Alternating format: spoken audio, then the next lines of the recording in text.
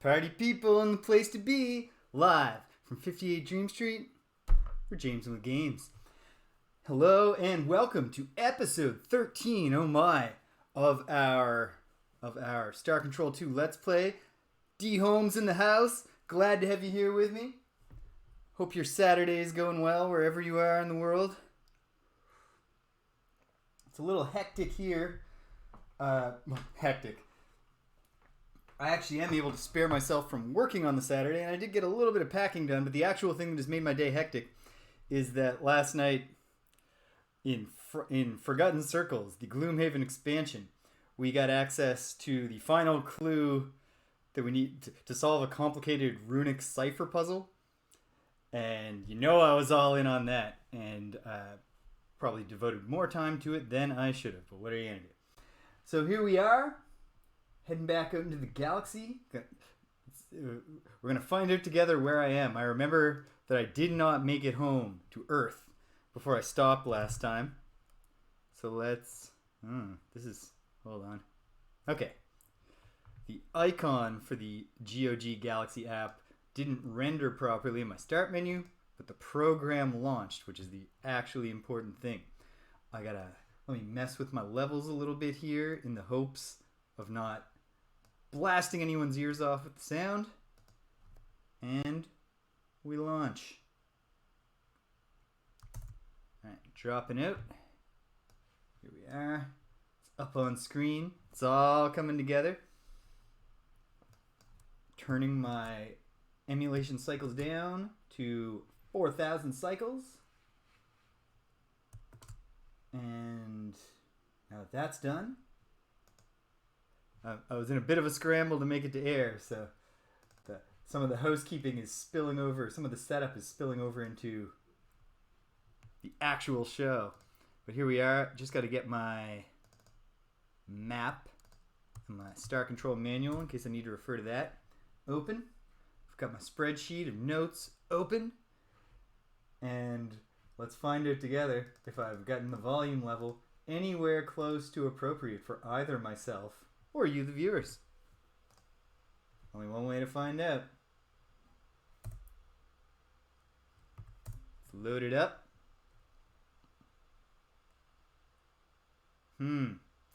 Okay, I think this is unfortunate. I didn't go back and check. I think this is the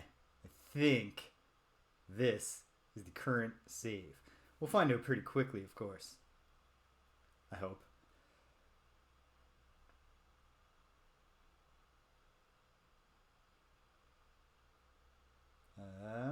It's loading. Doesn't usually take this long to load. That's concerning.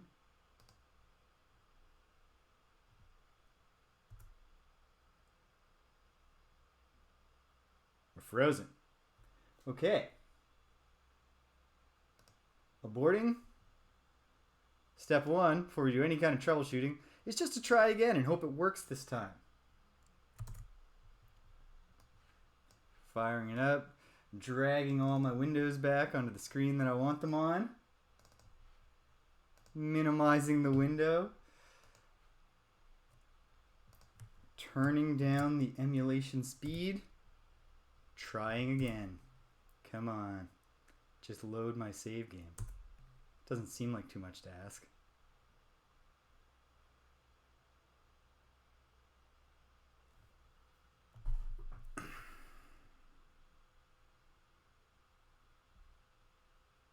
Well, this is distressing.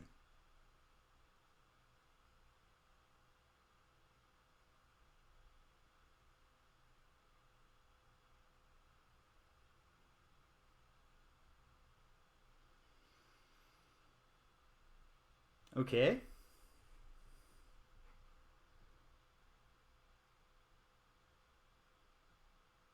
It's time to experiment.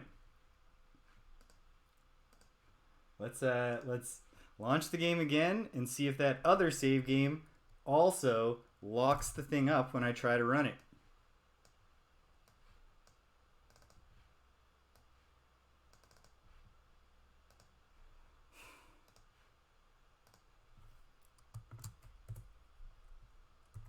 Load a save game.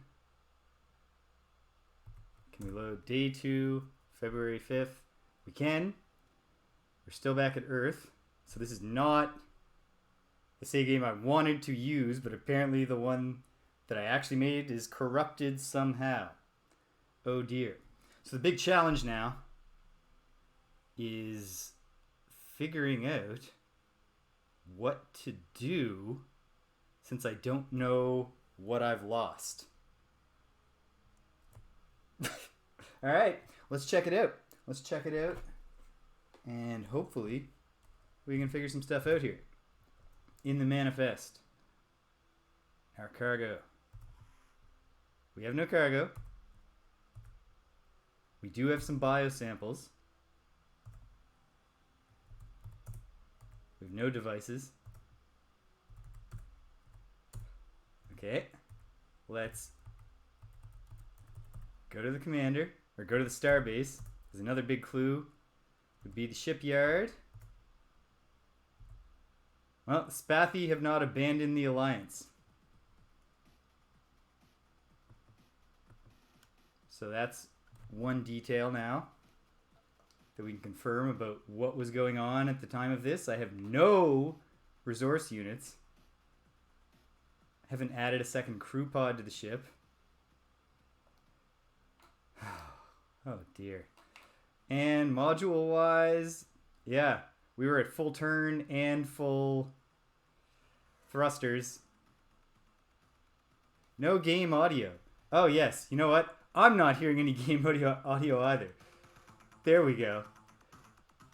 The it's an endless surprise lately what the numbers on the volume will mean. Today apparently 47 is mute, but 54 is loud enough to produce audio and distribute it to the people. Okay. This sucks. This really sucks. I know it's the definition of insanity. Keep trying the same thing over and over, hoping it'll work. I'm going to one more time try to launch the save game that I actually made at the end last time. Odds are, of course, it's not going to work. And then we'll bite the bullet and we'll start picking up the pieces.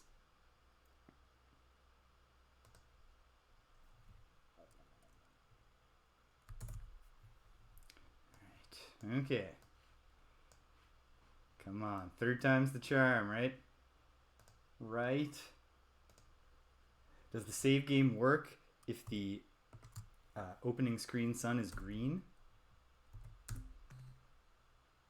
Does that make a difference in the corruption of the save file? Please, come on, do it for me. For your old buddy James.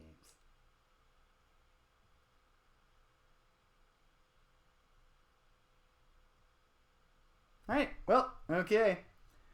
We're going to figure it out from a save game that I no longer recognize the context of. And we'll get back down to business.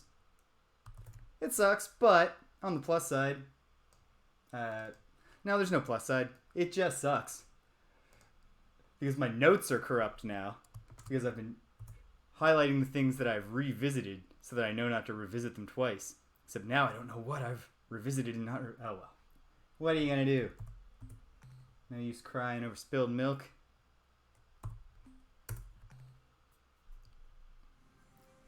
So... yeah. It's not great. Bummer.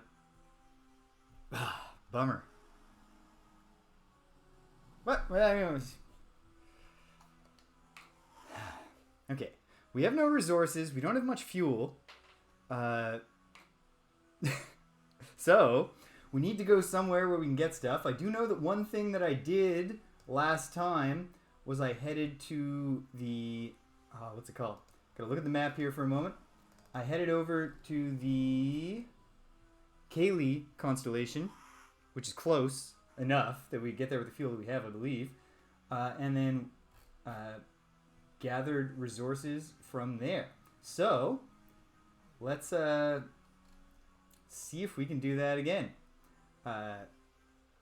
Seems like Epsilon Cayley was the really good one, and also that's on one of the ends of the fairly belt-like constellation.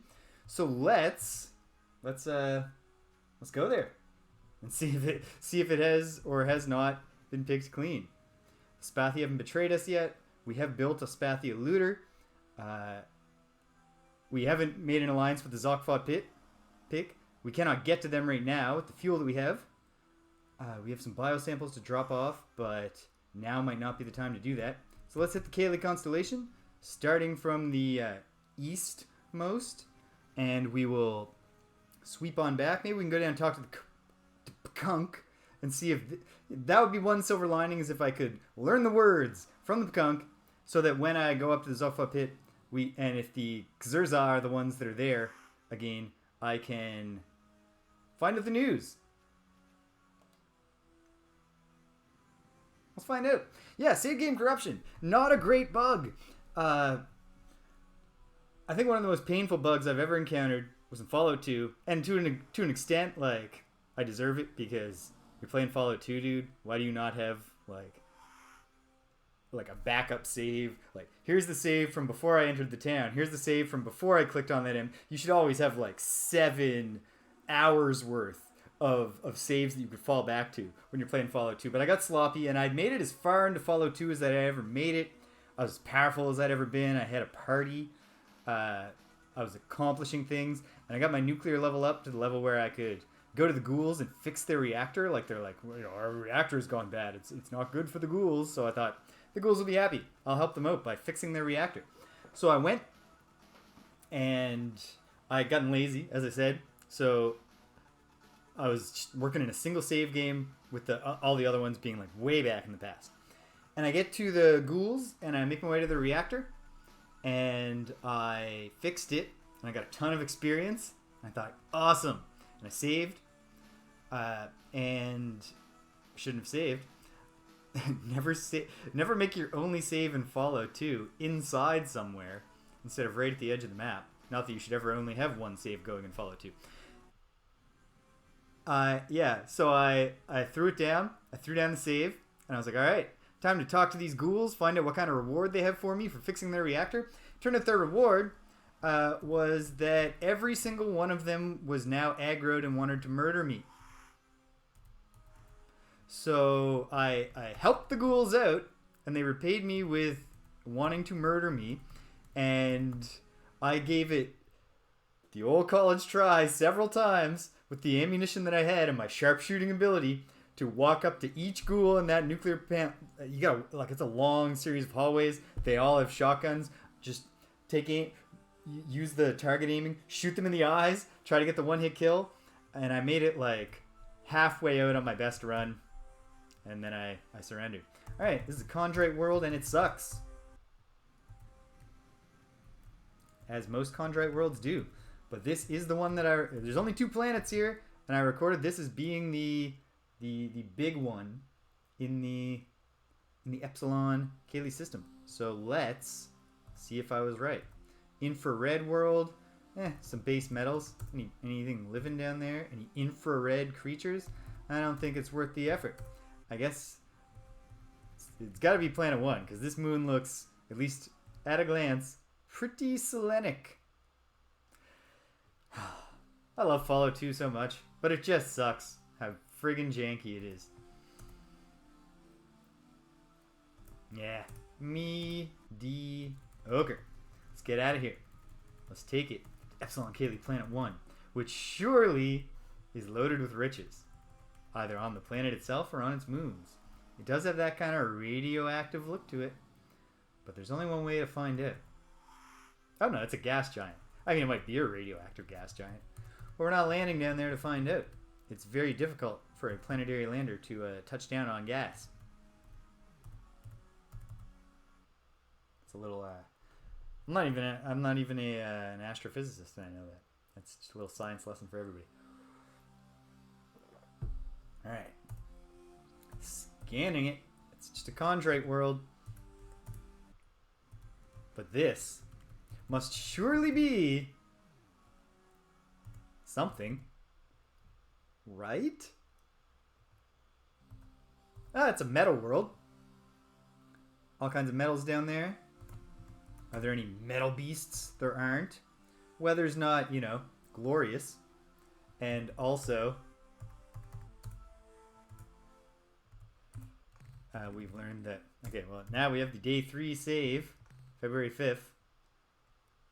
I guess at the end of the day, I gotta... Even though, like, probably it was rare, and it may not be likely to happen again, I think now at the end of the day, I gotta make one save, and then I gotta, like, fly a little bit and, like, go in my menus and eject, like, 2 of my worst resources. Just do things that make the save game data somehow different. And then just hope that it'll load for me. Alright, here we go. We are going to be awfully liberal with our save game loading during this period of redoing stuff I already did. Oh Lord. I haven't... Didn't even get the lander speed upgrade. So we... After this... Oh, get out of there. After this, we've absolutely got to get out there and go visit our friends the Melnorme, which will certainly improve my mood with this game. It's hard, even with a corrupted save game forcing me to replay some stuff I already did. It would be difficult for... No, okay. We're loading. We lost too many people. We're going to lose too many people. We're loading and we're detouring. Got a stew going. Yeah, right. Okay. But... Okay. That took a little bit longer than I was comfortable with. I'm just paranoid now. I'm going to be just quaking with fear. Which I suppose it adds some cool tension to the game, I guess. I don't know. I don't know how cool it is. Alright, let's see if we have enough biosamples right now to pop up to Zeman, lighten the mood with the best song, and then, fingers crossed, hopefully hopefully the next one in the queue is the Make Your Lander Faster and I Can Buy It, because we're obviously way off from the shields, and the riches of the Kaylee star system will be a great way to kind of get back in the swing of things here. I was all excited because I thought I was finally going to go beyond what I had done in the first run today. And I might. The day is young. We shouldn't lose hope. There's always hope. At least until the very literal end, when there's no hope left. As I've been told, the Russian saying goes, hope dies last. I didn't even put on a decent t-shirt before I went to air today. I was in such a tizzy. I guess it's probably not that important, so that's okay. I won't take an intermission to go change into my maroon t-shirt that doesn't have as many holes in it, that you can't see anyway. Okay. Alright, come on. I'm feeling better already, baby.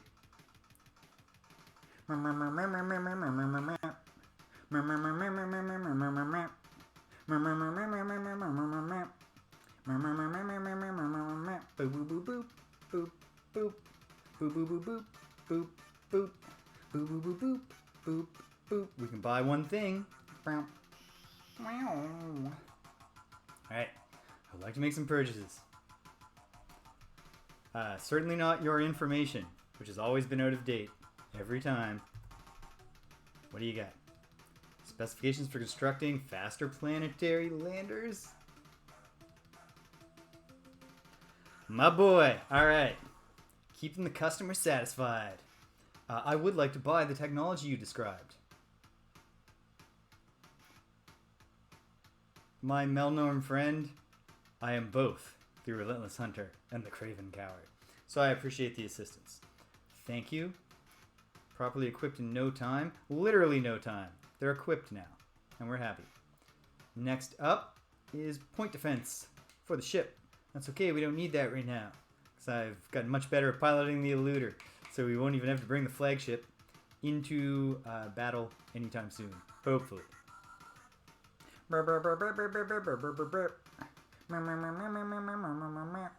Okay.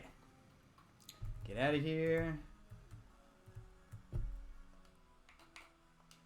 Throw down another save, and we'll save it over this. What if it's the slot? What if it's because I put an apostrophe? Who knows? Who knows? Picking up the pieces. February 12. Oh, how the time flies. Okay, saving. Not going to crash while you're saving, right? Okay. One time, Star Control 2 is saying to me right now. One time I made a mistake in a file. You're never going to let me forget it, are you? And I'm not. I'm sorry. I'm like Steve Ditko over here. You get one chance. You'll never be forgiven. Steve Ditko, the co-creator of Spider-Man, once, because of his extremely committed objectivist beliefs, he was doing an artist for hire job. So, you know, the writer will send you the script, you'll illustrate it. And in the descriptive text of the script, it said, you know, we see this person on the street. He's a reformed criminal, and or a former criminal, or either reformed or former criminal.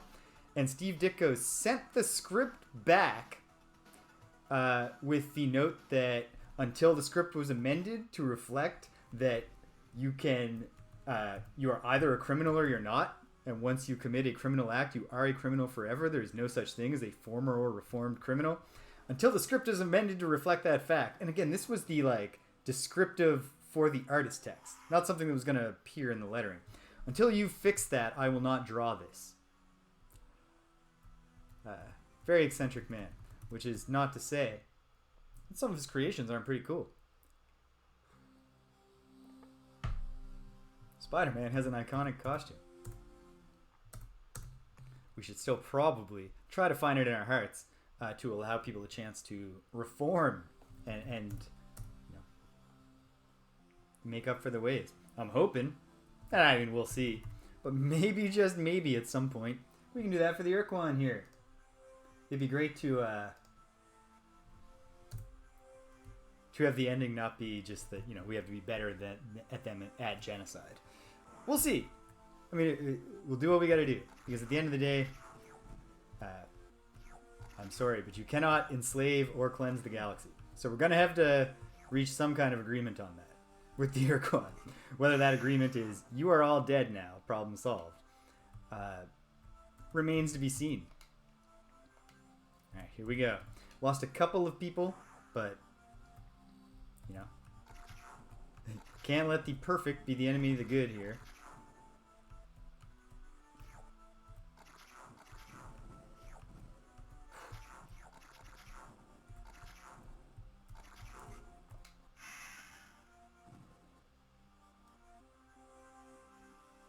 Yeah, you know, I mean, honestly, I don't really picture the Urquan as having a lot of moments of, calmness and serenity in their lives.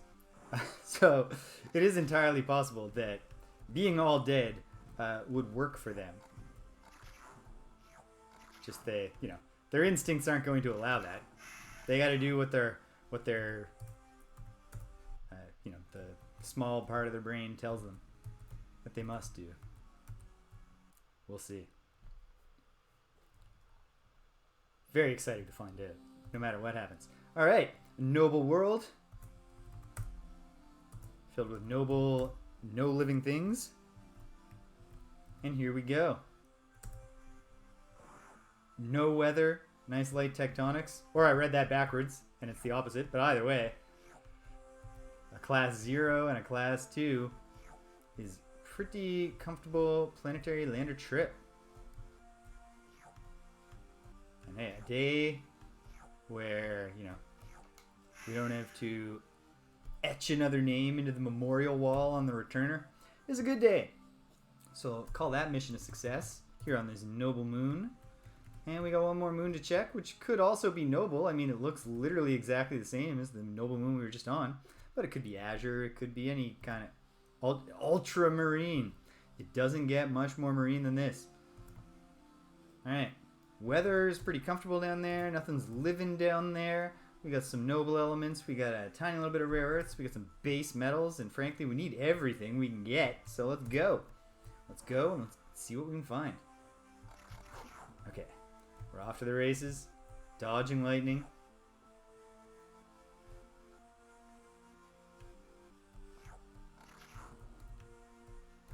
This, the model of planetary lander I'm driving right now apparently uses centripetal force to draw the elements in. You gotta whirl around them wildly in order to get those resources. Okay, just a couple of base metals. We're not taking any more risks for base metals. Okay, well that's the riches part that I nailed down. Let's see what it actually amounted to, because that didn't really feel like riches. It's not bad. It's a decent haul.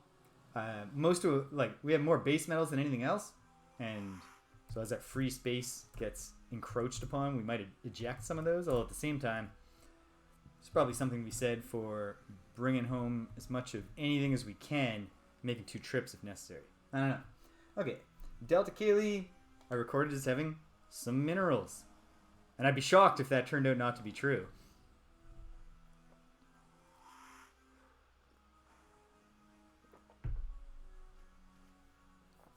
So here we go.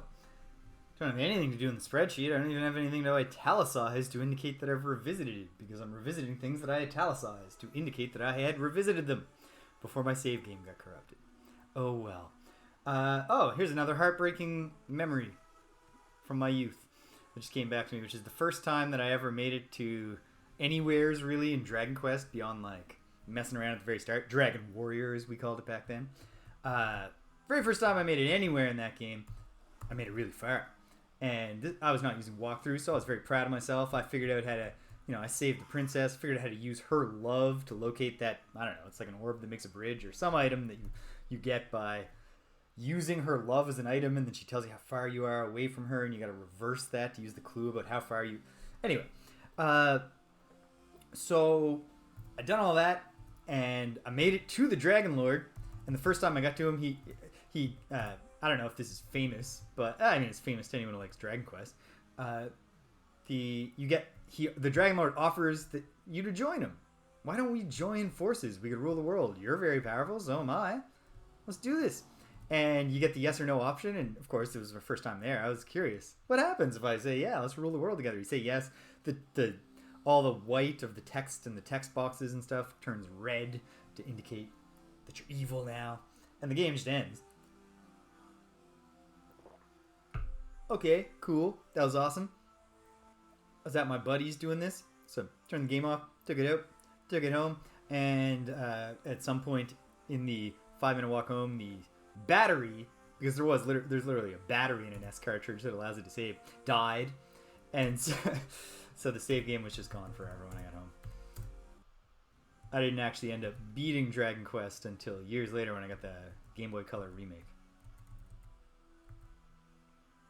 I didn't have the heart to sit down and bang it out in a day on the NES without turning it off. There we go. Little bit of exotics. No pellucid aliens down there. Indigens, sorry. We'd be the aliens.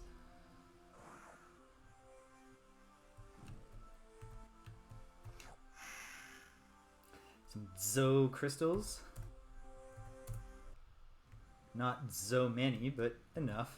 Okay, here we go. Bringing it in slowly. But we're gonna get back. We're gonna get back in business. Sumerian world, the coolest looking, most disappointing kind of world that exists. Look at all that mediocre stuff down there. Alright. So thank you, Planet 1 of Delta Kaylee. That concludes our sojourn through the Kaylee star system. Let's keep going. In inverted alphabetical order. Delta down to Gamma, Gamma down to Beta, Beta to the Alpha, and we'll see where we go from there.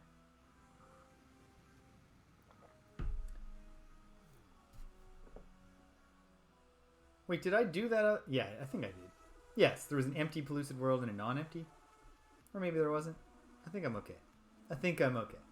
I didn't write riches or anything down for delta, so couldn't be that good. Okay.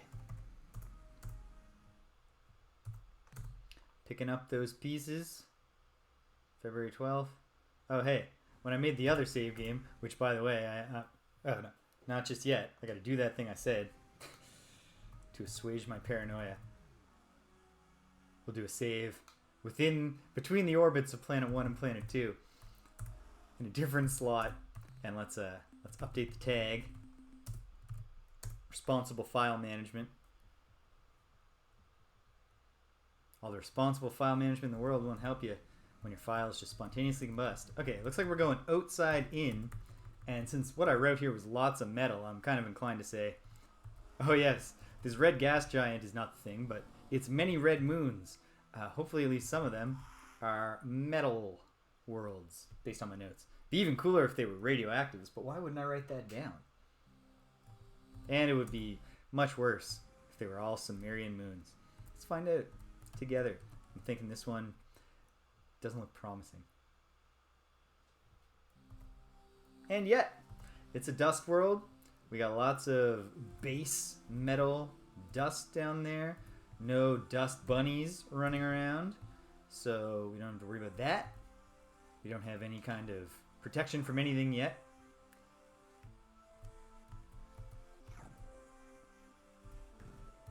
Will I be able to make up lost time sufficiently that I can make good on the name of this episode and get to work on the mission of saving the Pkunk? I don't know. It's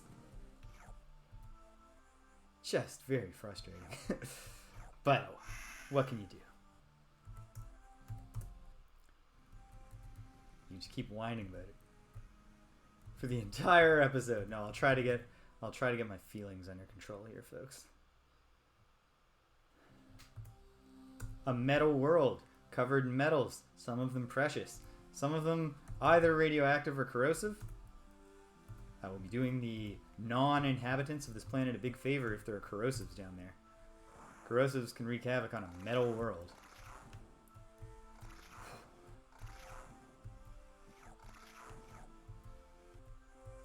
Ho ho ho!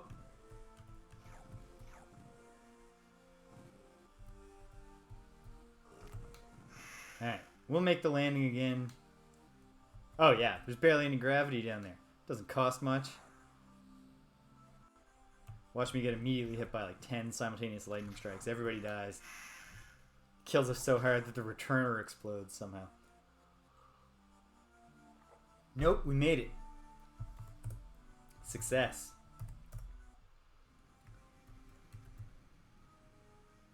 And to the innermost moon.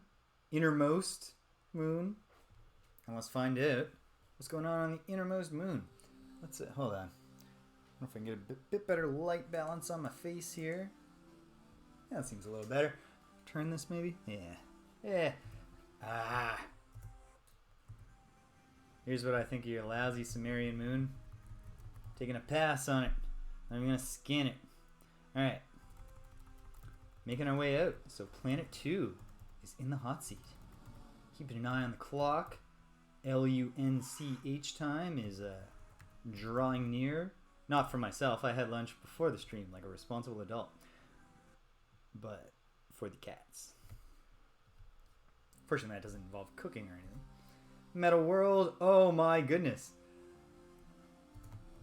So I wrote lots of metal in my description of this, which is true in a sense. Certainly lots of metal planets.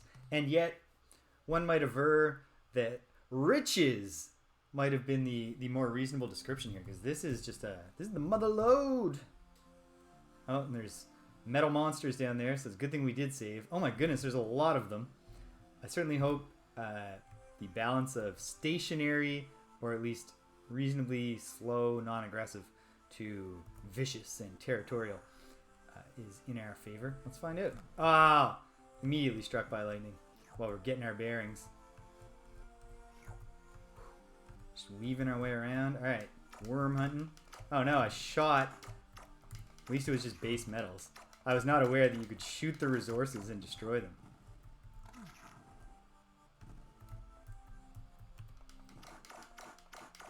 Zap, zap, zap, zap, zap, zap.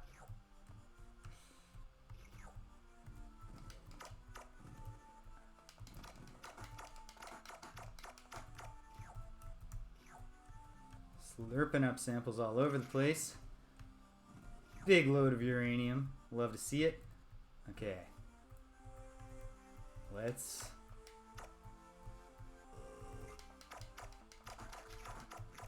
Oof. Took another hit. That's a shame. It's not the way we wanted it to go. But we'll honor their sacrifice. Okay. Okay.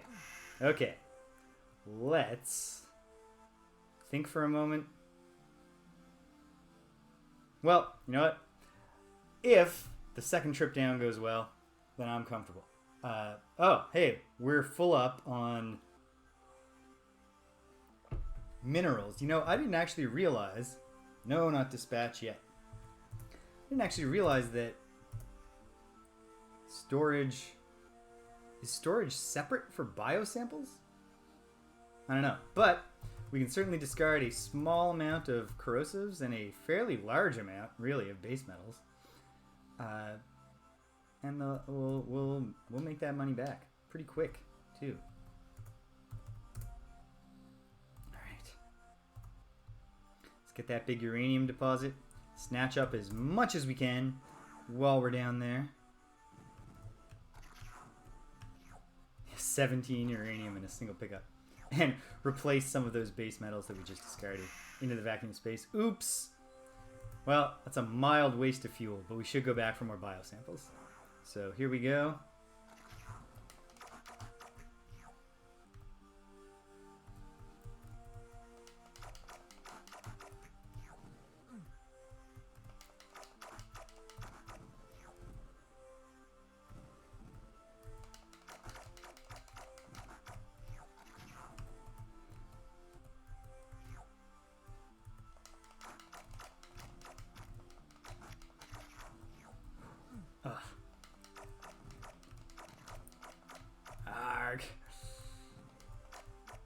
There we go. Lined it up. Okay. Okay. That's enough. Leave them to repopulate the planet here. And... Good. Okay. Good. Thinking this is not...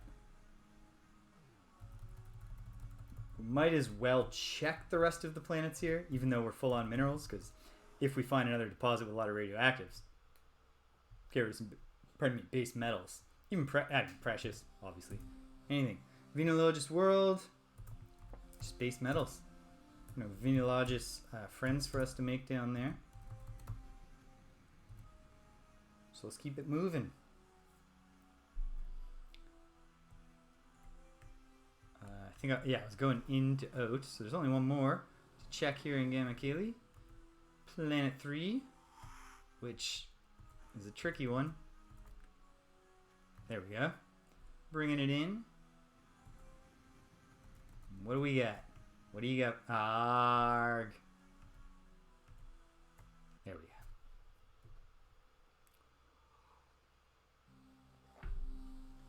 go. Looking real telluric down there. Yeah, there's a few precious minerals. So we want to be cautious about not over discarding.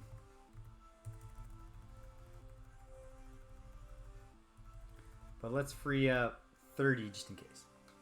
It's probably not going to be that generous, but it could be.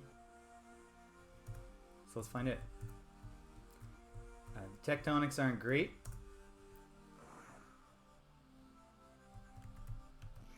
Oh, 12, 10, and 6. Okay, not quite 30, but close. So, fair enough. Okay, well. Picking up those pieces in the form of tiny little deposits of various resources that we can process into one big mess of units. Okay, should I go back to the Melnorme now or next? Oh, goodness gracious. I haven't met the Vooks. I haven't gone to Alpha Serenkov, wherever it is. I haven't met the Wars. Well, unfortunately, they can't take my memory of which dialogue choices to make to avoid infuriating the Ors. So at least we still have that, sort of. And I say sort of because the game itself can't take my memory of that away from me. But I'm quite capable of just not remembering. Bow, bow.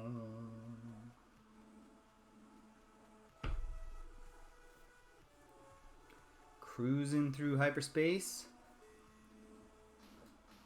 Here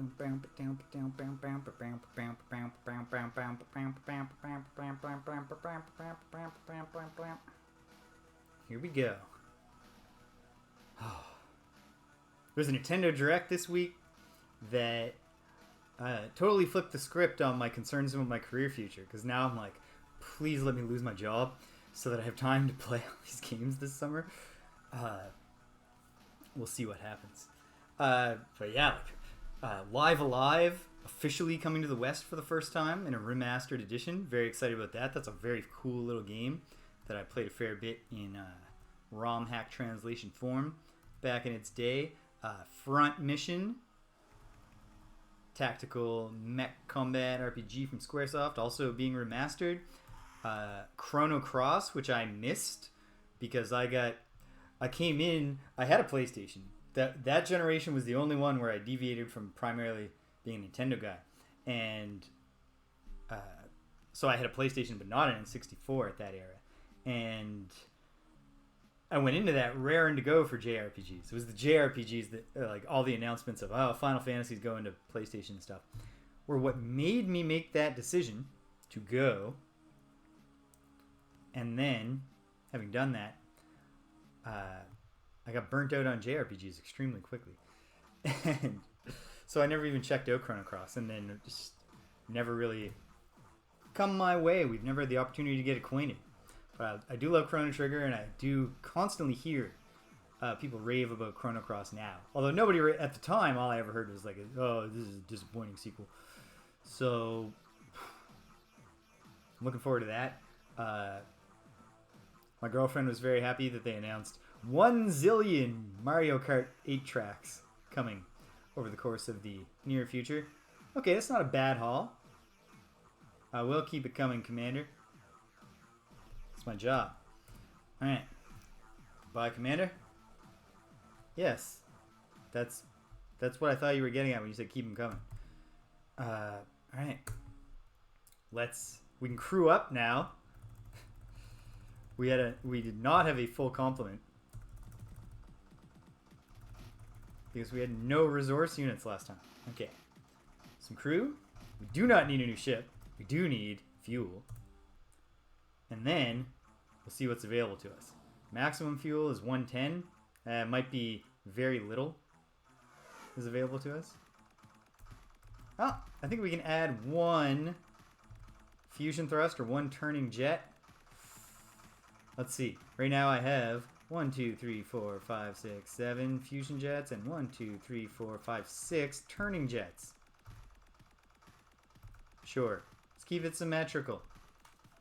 And away we go.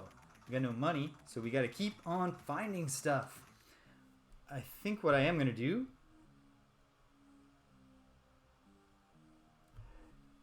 Thank you, D. Holmes. That is what I have absorbed from the people over time. The retroactive, more mature consensus. At the time, like, all I heard was just like, it's not a good sequel. Chrono's not even in it, or whatever, And then, but if you go into it just thinking like, it's going to have some things in common, I guess, like commonalities of theme, kind of like the Final Fantasy games, maybe.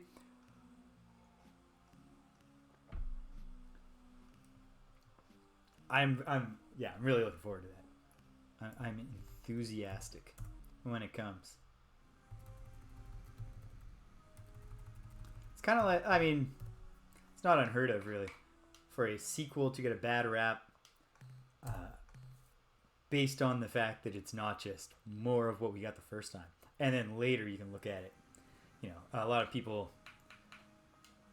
are not fond of the admittedly flawed gem of Zelda 2.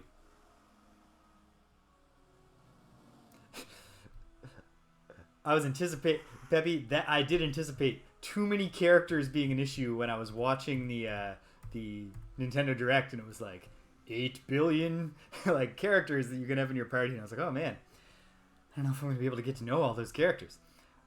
Yeah, Zelda 2 is terrific. I mean, I thought it was terrific when I was a kid because I didn't know that I was supposed to be disappointed that it wasn't exactly like Zelda 1.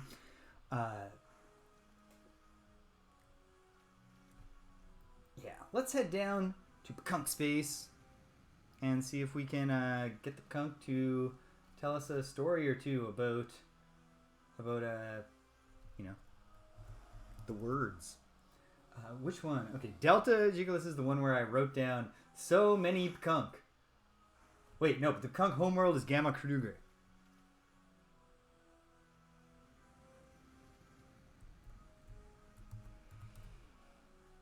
I obviously haven't played it yet, so what do I know? I get the sense that I get is that is it kind of along the lines like with Chrono Trigger where they kind of expect you to play the game again a few times. Here's Gamma Kruger. So let's head to Gamma Kruger. We're gonna take a roundabout way so we don't spend too much time. Let's go to Delta Jiggles in Ilrith space, because Ilrith that do not show up with multiple systems malfunctioning and then hail you and say, hey, guess what? I'm going to tell you my weaknesses and then come into battle with you. Ilrith that don't do that are tough. So if we can avoid being killed by them, we should.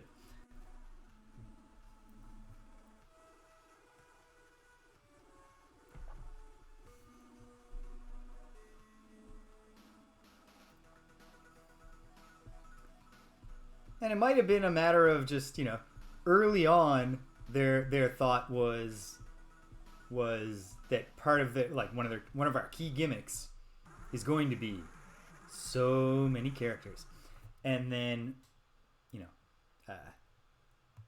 they did that, and then they started developing the game, and at a certain point, it was like, what's the hook for all these characters?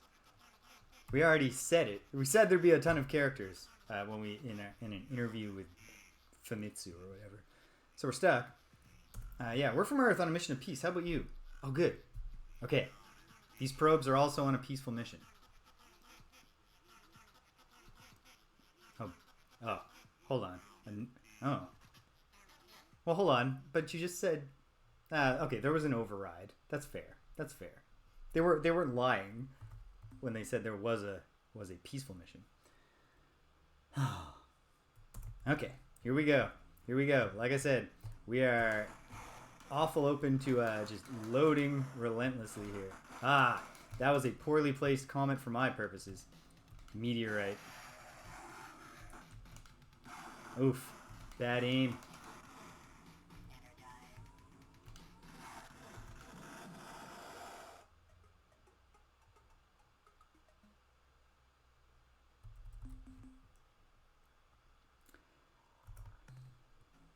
That, D-Holmes, that was certainly something that I anticipated being the case when I saw how many characters the game has.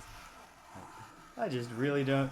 It reminded me of that ProZD bit about games that have so many characters, and you wind up with just the cool side characters wind up in your party, and the actual plot characters are just on the side being like, but this is the man who killed my brother. Can't I be in the fight?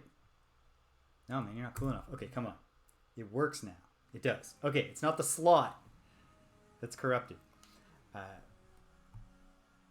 We are committed here to succeeding, no matter how many times we have to cheaply load the save game to make up for a battle that didn't go great, because with the Slandro, it's tricky, because sometimes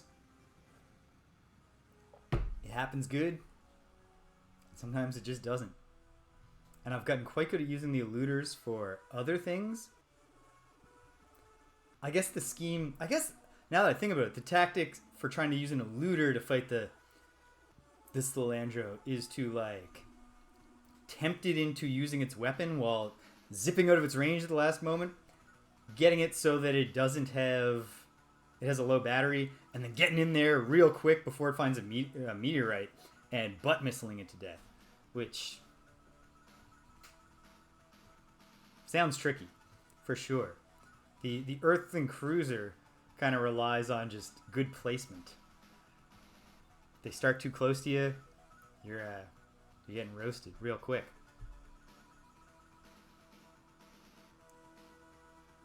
Okay, we made it to our destination, Epsilon Jiclis. There's only one planet here. I do not know if I have been here. I did not write down, for some reason, what was here the first time I went through. This could be something promising, or it could suck. Violet and purple are on the opposite ends of the spectrum of what colors make a good planet. Ooh, yeah. Love to see it. Love to see it. Okay, what's down there? Nothing's living down there. It is, you know, not the most inviting place, and we're getting back on track here, and the game cheated us, so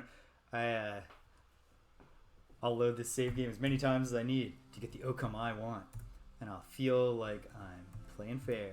Playing as fair as this game played with me. Wait, hold on. I said that thing about how I was going to get my feelings under control and stop ranting.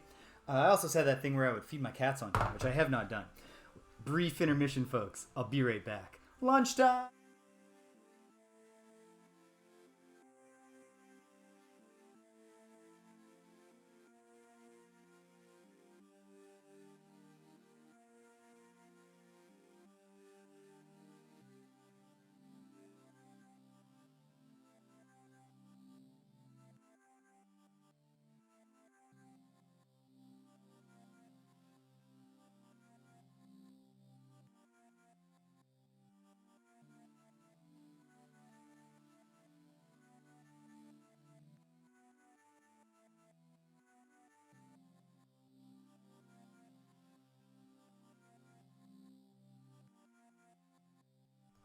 Alright.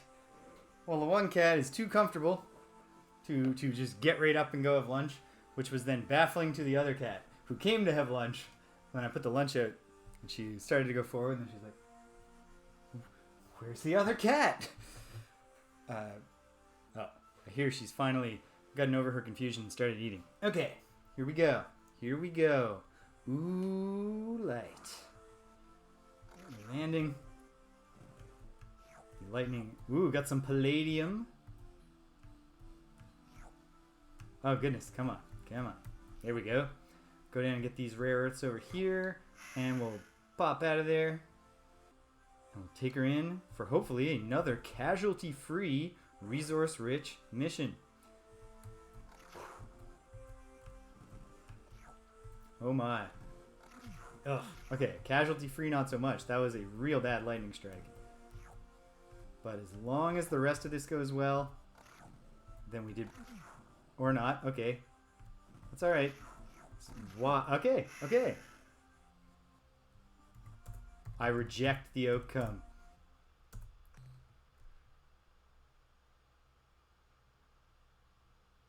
Don't do this. Okay.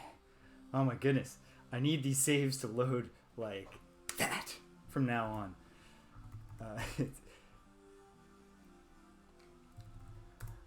Oh yes, don't. I better, you know, make sure the bridge communications are off. But we're only sending down the crew members I'm not personally attached to.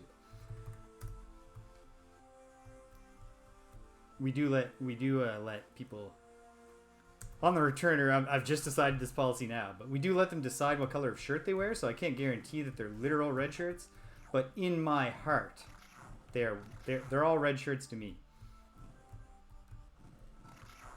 Just don't put that in the captain's log, ensign.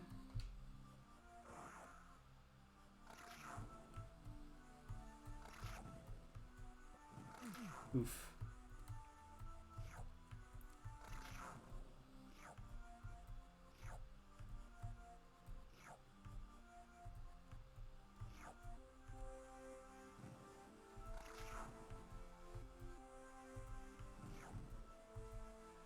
That was probably a policy change that Starfleet was like, we got a bad rap with these red. Let's start having the commanding officers wear red shirts to see if we can kind of smooth over this controversy about low-ranking security staff being constantly killed on our allegedly peaceful mission of exploration.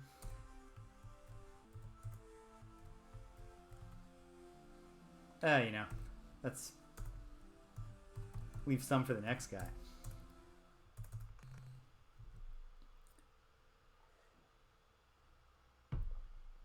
Oh, folks, I suppose as a proper pitchman, I should say, or I'm an affiliate now. You can see I got a little subscribe button down there. But in all honesty, prior to May of this year, I'm not gonna have time to come up with any cool subscriber-only content. So the only thing I can offer you is for the next 3 subscribers, I will give you the Founders Badge that the first 10 subscribers get.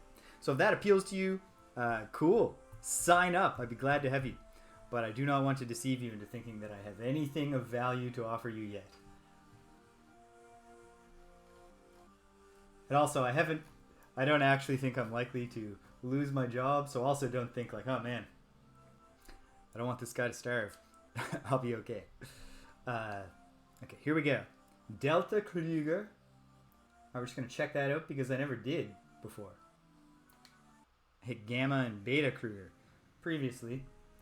And obviously I was early in the days of organizing my spreadsheet here because I went and did them in not alphabetical order. So we're going to move Beta Kruger to there. And I'll create an entry for Delta Kruger. And this thing is going to come and attack or say hello because it could be a Pkunk. Right? Could be. It's not. But it could have been.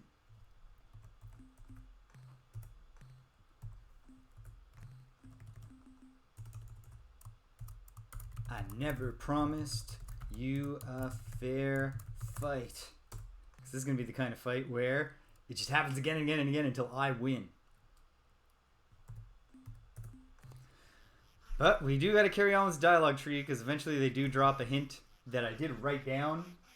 And I wrote it down instead of typing. Oh, did I type it in the info sheet?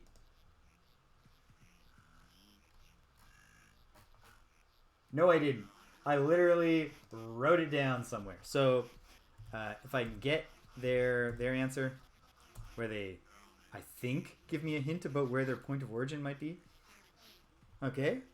Oh, yeah. Oh, we're all looking for materials. I can relate.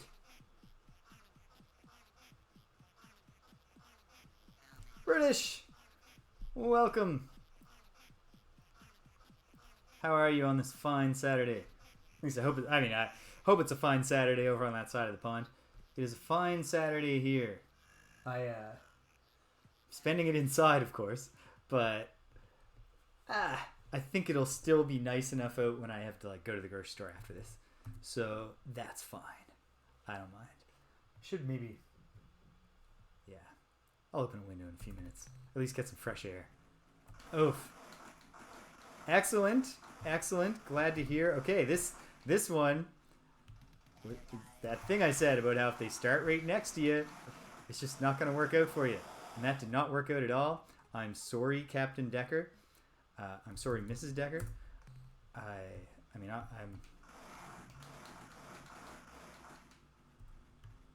just real bummed about how that worked out for you. Ha! Tried to run, but that homing missile is faster than you. The play for the Salandro is to charge towards the missile and then veer around it because it can't turn. It has good thrusters and not great turn. All right. So British, you missed at the start that my save game from last time was corrupted. So I had to go back to the save game that I made early in the day last weekend. And I'm just trying to figure out what the hell I have done and haven't done and kind of get back on my feet. Bit of a drag, but fortunately, Star Control is fun. So that's helping. It's helping take the edge off. Here from Earth on a mission of peace. Oh, awesome! I never got into Warhammer because, when I was a kid, my parents were never going to give me money to buy a whole bunch of tiny little things, and then also we're not going to expand the amount of space that I was allowed to occupy in the home, so I could have all these little things. And then the same thing turned out to be true with every woman I've ever lived with. So it certainly seems like a really fun game. I bet I would have a lot of fun with it. Okay. Wasn't without casualties, but it was a success. And we get some resource units. Certainly get enough resource units to hire a crew to replace the ones who just lost their lives. Oh, I didn't even think of that.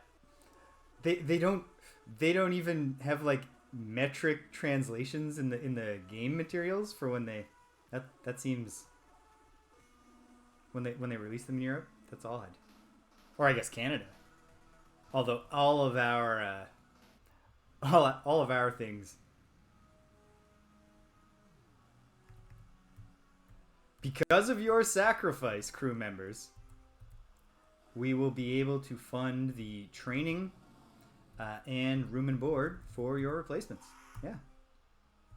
It's the circle of life. And we're all connected to each other in a circle, in a loop that never ends. That's not the circle of life. That's The Colors of the Wind, a beautiful song from a movie that even as a 9-10-year-old child in the 90s, I recognized was immensely problematic.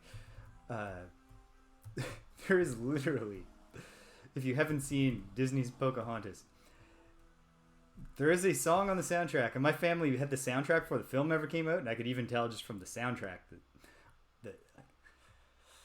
that the song is called Savages.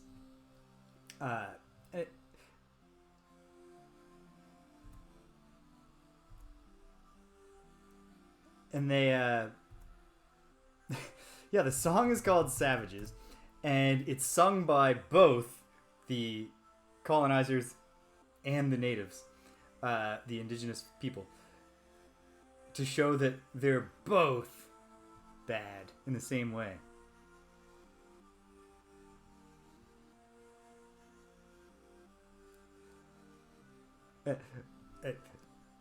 Holmes, that is absolutely true. At least you died free. We could have sold you to the Druge for some fuel. And yes, Bevy, it is Disney in the nutshell. Although, in the case of Pocahontas, there's also one really not very good song, Savages, which is immensely problematic. Kind of, isn't it awful that both the indigenous people of North America and the colonizers who, did all of the things that they did to those indigenous peoples, were equally responsible for not recognizing their common humanity. I don't know. And yet The Colors of the Wind is not only an immensely beautiful song, but it's kind of hilarious to think that, oh, very nice. Have I been here? I haven't. Funny to think that, especially with how much even more of a horrifying corporate monstrosity Disney has become in the past 30 years as it slowly hoovers up all pop culture. If I keep it this streaming long enough, it will be the 58 Dream Street will be officially located in the Magic Kingdom. I won't even know how it happened. I will just have become absorbed. So it's funny to think that they funded the writing and recording and distribution of a song like Colors of the Wind that is aggressively anti-capitalist in a beautiful way.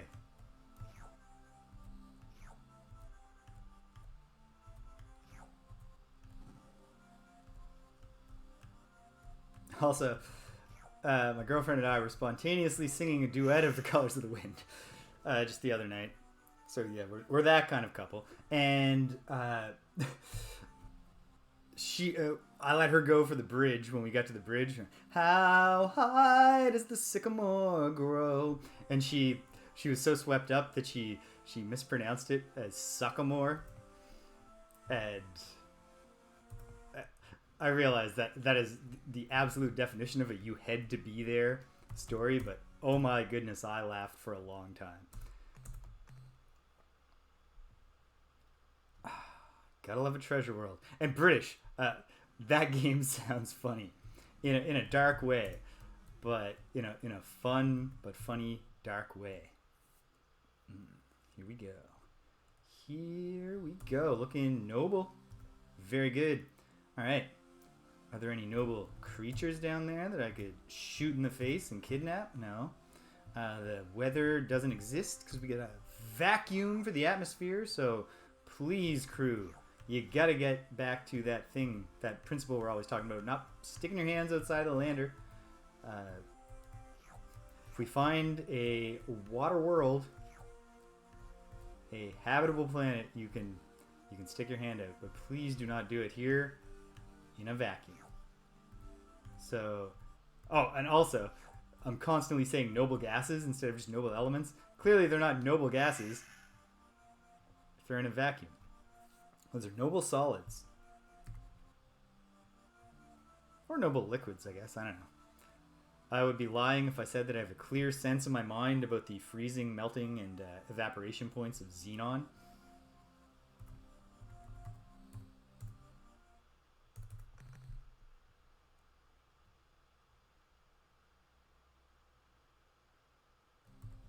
Maybe someone in the audience knows this. I've been wondering... I haven't been wondering this since high school, but I wondered it in high school. My teacher didn't have the answer. And I never thought about it again until just now. But it was in physics, and we were talking about heavy water, H3O.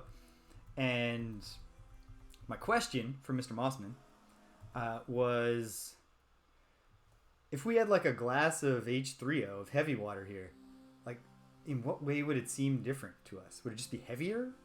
Would it be thicker? Would it have a smell? Is it like, what's the deal? And he said, he looked at me like, James, I don't know. Like, to be honest, I don't know. I've never thought about it. It's like, okay, Mr. Mossman. I don't want to make... Mr. Mossman was a great teacher. I don't want to make him sound like someone who shut me down for asking a question. I can understand why Mr. Mossman was probably constantly exasperated with me in high school, because I was both very smart, I guess, but also, unbeknownst to myself, dealing with undiagnosed ADHD. So it was an extreme mess of a person. I was constantly forgetting to turn in my labs and stuff. I remember Mr. Mossman pulling me aside in grade 12 advanced physics and saying, James, I'm concerned because you've missed this lab, you didn't pass this thing and you got a 0 on this, and like, you're a good student and you should be getting an A in this course, and the only way you're going to do that is if you ace the provincial exam. And I said, that's what I'm planning to do. And he was like, that's not a good plan, James. And it wasn't, but it worked out.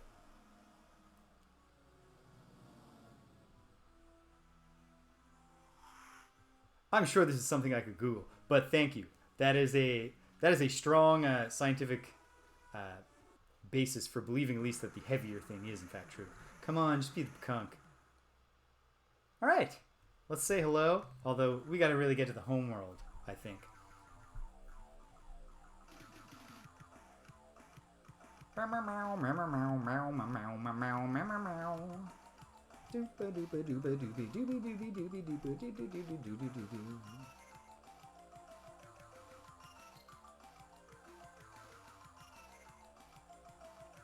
Yeah, you're pretty great. You can be frustrating sometimes, but I'd be lying if I didn't say you had a great vibe, and I appreciate it. Oh, we're meeting the Pkunk for the first time here. No, we can't be, because they were on the star map. I don't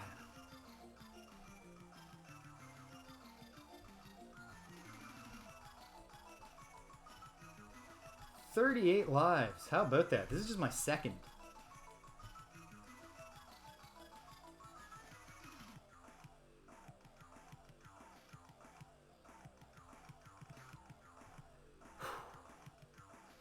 we could all do to understand ourselves a bit better. And notice, my Pkunk friend, that I said we could all do with that. Because I gotta believe that if the Pkunk had a little bit more self-knowledge, we wouldn't have to be dealing with this thing where they're going to go get themselves genocided if we don't provoke the Yehat civil war fast enough. We're looking for truth. What truth do you get? I didn't ask for news, I asked for truth. Clear spindle? Unless we have already given it to you. No, you haven't. No, but that's useful knowledge. I don't know either. It's a mystery. It's a secret to everyone, as they say.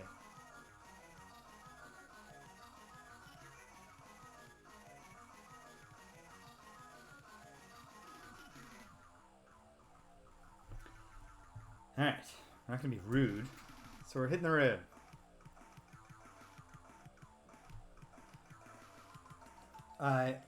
You haven't told me your name, so I have no idea how I would know that it was specifically you that I was seeing again. When the stars align. When those celestial bodies come together in the right order. Alright, zipping up. Lots of Pkunk in the Beta Kruger area, although it's not where the homeland is. And I also didn't write down anything to suggest to me that there's anything worth getting here. But let's find it. Oops.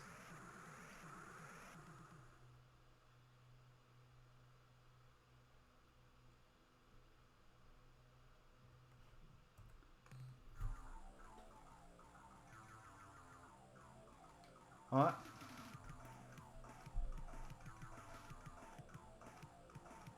I also don't want to hurt you.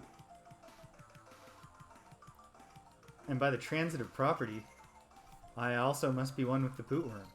Yes, yeah, I just said that. And I do feel good about that. But, yeah.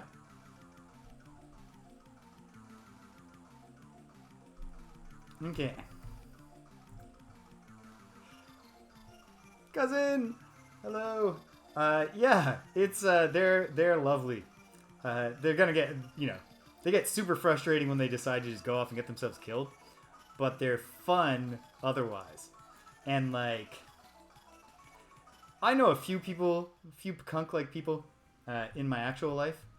And, I don't necessarily share their belief that their crystals do anything, but that's hardly to say that they're not fine people.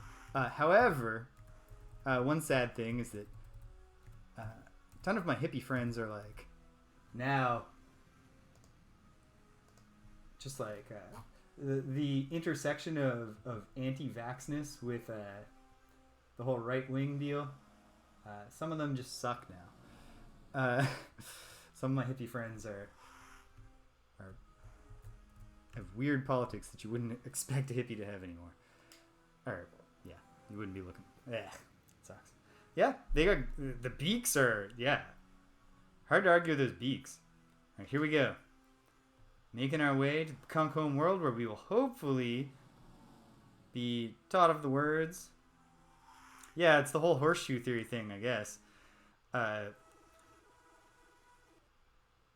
friend of mine has been just on this spiritual journey from believing that cannabis is the cure to literally every illness, to fantasizing about the violent overthrow of the government so that wokeness could be banished. It's not great. I am going. Literally, the only reason I'm not there yet is because you folks keep flagging me down. But that's okay. It was nice to talk to you. You just told me that my duty was calling. Okay. It's alright. British. I agree. The Pkunk are not my favorite. I do like them a lot, but I like the Melnorme. I like the Melnorme themselves. I like their strangely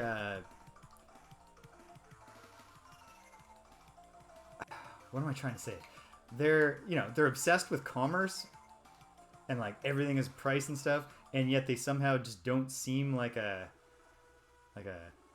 they're not the Druge, for instance. They're like the nice side of a species devoted to capitalism at all costs. And then it's nice that they help us out. Obviously, we appreciate that, and it's cool that they are. What was my other thought? That they do it. It is cool that they have the best music, and they sell us all this useful stuff. Yeah, I'm very fond of the Melnorme.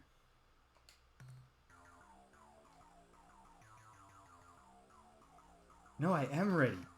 I'm doing everything I would be going so much quicker, my friend. If you could just give me a little space. Here we go. Oh no. Please, no. Do not send out a greeting vessel. We gotta shoot to the planet. We gotta get there. No, please. Please don't say hello. There. High tension.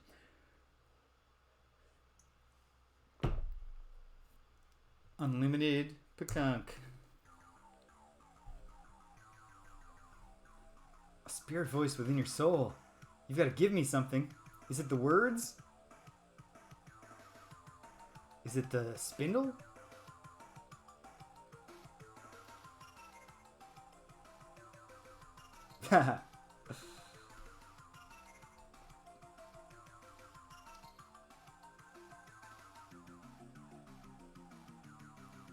Thank you.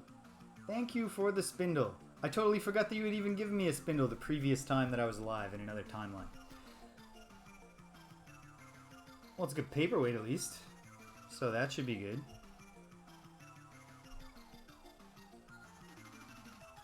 I had to stress, some of my hippie friends are great. Politically and otherwise. And as far as I know, that hasn't changed. Maybe I gotta give my friend Laura a text. She's not on Facebook.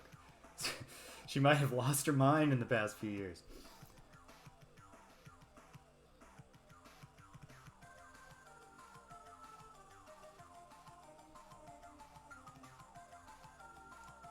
Okay. No, we're not conquering you. Hello. I am Captain James.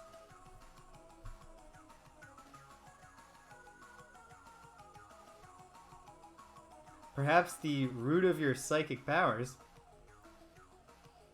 is that maybe their minds connect across the Garden of Forking Paths. They have all the memories of their selves from other...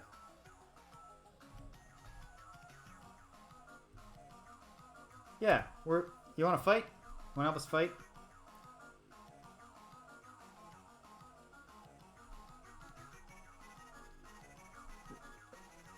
They're a lot yangier than I am.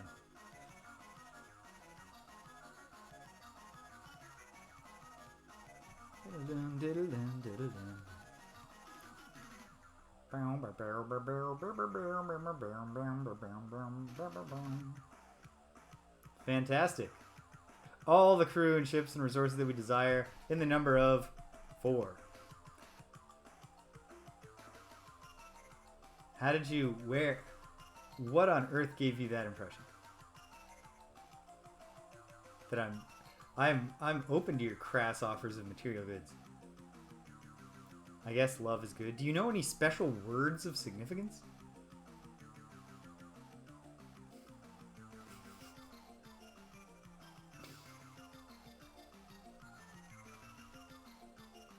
Okay. This is the 4 ships. It's not the words. Where do I learn the words?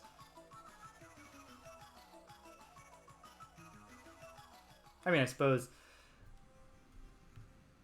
it might just not matter that much since I've Well, I want to hear the Gazerza side of the story. Well, let's go back. See if there's more dialogue options. Might as well.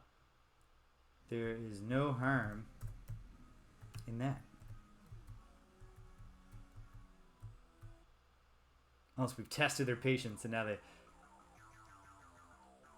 Many of your people have not been sleeping well these past few nights. You also slept badly? Were you having dreams of a repetitive phrase?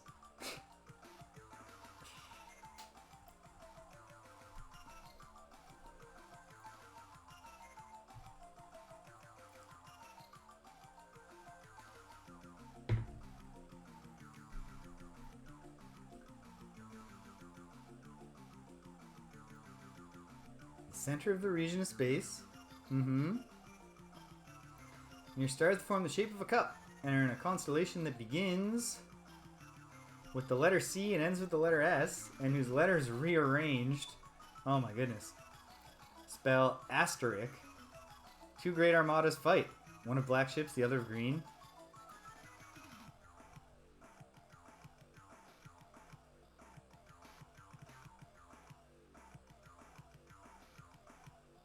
Yep. I don't know if this comforts you, but I can confirm to you that your dreams are prophetic. And that is exactly what is going to happen. Oh, but, you could take comfort in the fact that you'll be exterminated by the Yehat before any of that happens. Unless I can fix your problems.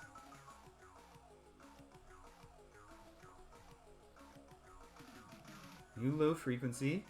Stream of soul particles such as yourself and direct its course. Okay. The only thing is, we can't remember why we brought you here. Yeah, I find myself very curious. Yes.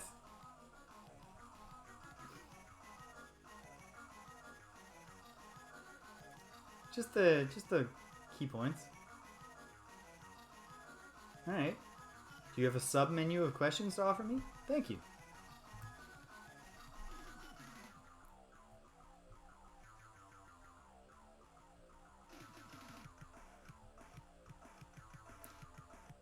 Yeah, I knew that.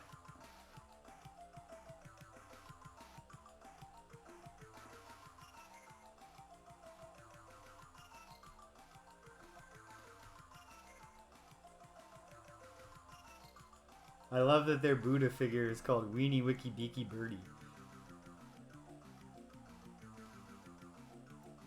What a great mantra, too. Just keep that one going while you're meditating. See how quickly you can empty your mind of all thoughts.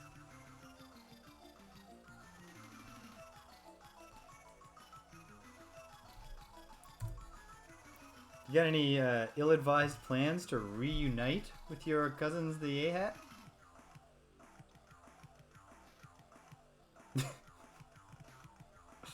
And yet.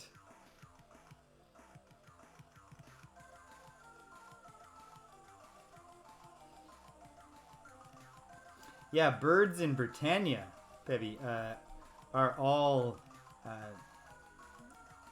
they focus on the virtue of sacrifice. That's a deep cut joke. But the mantra of sacrifice in Ultima is Ka.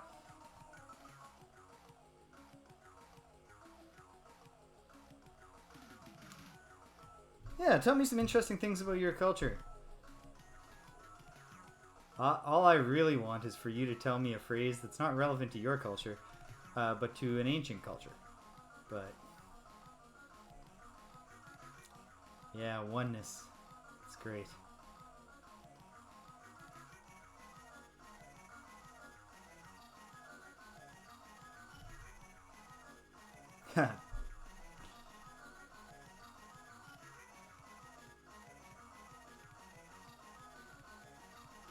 This is an important question.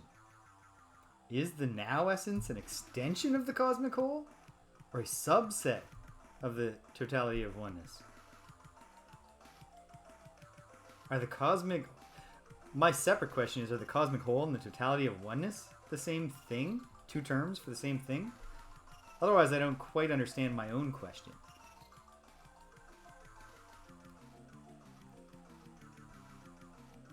I hope someone in the audience is taking notes on this. I might have to. If all this plays into the ultimate solution to the Kohr-Ah menace, I'm gonna feel very silly for just nodding along through it and then going along on my day. Oh, you got a vision? Come on. A light shining, cracking the egg. Okay, this is the.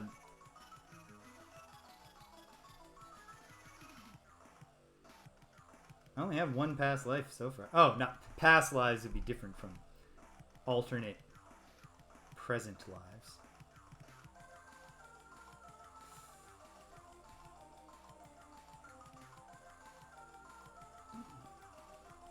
Oh, you're no.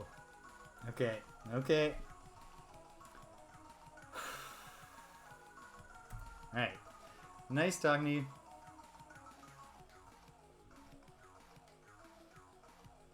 Yeah, what do you know about the Oath?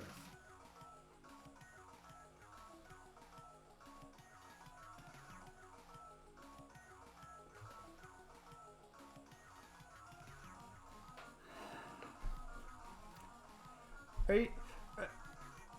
Of the Pkunk, in Pkunkian culture, do you have a concept similar to our paradox of tolerance? Because, oh my. I think if I could explain the concept of the paradox of tolerance to you, sir, it would really change a lot about your outlook.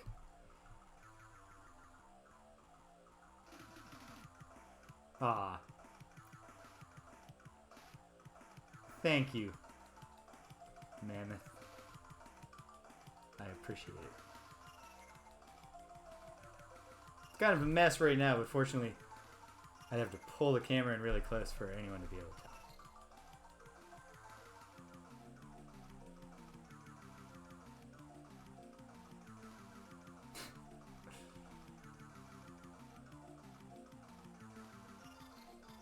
We call that the horseshoe theory where I'm from.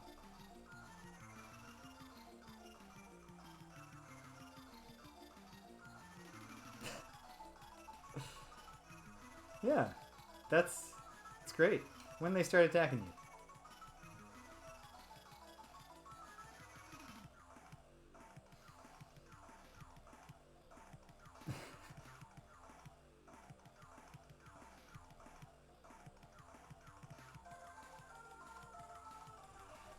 Before I got better at styling, and especially early in the pandemic, my mustache did get the kind of horseshoe droopy down, and it did get a bit hairy. I look back at the lecture, my first online lecture videos, and I'm like, oh my goodness, dude, you had the tools to trim that thing. Try to keep it a little tighter now.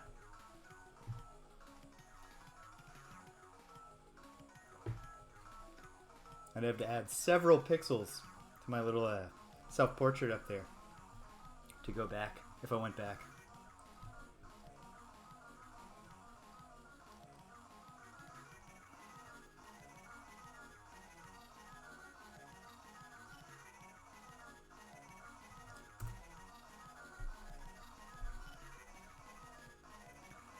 But you're probably not going to give me a helpful clue to it.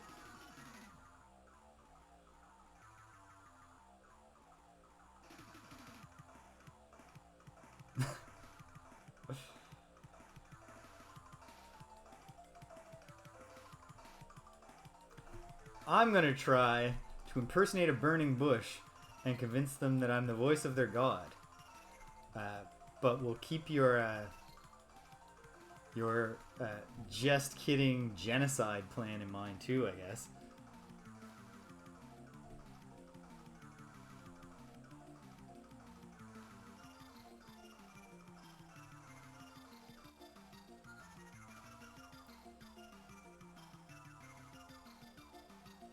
I did not know that. Does it look like me? Maybe it's the me from the galaxy where you got yourself wiped out trying to reunite with your cousins.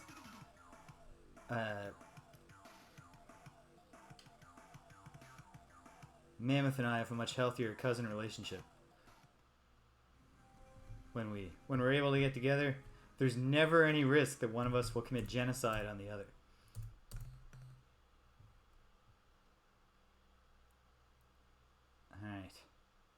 Alright. Let's check the cargo hold. Oh, we've got a ton of free space even though we've been finding good stuff. So let's keep finding stuff. We'll make our way back. We'll go see the Melnorme again, and while we're over there, we can meet the Ors and the Vooks and Admiral Zex.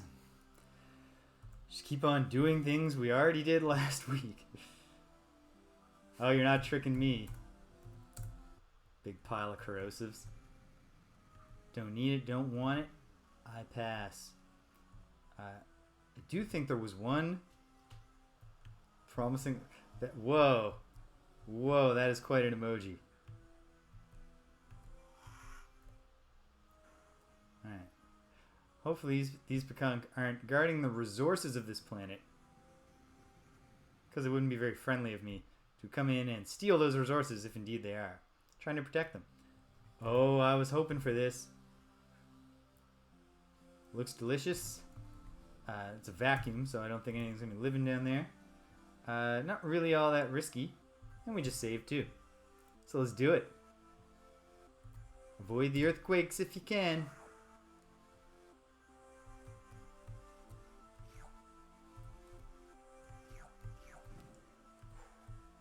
That was not so much avoiding as just not getting too fast enough to be hurt by, while beelining towards directly, make no attempt to avoid. Oof. Don't feel great about that. Let's gimmick it. Bring them back. We're in here. There's an in-universe explanation this time for the save game load. We are in the Pkunk home star system, and so their manifest energies shared their instant reincarnation powers with us.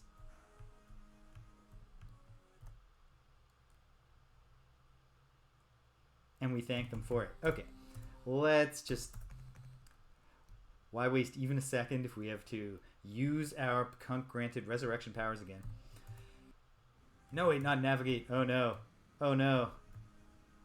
We're gonna be talking about crystals for hours before we get down there and get the uranium. I'm glad that you're having a good day. Alright. Early meal. It's a good name for breakfast. Although breakfast is also a good name for breakfast. They're both very descriptive.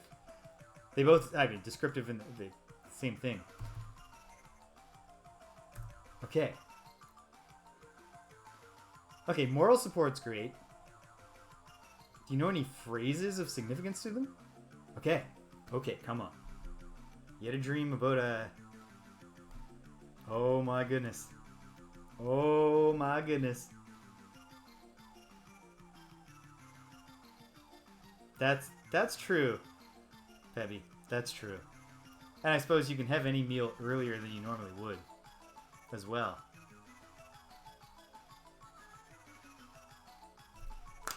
Yes! Alright. Alright.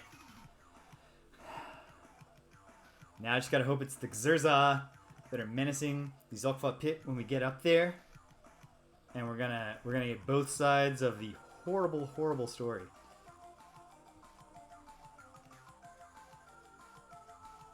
No, that was a great dream, my friend. I'm glad that you told me about it. Take no offense, but I don't want to hear anything else that you have to say.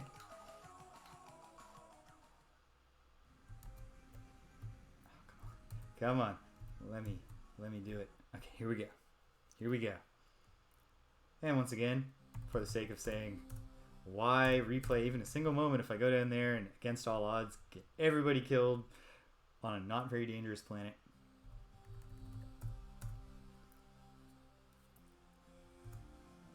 Here we go.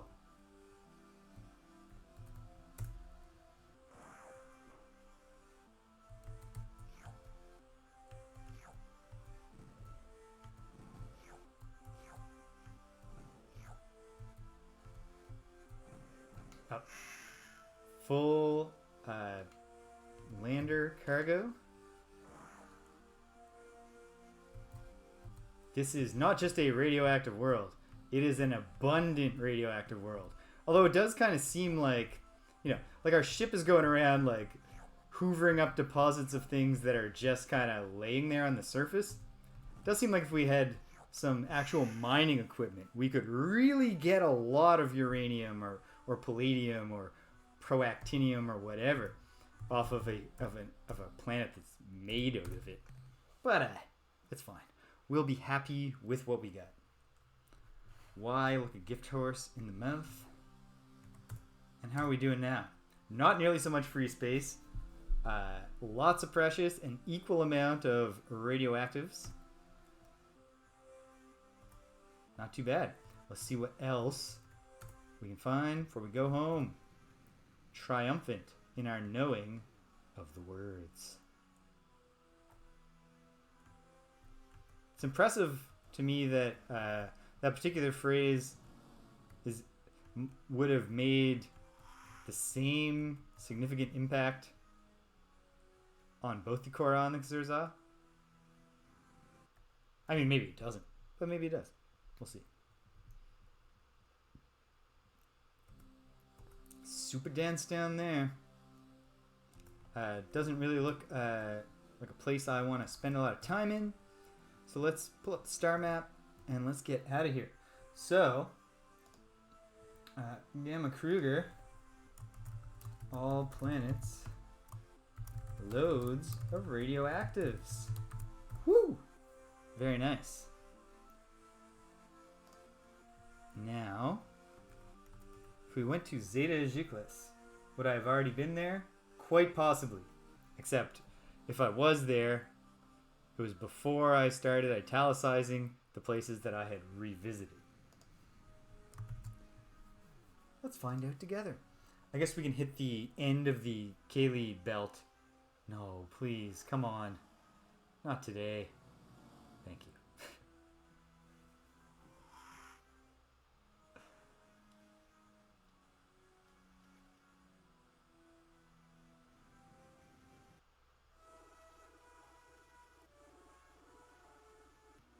Yep. Now it makes sense in the fiction, British. Thank you. That is actually a perfect explanation for why we're not setting up mining operations on these resource-abundant planets. Get in, get out. Quickly. Because, the Urquan are getting reports. There's an ancient precursor vessel going around. As long as those are the reports they're hearing, they're not necessarily thinking, we gotta go to Earth and punish these Earthlings. So... okay, I noted to myself that in Zeta Ziclis, Planet 1 is a treasure planet. Did I come back here in this playthrough to hit that treasure planet? There's only one way to find out. It must be a treasure moon. Oh, I'm starting to recall saying things out loud about how it must... okay, I think this is going to be a barren treasure planet. An open treasure chest of a planet. And yet it's not. Hooray! Alright, let's do it. Let's get the treasure. One of these days I'm going to hastily go down to a treasure planet that's going to be like filled with hostile creatures that descend upon me or something. I'm going to be shocked. 'Cause I never even try. Yeah, okay, we're almost at full load, and the worst thing we have are noble elements, and they're also the least thing that we have. So this is a good run. It'd be lovely, of course, if we could hit a quasi-degenerate world on the way home.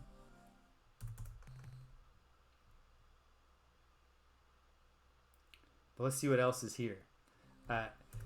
I'm inclined to say, if I excitedly recorded specifically that Planet 1 in this system is a treasure planet in my notes, that probably the other planets are not abundant with radioactives or whatever. But maybe, who knows? Who knows? Let's find out. This blue place, this deep blue place is noble. So hey, And it's not going to take long. And also, we don't have much more cargo space, so it might be worth just getting down there, grabbing what looks actually like...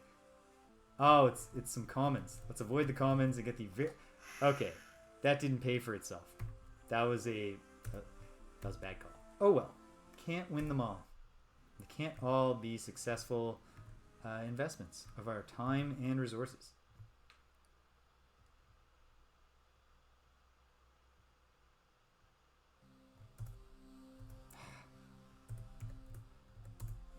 Chondrite world. Nobody ever goes there anymore because it's too chondrite. Huh? This is a green world. Doesn't look super safe to land on. So let's review. What am I even trying to do here? Get not too much. And let's just in case that this is a bad gamble. There's no such thing as a bad gamble when you have the ability to reverse time to before before the roulette ball hit the wheel. Is that the point where you can't keep putting bets down? No, I think you can keep betting while the wheel's going. I don't know. I've never gone to a casino. I've only been to casinos in video games.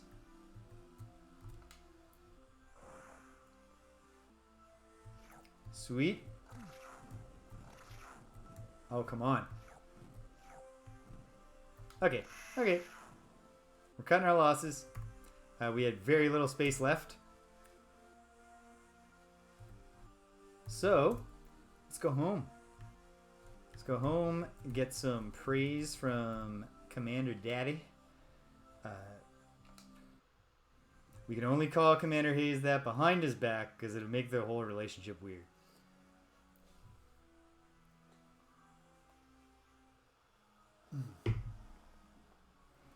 Oh dear, I just finished the last weekend. I was a few days behind because I missed a few days in January, but I finished this year's Yoga with Adrian 30-day yoga journey. And then immediately followed that up by doing no dedicated exercise for an entire week. Like a downward dog just at random here and there, but nothing else. It's just... Oh, my back. Not feeling great. At some point soon, I'll take another intermission, see if I can raise this standing desk, grab my stress mat, maybe do a little upright streaming.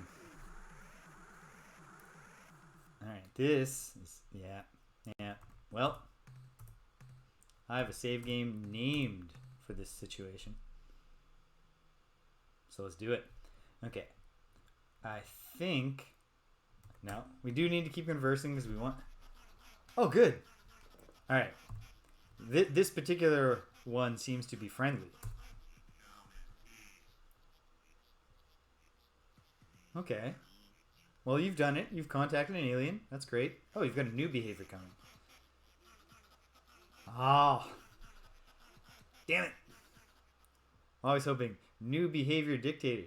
Give presents. One of these days. Alright. We're going to send Captain Solo in because if we cannot lose any ships, that, you know, and there's more ruin in Captain Solo's ship. I suppose I could have assigned some crew, but... Oh! Oh no. Hit the planet. That's not great. Oh, we're hitting the planet again. Okay. Practice run. Oh my goodness. Or maybe we're still going to win anyway.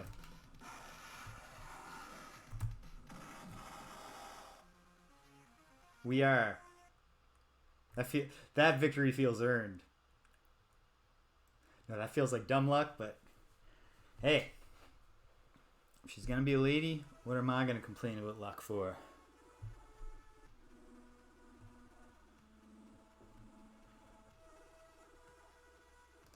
Alright. And you know, we also get some resources out of the deal, which is good. And here we go.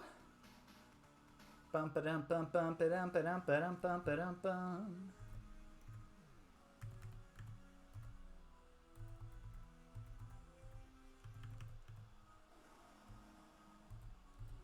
Say you can never go home again. Technically, this is not Captain James's home. So I suppose they're right. We can't go. We can't go to Earth either. Okay, fine. It's true. You can never go home again if your home has been encased in a slave shield. I'm glad to be back, Commander Hayes. I have minerals to offload. Yep, but just you wait. You keep it going. Oh yeah. Come on. Give me some 4-digit numbers. Oh yeah. That's close enough. We're rounding that up. 1,000 resource units. If it's gonna really help, Commander, why'd you hesitate before you said it? Made me second guess myself.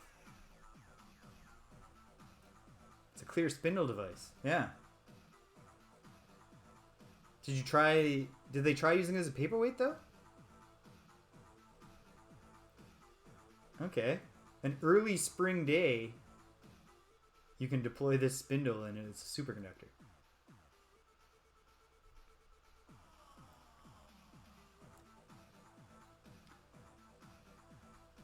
Commander, I already...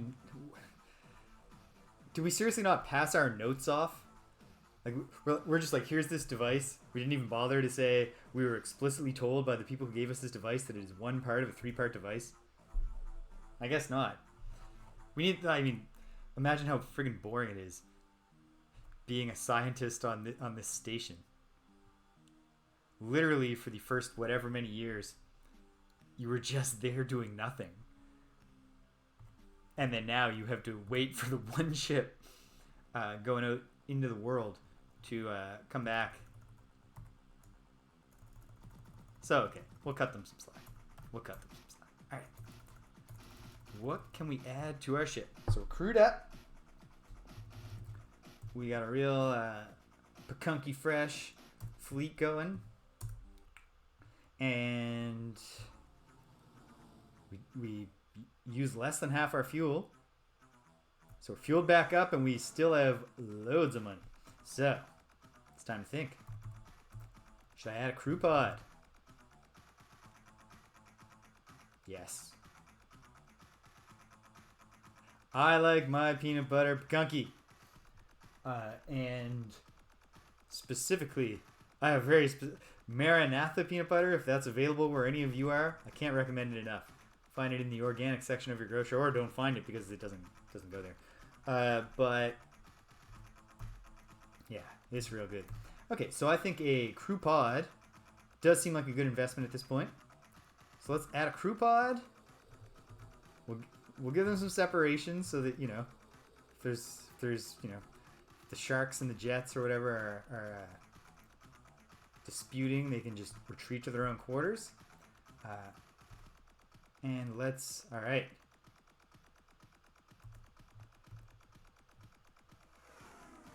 Maybe we should change the name of the ship. It's not the Returner anymore. It's just the Turner.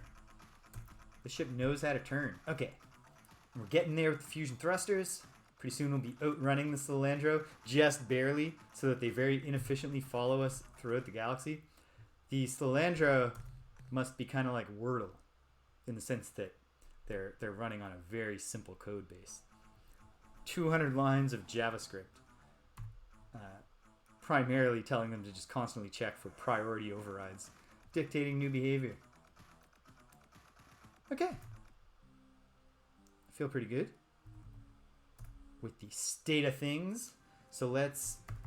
I just saved. And yet...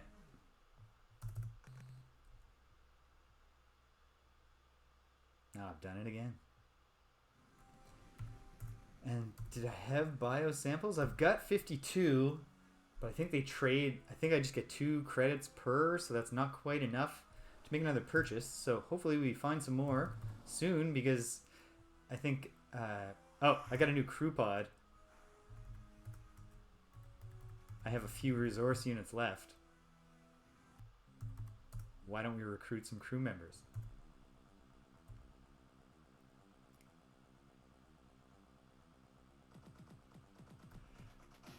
Wouldn't that be a twist? The priority override was coming from inside the ship.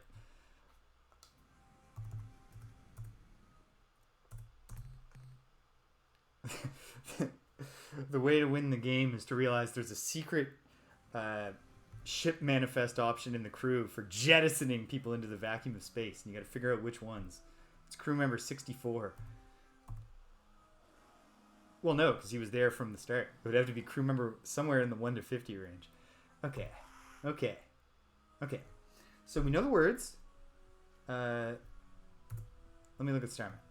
What getting up here is going to cost us almost half our fuel, but not quite. So that's probably a mission we do after we add one more fuel tank. So perhaps we need to worry about finding stuff. So why don't I... Might as well offload the biosamples we have, but okay. What could I hit on the way? Rigel is just where I find out that the Zoq-Fot-Pikian are waiting, and I've obviously actually done that here. What about the Saurus constellation? Have I been there? Have I checked it out? Did I find anything cool? No.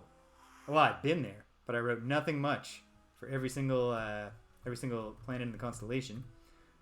Gamma Ray Net, I believe I went to at some point, but what do I write down about it? No, apparently I went to Alpha and Beta Ray Net, but not Gamma. And also, they were some of the very first places that I went. So I hadn't even come up with the idea of writing anything other than where I'd gone down.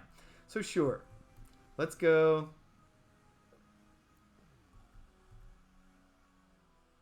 That is perfect dramatic irony, because I will reject any possibility of Whiffo dying, thus preserving the unintentional sabotage. It's all a rich tapestry.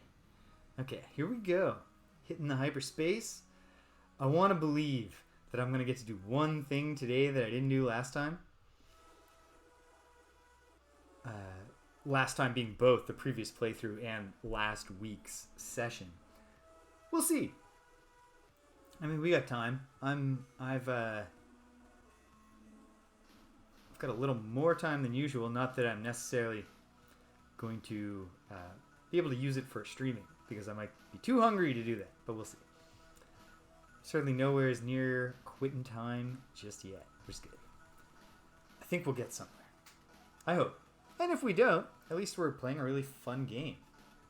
So even if it's just doing the same things again, I'll be doing them again, and then hopefully saving them in a save file that will not just abandon me when the going gets tough. Alright, well, I mean, this could... Nah, I'm calling it now. This is a friggin' lanthanide world, isn't it? Isn't it? Worse. Or at least equally as bad.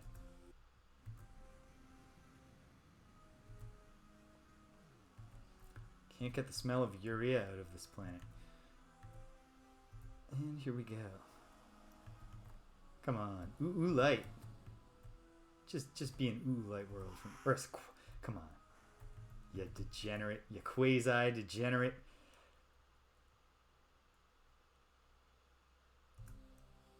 Okay. Oh, it's a barren, pellucid world. Okay. Well, that's something to record. Gamma Ray Net. It sucks.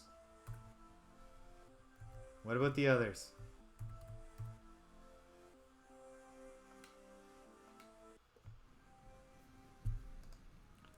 Gamma Ray Net. All planets. Literally nothing. And away we go. On to the next one. Also, I'm not sure if I've discovered Vela in this timeline, so I might as well do that.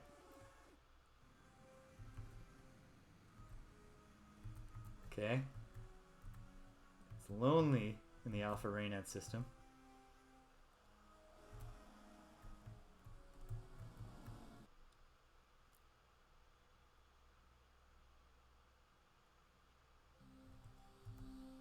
Opalescent. Well, it's pretty, at least. Okay. We can work with this. There's at least some stuff down there worth getting, and it seems like a pretty safe place to land. So let's land, and let's get. Well, the getting's good. Well, silicon, that was not what I was trying to grab. Silicon, I suppose there is the whole slave shield issue, but it does seem like we should be able to get ample silicon off the earth somehow. But we'll get the rare earths, we'll get the noble elements, and we'll get the hell out of here with no casualties. I'm calling it now. I'm calling it now. I'm manifesting it into the world.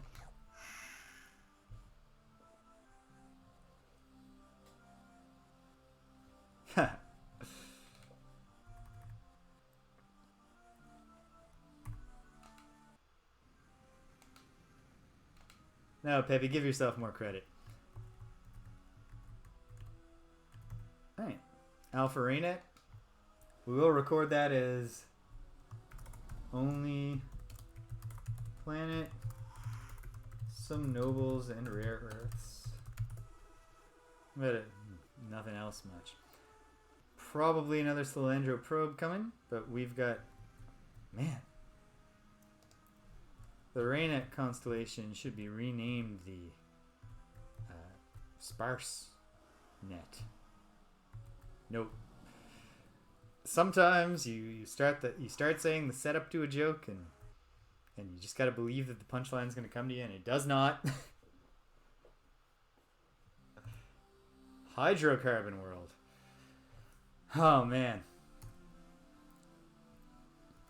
Well, it's 2156. We are not relying on hydrocarbons anymore.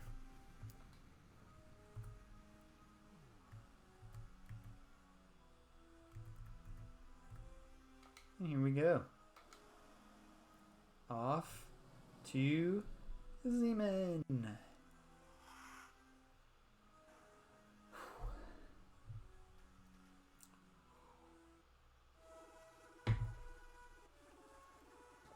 And yes. Who could this be? Oh, sensors are picking up. It's an ambassador from the Slalandra.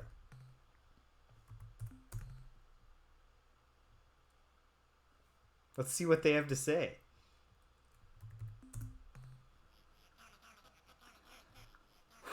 Well, that's a load off my mind. Yeah, we don't want to harm you. We got a whole no harm setup going for everybody. Hold on. Let's give this a chance to play. Oh, rats.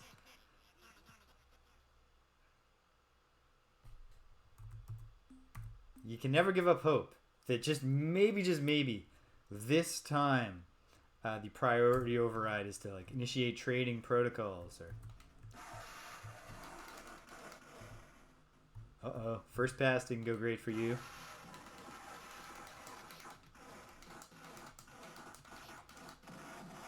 Okay.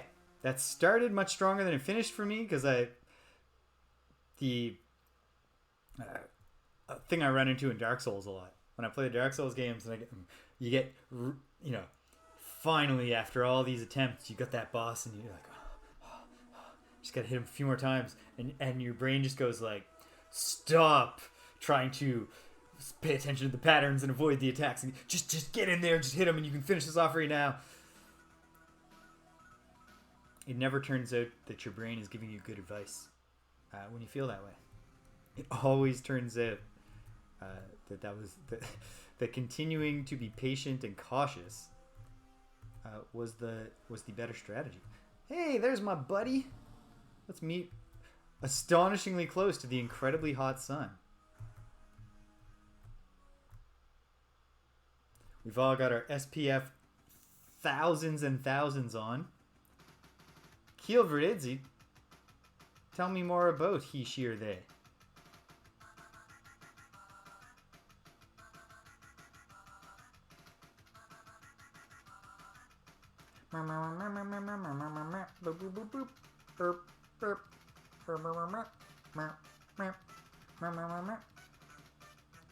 These Kiel Verdidzi sound fascinating.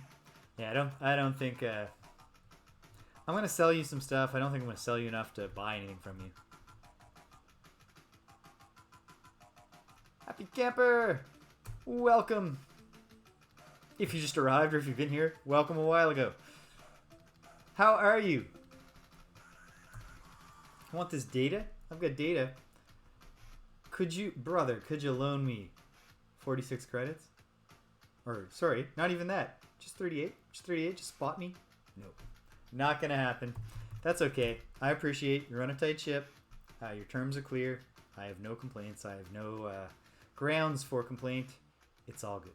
Thank you. Okay. Here we go. Here we go. To the star map. Oh, no. Let's find out if indeed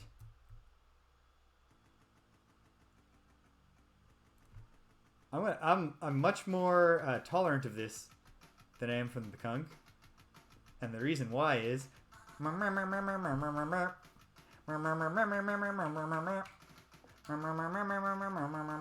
am gonna hit the road. Boop boop boop boop boop boop. I'm looking forward to it too, although it's going to be a little bit later. Please don't flag me down again. Yeah, it's terrific. It puts me in the mood that I mean, every single one of their sales pitches works on me. I will always buy the thing that they're selling me. Okay. Do we know? Have we been here? We should save. Oh man, that would be the day that I came home with far more t-shirts than I had actually intended to pick up. Go in to get my... Oh yeah. Well, can we use the words on this guy here? Let's find out. I suppose in practice it would actually be like, you know, most people who was trying to loop in the mall all day would be like, I'm leaving eventually. And it would be up to me to support the entire mall ecosystem. All right, let's talk. Oh my goodness. Yeah, I'm back.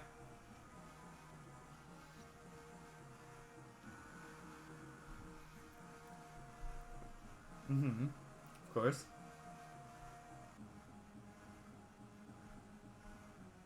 Well done. I mean, that's very clever of you. Well, are they really outlaw? Nobody told us, I promise. I did note that. Are you going to lift the slave shield? Let me go down. Oh, no. You're just going to kill us. You don't even want to hear these words that I've... Why are you doing the thing or whatever? Okay. It's alright. We got the skills. We know how to win this fight. It's all about the BU... Oh, that was stupid.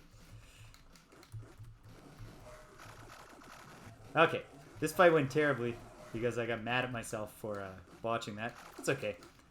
I might still just win. Ha. Nice try, buddy. Uh-oh.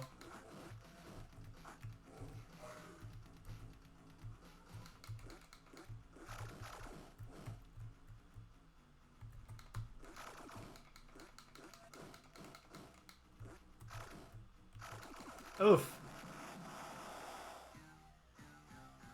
Okay. Okay. Nice try, Captain Thwill, and don't worry. We'll get you back.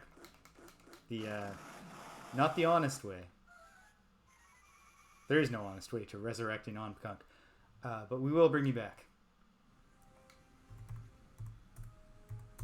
Because that didn't happen in the timeline I'm supposed to be in.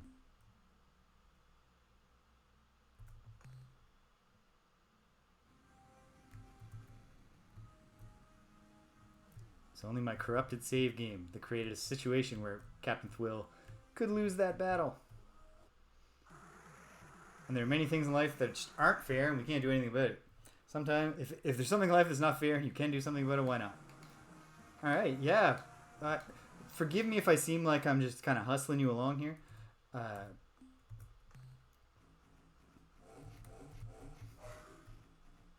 I really don't want to seem rude. Boom, boom, boom. Okay, one hit. Okay, there's the planet. Keep track of that in my mind's eye. Now we gotta get closer. We gotta be willing to take a risk. The reason they call it risk reward and not playing it safe reward.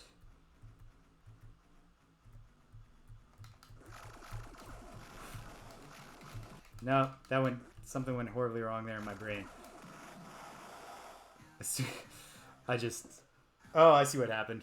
My finger slid.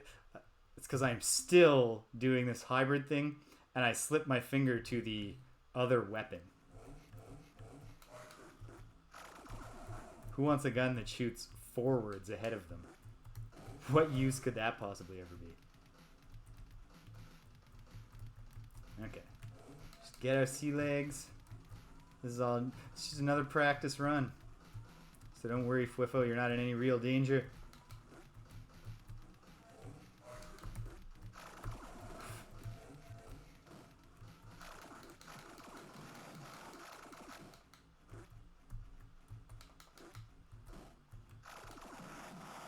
Well, I mean, there are different gradations of what counts as real danger, right? Well, it will at least... No, I don't think I'm likely to get a kill with the Pkunk. Let's just... Sorry, Captain Decker. Forgot that you were inadequately crewed there. It's okay, remember. We just gotta remember, Fwifo's not really dead if we know we're just loading the save, which we absolutely are doing. We're not losing Fwifo and Captain Thwill and Captain Decker all to Lord... not to a 3-digit Lord. No Lord that hasn't at least promoted himself to the double digits, who has climbed the ranks. I suppose I shouldn't say he. I have no reason to believe that the Urquan have a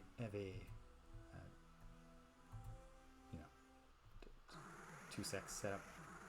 What the hell? How am I can't remember the term. Hey, it doesn't matter. Okay, here we go. Just getting the feel back, right? That's what it's all about. Do it, Captain Thwill. This is your day. Lord 783.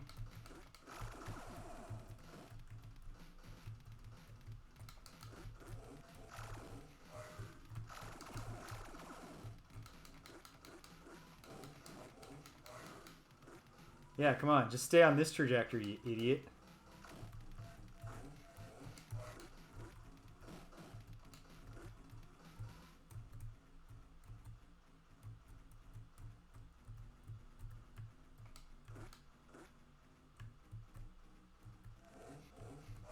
Oh.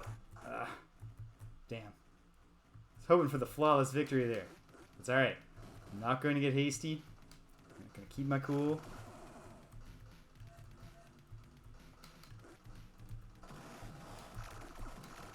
Or not. Can we not get a warning beep if an off-screen planet is about to come into our path? Arrgh. Okay, it is what it is.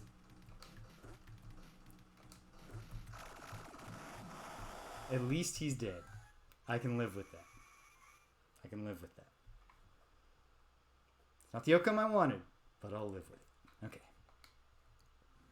Here we go.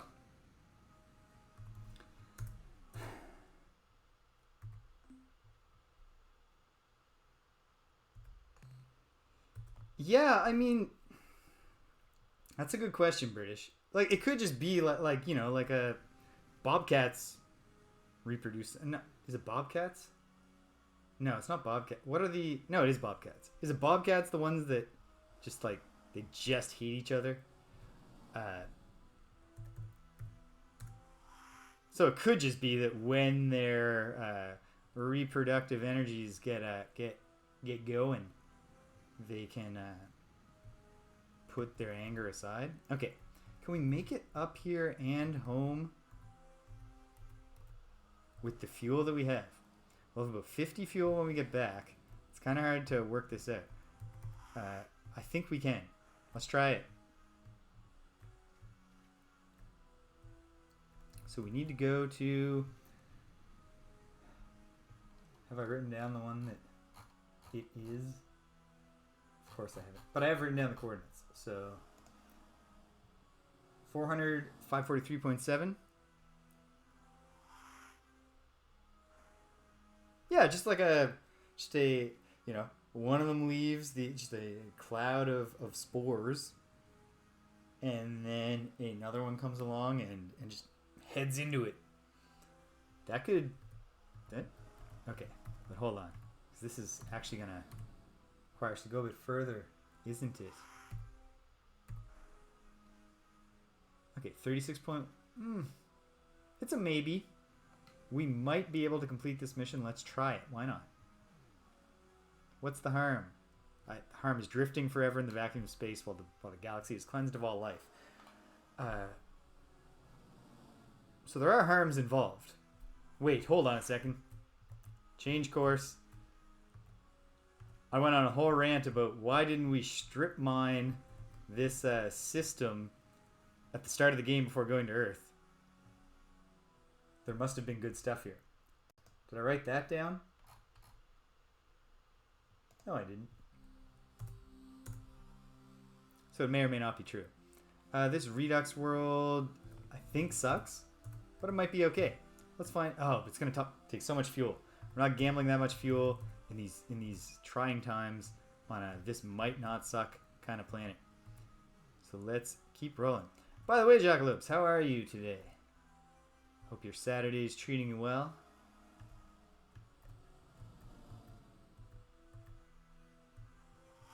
Alright, come on.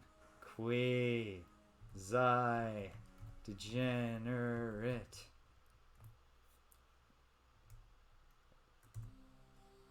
This will go well. I'm pretty well. I can't complain.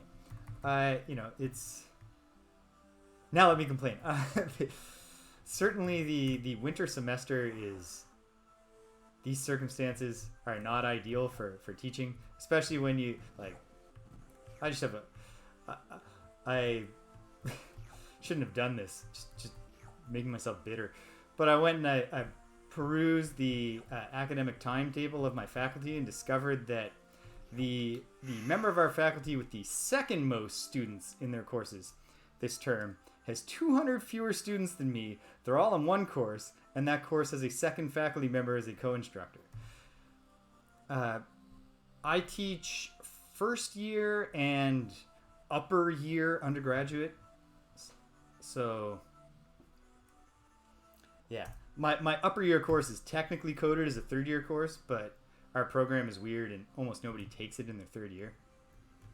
They take it very close to graduation. Anyway, just because I got some students who are, absolutely sick of online learning, and I respect that, and they don't like it. It doesn't work for them. They would prefer to have in-person classes. And then I've got students who are I'm diabetic, so this is not an intellectual exercise to me. It's really important to me not to get COVID-19, or I live with my immunocompromised mother and take care of her. Or just so my newborn child cannot be vaccinated, and so on. So I've wound up, I hit on the solution that was, I guess it was inevitable I would decide to do this, but I do. It's questionable in terms of work-life balance, that I would just keep the online courses going when in-person learning was permissible again, but then also show up and do the in-person classes. And it is I shouldn't have done it. I think it is the best of a bad situation for the students to have the option, the flexibility. This is a halide world. I'm not falling for it. Okay, so this was okay. So yeah, so it's busy times, but the time is also going by fairly quickly, and it's February already. A few months it'll be April. I'll be frantically marking final papers and whatnot. And then question mark, because I still don't know what's happening to me at the end of my current limited term contract. But whatever it is, I'll be okay. I'll land on my feet, I'm sure. I choose to believe. Most of the time. It would be an absurd lie for me to say all the time. I'm consistently optimistic through this whole stressful process of uncertainty. But I had a very good preliminary discussion with a different faculty who is they are also looking to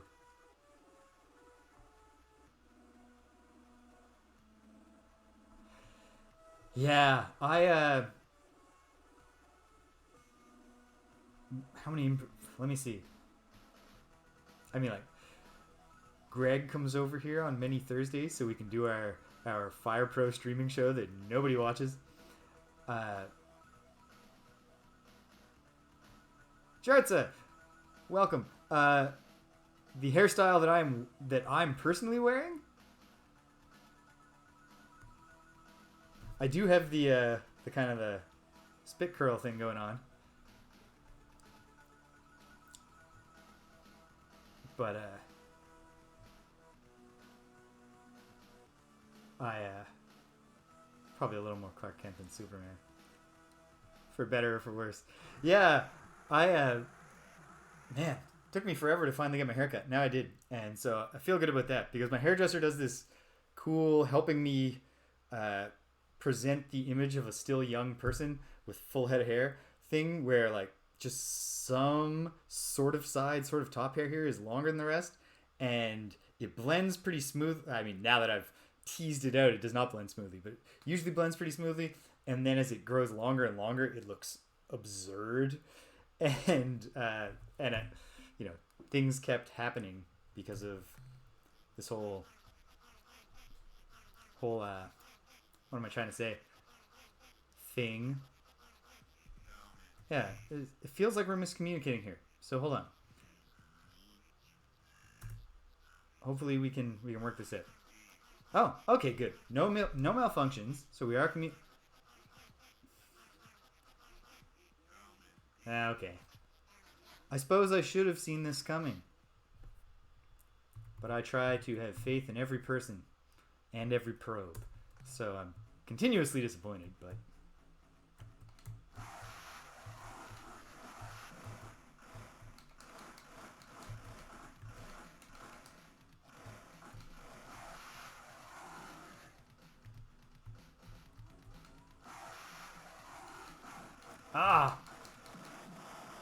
well, that was going well. I mean, not great, but it was okay. Oh. Okay. Now, we're gimmicking it. I don't care. No crew member left behind, as I'm forced to redo this stuff on account of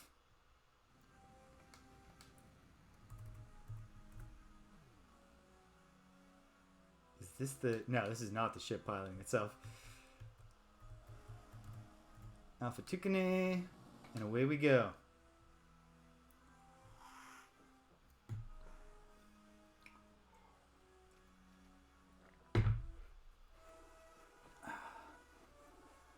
Then I found out I booked my next haircut, and as I was leaving, and my hairdresser told me that the store might the whole salon might close because they're down to 3 stylists for an entire, like, this is like a corporate chain, but they can't keep people, and that'll be a disaster for me. I am real bad at proactively making any kind of appointment that I need to do for my own sake.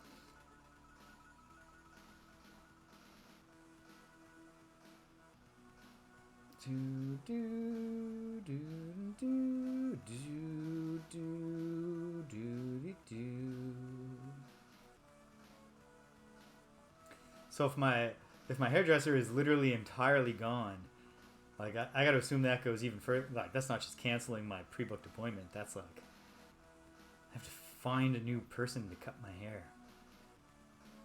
Or hopefully my stylist just gets another job close to where I live. Because my current stylist, June, not that knowing her name is any help to any of you, she's the best hairstylist I've ever had. Just in terms of, I'm pretty happy with the haircuts, which is important. And also, I like chatting with her. Oh, that would not go well for me, I don't think, jackalopes. I could not figure out some trick to make my hair appear fuller or anything like that. Oh dear.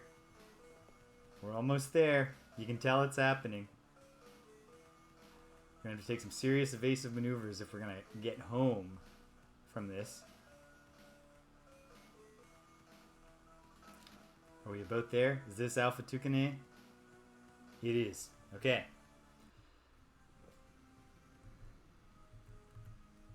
Let's throw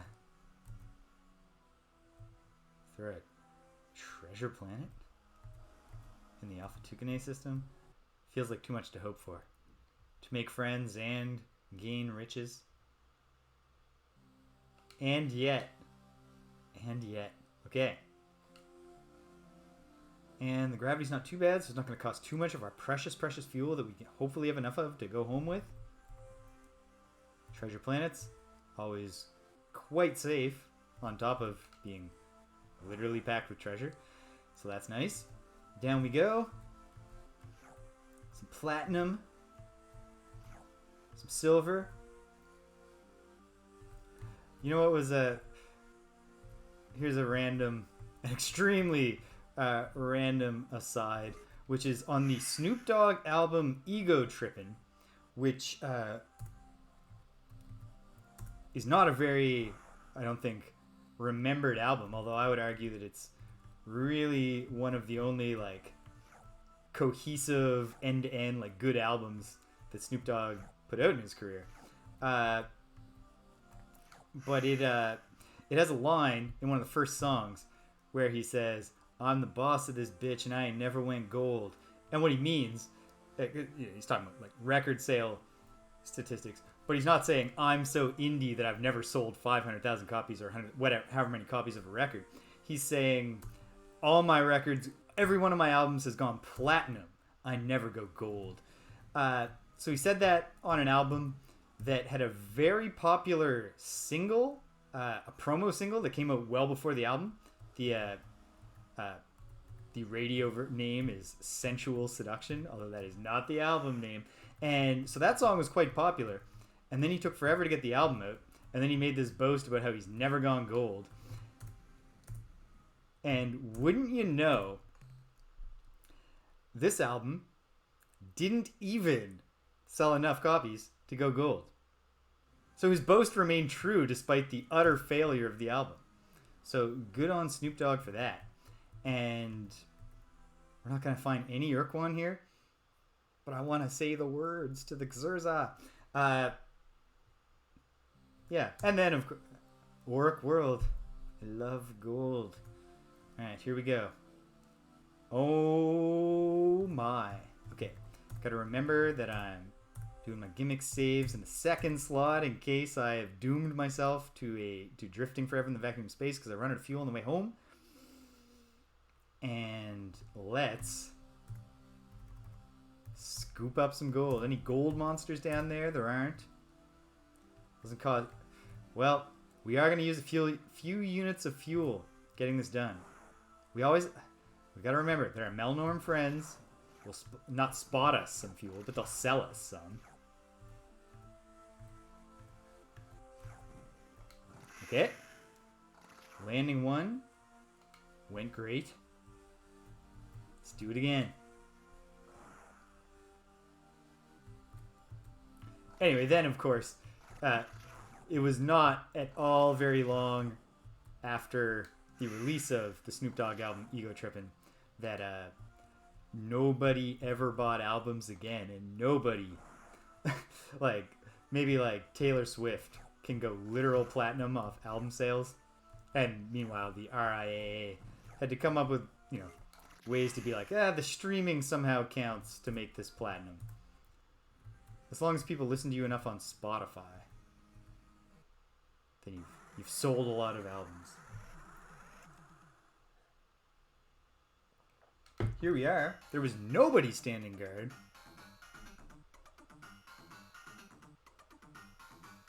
Hey gang. Bam, bam, bam, ba-dam. Not my favorite song, but a banging ass beat.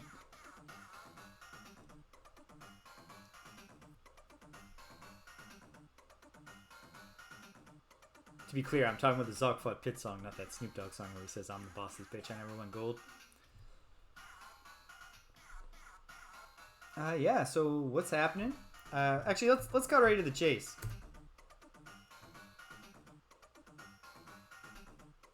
Hooray! All right, it is marvelous. I feel marvelous. I'm having a good day. It's nice to meet you folks.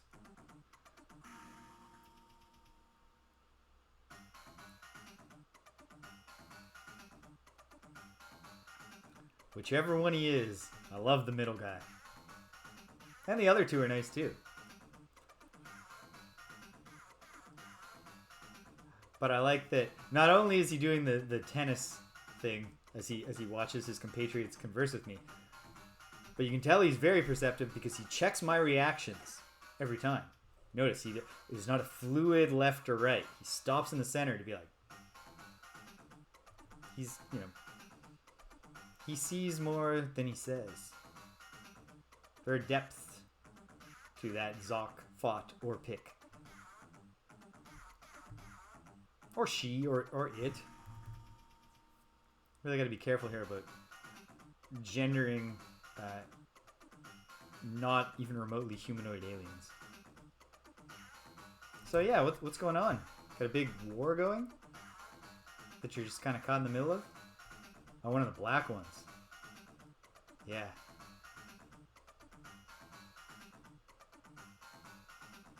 Oh. The Kohr-Ah.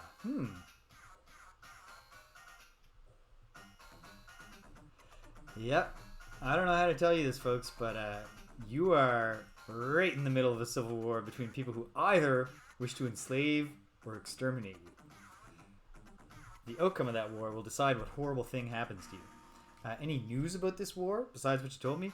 Of course you don't. I'm sorry, it was silly of me to ask you for news immediately after you told me everything you knew. Do you have any special information? I don't think they do, but I might as well ask. I know the answer here, but...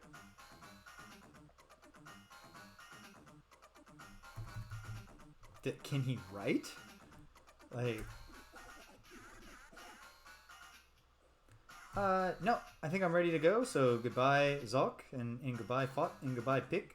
I'm trying very hard to unfocus my eyes and not direct either of those to anyone, so I don't offend anybody. How dare you think that we are the Fot alliance off?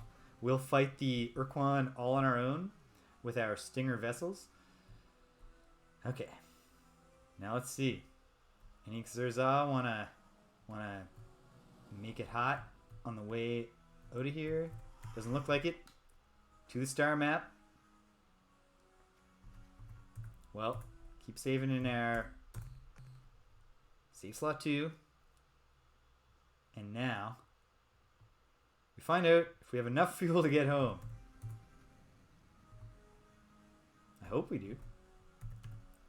We really quite barely do.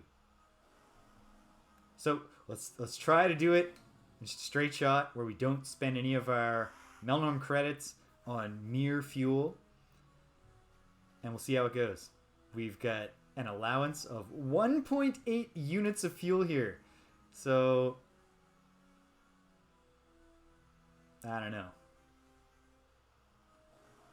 Fortunately, non-hyperspace thrusters don't seem to cost fuel because it's an inefficient path out of this particular star system if it was costing us fuel.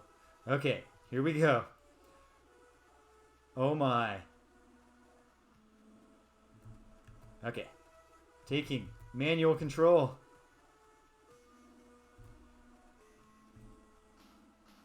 And alright, I think we've we've given them the slip.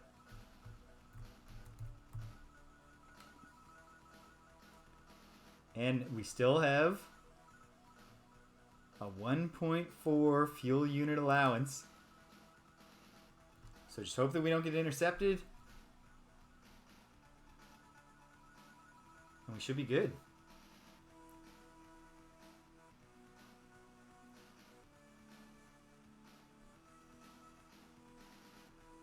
Whew. We won't have to spend too much crewing back up. We will obviously have to spend a lot refueling. We got to look into getting another fuel pod. And then...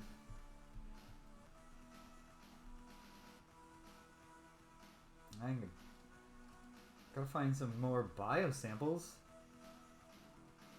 And there's, of course, I took very few notes about where biosamples are. Far fewer than I know I found. Serves me right. But I will be able to get the, at least Alpha Gorno, I noted, has decent minerals and biosamples. So we could pop down there. Although we're going to have to go down there when we want to meet the Shafixty, which we don't want to do yet because we need the... It's a tangled web we weave when our save game corrupts and we have 1,000 things we want to do and we can't remember what we did do and haven't done and it might do. But it's going to be okay. Worst case scenario, the galaxy is cleansed of all life. Yeah, Jagalopes. The tragedy of this particular run is that my save game file from the end of last week got corrupted. So I had put in a lot of work towards the Shafixty. I wasn't there at the point where I had met with them, but I had met Admiral Zex, and I was up towards the Draconis system. I don't know if I had the capacity yet to go to the Linces system, or if I needed more fuel. But I was up there. I went up there to discover that rainbow planet, the one that I found, because I know I can obviously get a lot of credits for that, with our Melnorme pals. Oh, look at this. 6 units. 5. 4. I mean, in theory, inertia should get us home at this point. Just, please, just, no, not now, not now. Okay. Okay. Fine.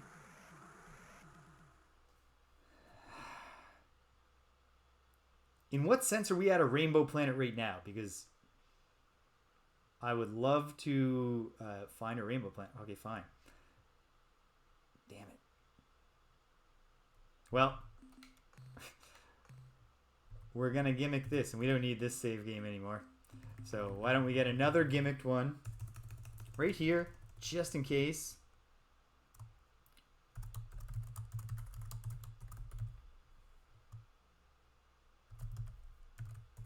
Just want to go home. Yeah, a lot, I imagine, comes down to just, sweet, I stumbled across it, I'm writing it down, I'll remember it forever. Because, like, the one that I did find, I did that for exactly that reason. No, we're not going to converse. I mean, no, we're not going to attack. We're going to give them a chance. We're giving peace a chance. Yeah. I don't know why you would ever hope that reverse psychology could work on what are obviously extremely simple robots. Simple in the sense of the programming. It does kind of seem like they're robots made of crystal with energy coursing through them. The Pkunk would like the Salandro. Alright, Captain Solo. Our hope here is you can solo this one. One hit.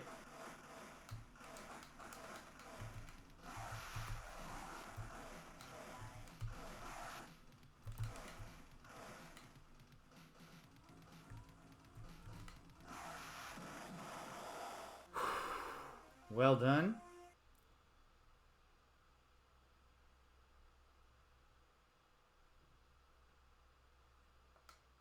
Scavenge some debris. And we've gone home. I do not think that there has been a rainbow planet just sitting there this whole time in the... I don't remember what it's called, system. The Sirius system. But I guess I should check just in case, because that would be pretty silly of me if it was there. I think when you're in the vacuum of space, it just picks a random planet to show for your battle, but maybe not. Worth checking. It's not like it's going to cost us a ton of fuel to go check that, so we'll check it. Alright. Oh my. Use up all our fuel just circling the Earth helplessly. Commander Hayes. It's good to see you again. You got any news? What's the word? Oh. Do tell.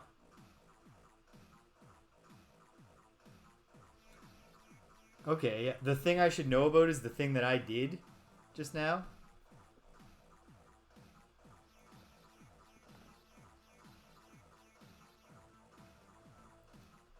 Yeah. Yep. One might ask, why you're telling me this? But it's okay. It's okay. Because I like talking to you, Commander Hayes. You're a good man. I'm sure you're a good son to your parents. More news! Ooh, major situation. What's up? Oh, you don't say. Those sneaky little jerks. No, they're not jerks. It's not their fault. Quite frankly, like as I've argued, we shouldn't even take this as a betrayal. It's just a fulfillment of what they wanted all along. And if our whole thing is making the galaxy free, then aren't they free to choose that? Yes, they are. Okay, come on. I certainly hope. Yeah, come on, Commander. Can we just get to the good stuff a little faster? Come on. All right, very noble. Come on. Show me a 4-digit number. Thank you. That felt good.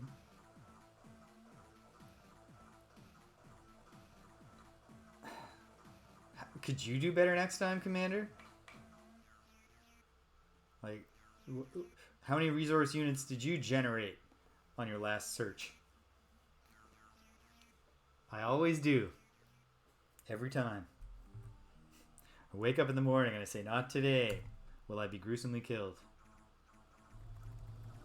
It doesn't actually matter, but I feel like crew up first and then deal with the rest of it. We barely lost any crew from the ship in landing missions, which might be why we didn't bring back enough resources to make Commander Hayes proud of us. Yet at the same time, if we lost a bunch of crew getting more resources, he'd be all, what about the value of human life, Captain James?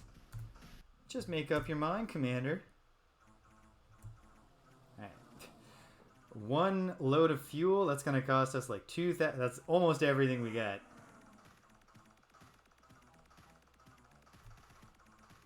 But, we can add, let's get another fusion thrust. Because me like go faster. And we'll put that traditional fuel tank. Why? I gotta feel like it was wasted labor to install a new fuel tank and then drain all the fuel from fuel tank B and put it in the new fuel tank, but I don't know, I'm not an engineer. I just teach them how to write. So maybe that is the smart way to do it. I don't know. I'm skeptical, but I will allow for the possibility. Okay, let's get more fuel then, now that we have a capacity that's higher. We can't fill up, but that's okay. We still have more than we had before. We're riding the edge here. This has to be a productive mission. But that's okay. We can make the mission productive. We're still picking up the pieces.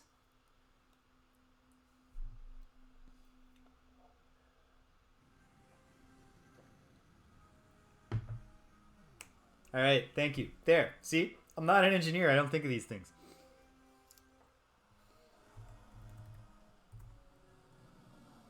Although what I can tell you, British, is that was very effective and concise technical communication of your idea.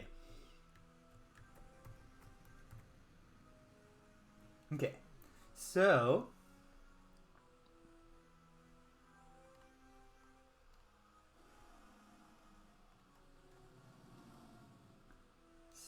let's zip off. We want to make money, and we want to get the thing from our spathy friends, and maybe we want to do other things too. But okay, gotta look at the Star Control map for a moment. So yeah, it's the Illuminati and the Gruis systems are the ones that I've actually explored in spathy space.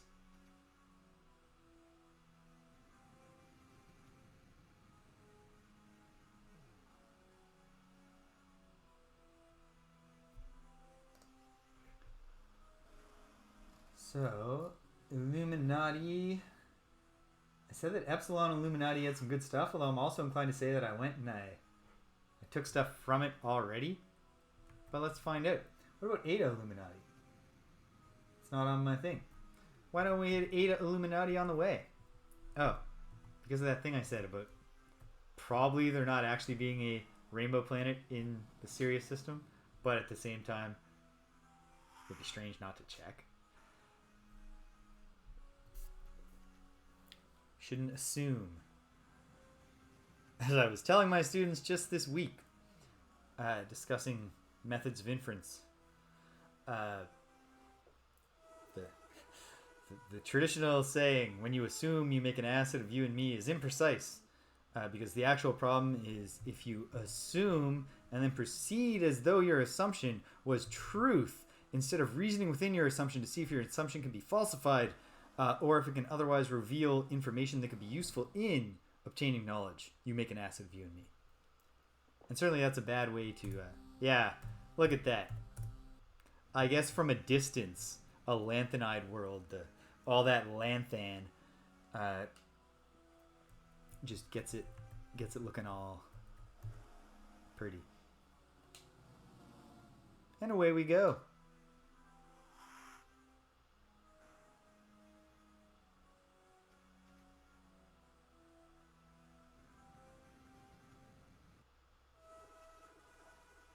To the fullest extent that I am capable to comment, I think you're correct, British. And certainly, my heuristic in this case would anyways be to be like, I'm going to assume British is correct and not me. If I did have doubts, I would swallow them, bury them, push them down. Now, I suppose it'd be responsible to have a second planetary lander, but me like go fast. So thrusters it was.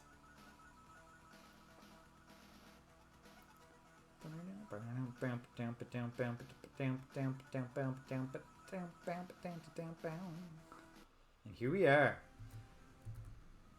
Well, we can say with certainty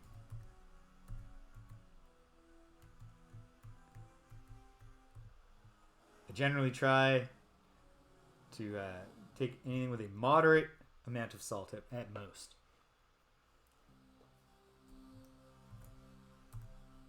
Halide world. Not fooling me. Corrosives. Who needs them? Well, I mean, I'm sure they're...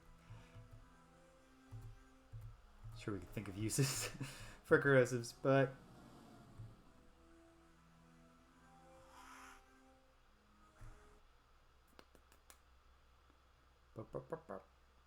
here we are. Infrared. Womp womp. Not going down for a couple of base metals. So here we go to planet 6. Come on, Eta Illuminati. Reveal some riches to me. This is looking like a gas giant, but how many moons does it have, and how light might they be? They're looking selenic. But what if this just turned out to be a resource-rich selenic world? Of course it didn't. But what if it had? It's worth checking. Okay. Here we go. Ultramarine. Well, one thing we can say for sure, Jackalopes, is that, at least here, light speed travel consumes more fuel than just regular thruster travel. Assuming that hyperspace and light speed are equated here. I suppose that's another question. Carbide world, womp womp. Bunch of common junk down there. I'm not checking that Selenic moon. We're out of here. Come on, Planet 5. Bring something new to the table.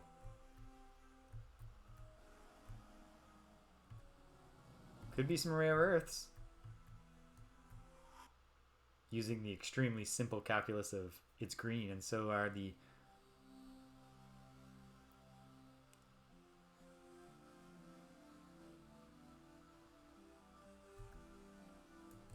halide. Well, is there anybody living? No, there's the vacuum. There's no need to do a bioscan because if there are creatures that can survive in the vacuum, we haven't met them.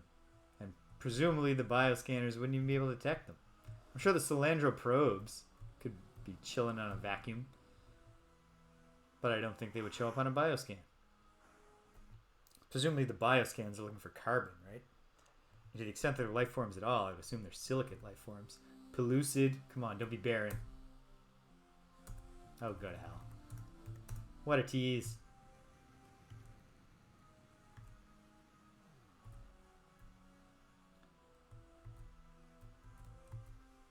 Alright. Hope is not lost. We got 2 planets left to go. And I suppose also, hope is not lost if we don't get anything on these 2 planets. We've got tons of fuel. We've got time. We've got all the resources we need. Oh yeah, here we go. I've been here and just forgot to write it down. Alright, let's add this to the thing.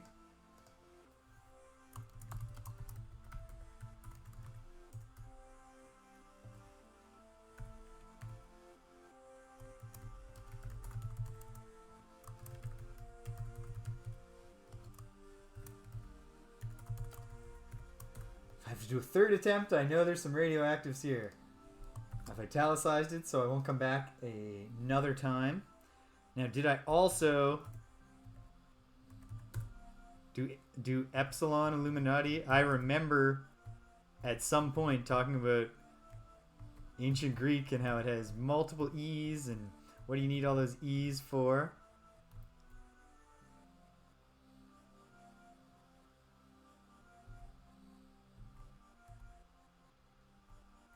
Where is Epsilon?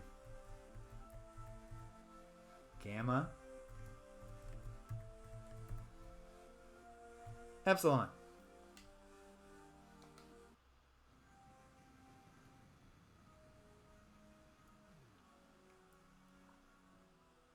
My mother got my father a unicycle for Christmas once. My father's a cyclist generally, and for whatever reason, he got in his head he wanted to ride a unicycle. I don't think he ever wound up doing anything with it.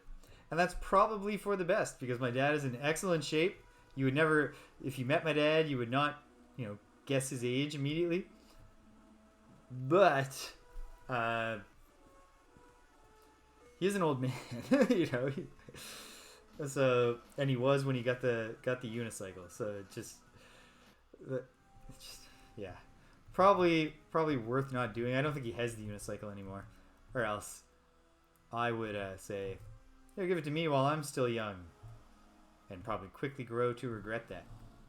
Although, I wiped out on the ice real bad one day this week, and I hit the ground hard, and I'm okay. So, I guess I'm still young-esque. Oh, there's an atmosphere. Let's check for no life. Okay, here we go. Yeah, it's just base metals, but there's lots of them, so we might as well grab them while we're here. Lots of copper. We come down on this planet. It's all abandoned buildings. Stripping the wiring out of the walls.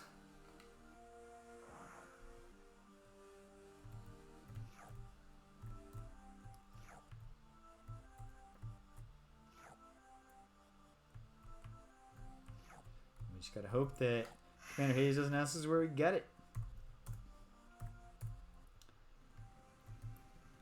Captain James, you didn't strip all the wiring from the buildings of a planet, did you?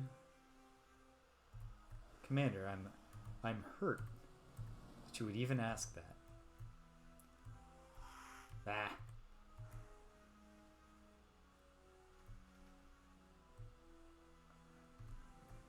I said Epsilon Illuminati had some good stuff, so that makes me want to believe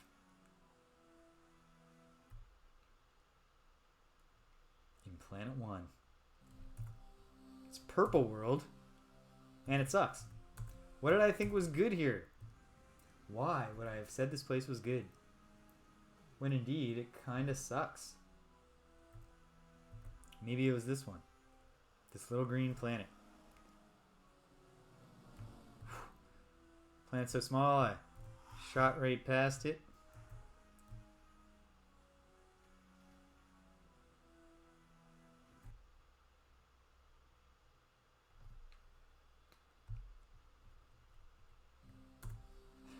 Like, no, this whole place just sucks.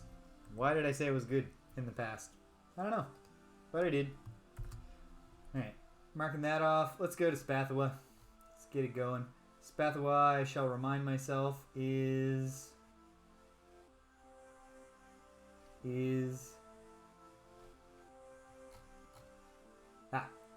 Epsilon Gruis.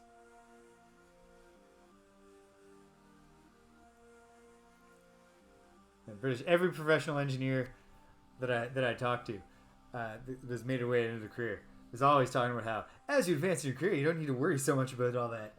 You know. So yeah, 10 years since you had to think about rotational forces in detail. That tracks with everything an engineer has ever said to me.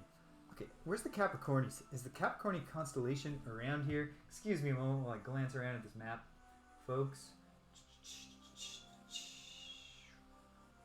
No, it's not. Oh, no, it is just kind of... Okay. We will be hitting the Capricorni system on this trip, because I know there's some radioactives there. Here we go. Thanks for absolutely nothing, Epsilon Illuminati. Let's make our way to...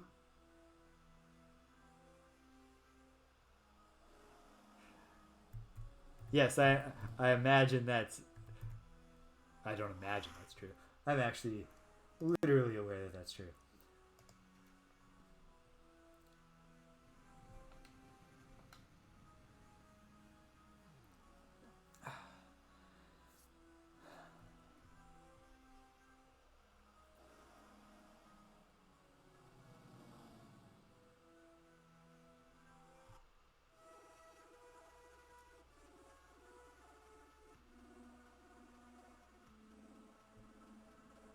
One ergonomic thing just occurred to me if I'm going to try and raise my standing desk up is that I'm playing with this stupid method where I have a gamepad on my lap and the keyboard here.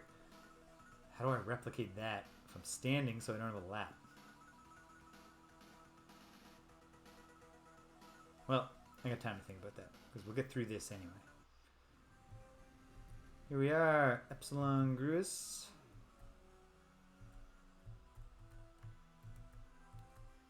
With only one planet that has simply a slave shield and a moon. So we go to the moon and we do a quick scan and are delighted to find that this pellucid world does have a very small deposit. Well, we don't know how small it is. Let's find out. 7. It's not bad. And then, oh no, yeah, the note says a bunch of stuff.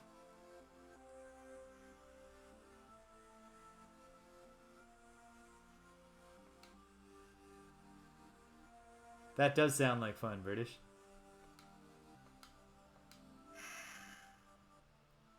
Okay, well, we have the device now. I think we are gonna have to get it, checked by the scientists before we can try to get somewhere with the Unga, and by so doing, get somewhere with the other ones. But that's what we'll do. Okay, so let's head towards the Capricorni system. But on the way, have I done Eta Gruis? I haven't. And it's on the way. Because the Capricorni's right here, right? Seti. Oh, it's right here. Capricorni. Don't think I've done the SETI system either, so let's make a trip of it. Chart a course. Ensign, make it so. And away we go. Oh, yeah. Shoulders are tense. That's okay.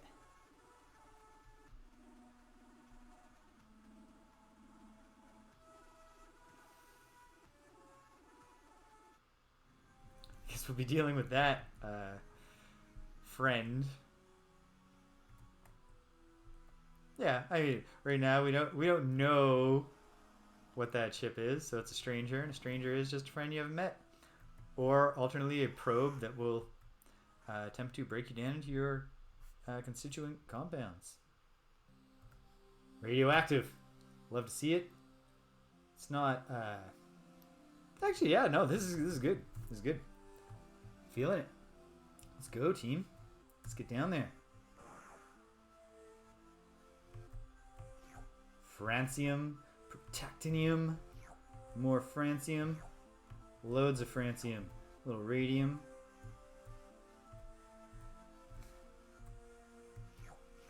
Francium, protactinium.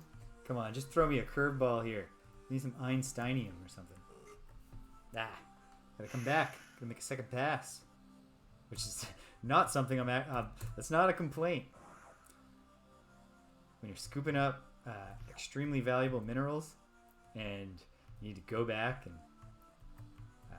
come back for a second haul. Yeah, some thorium. Didn't see that coming. Actinium. A little thorium up here. Alright. Nice varied haul to be stored in our cargo as just a bunch of radioactives together and then later melted down with everything else into resource units. Thank you, radioactive moon. This moon does not look radioactive, but it could be metal or just infrared. Meh. Any infrared creatures down there? There are not. Thanks for nothing. Alright, come on. Every time. Bravely we hope against all hope. Pellucid. Very nice.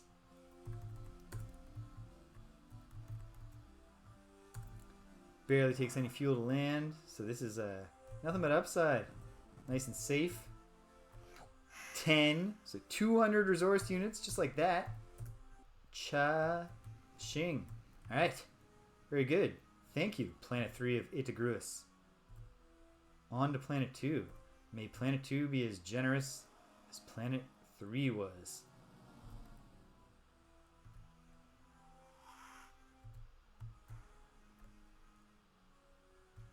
Well, okay. But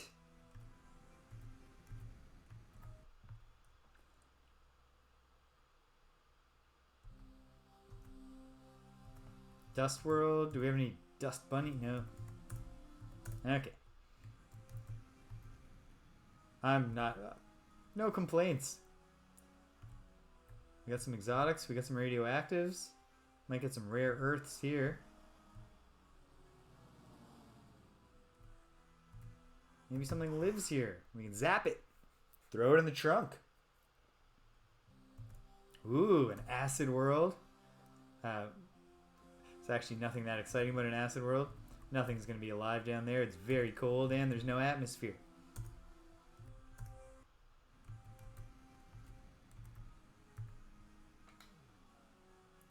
This particular time of year in Nova Scotia, the no atmosphere part is not actually the part that most repels me. You know, if it was warmer, I'll hold my breath just to get some warmth going. Okay, thank you, Ataraxia, for not sucking. Let's see what this SETI system. Did I do any SETI systems in another life? Didn't.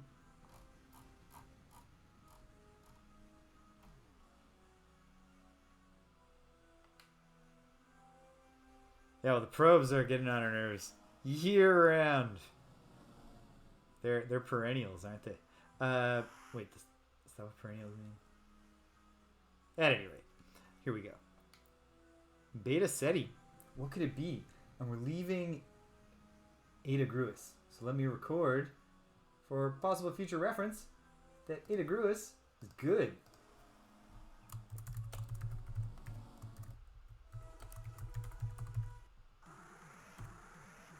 Oh, of course.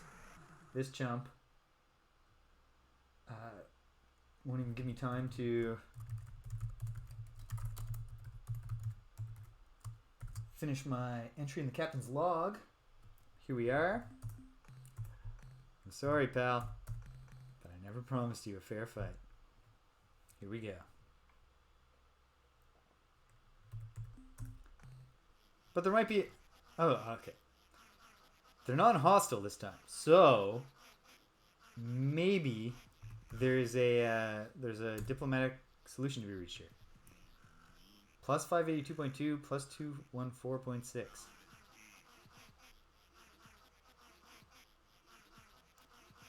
But I can't review that text. I'm not sure that... I will...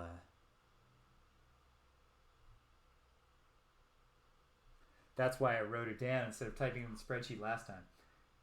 Not sure if that's even a clue. But I will get a pencil ready. So if it comes to it again, I will write that down. Here we go. Captain Solo. Do your thing. Here we are. Thrusters to full. Oof. Did not land that shot. Landed that one.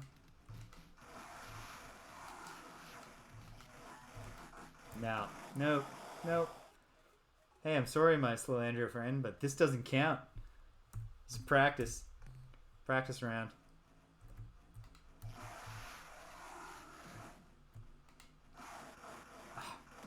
Okay.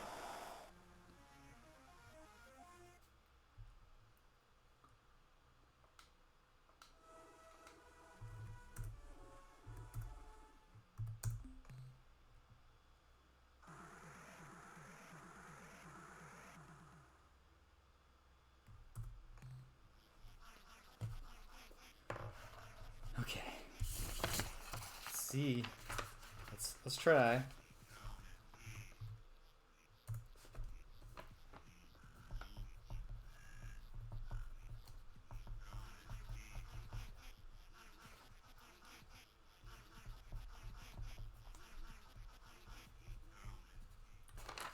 Well, if those numbers are clues, I have all the numbers that are relevant to try to figure out a clue. And if it's not a clue, it's scrap paper, so no waste.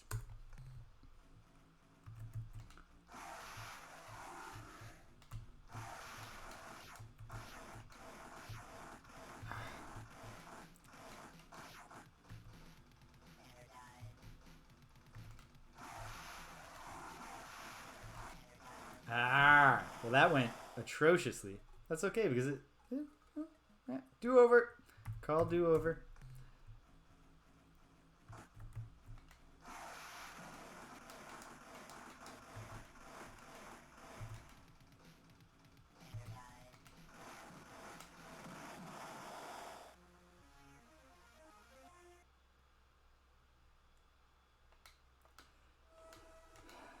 I'm so happy to have those resource units when I have them. I suppose a strong hint that these numbers are a clue would be if they're the same numbers this time. Because I do believe that they change. Because I think they are relative coordinates. I think I have to like... If it's a clue about backtracing to their source. We shall see.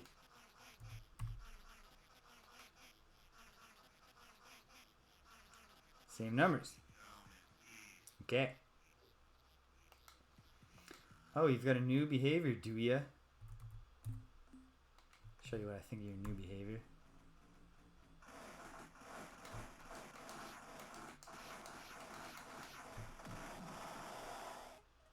Doesn't count.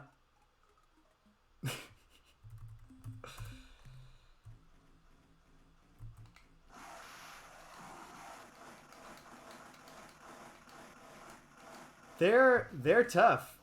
Like, if there is a ship that's like well suited to them in the whole rock paper scissors strengths and weaknesses thing, I have not encountered that ship, or I haven't cracked the code, because I do better against them with Earthling cruisers than I do with anything else, and I don't do well. They're tough. I mean, it's why it's extraordinarily problematic that they're zipping around the galaxy, breaking everyone down into their constituent compounds. I'm getting the I've slowly started to get the hang of some of them.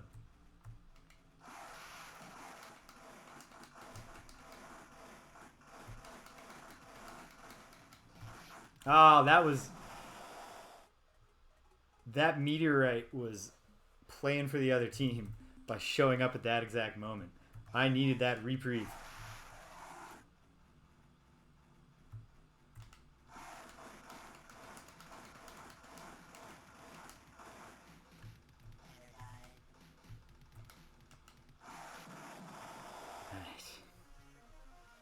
Again and again and again and again and again. No. Ship's captain left behind.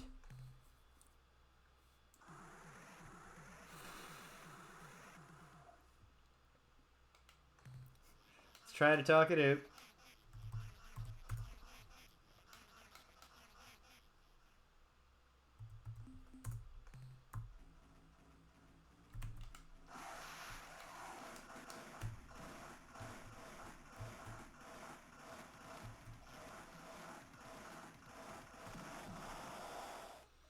Okay. Let's just do it the easy way. Actually, I haven't done anything to make this ship any good at fighting. This might not be that easy. Well, it's good at turning, which means it's good at aiming.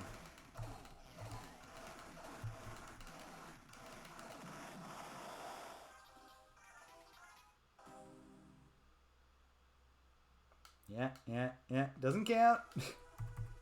Okay. I'm loading. We're going to get this done after a short intermission where I run to the washroom and decide whether I actually do want to raise the desk up and stand. I think I do. I'll be right back, folks. Hang tight.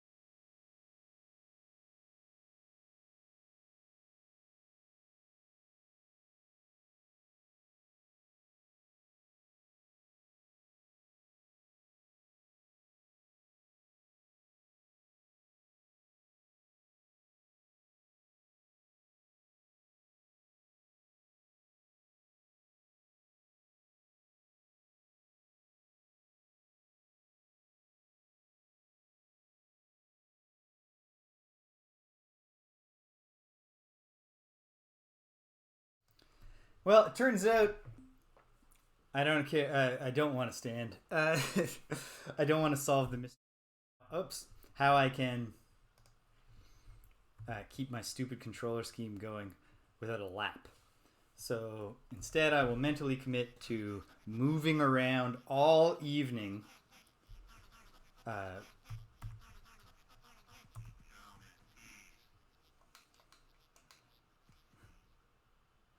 If you really came in peace, I think you would have a less creepy pre-recorded "We come in peace" message.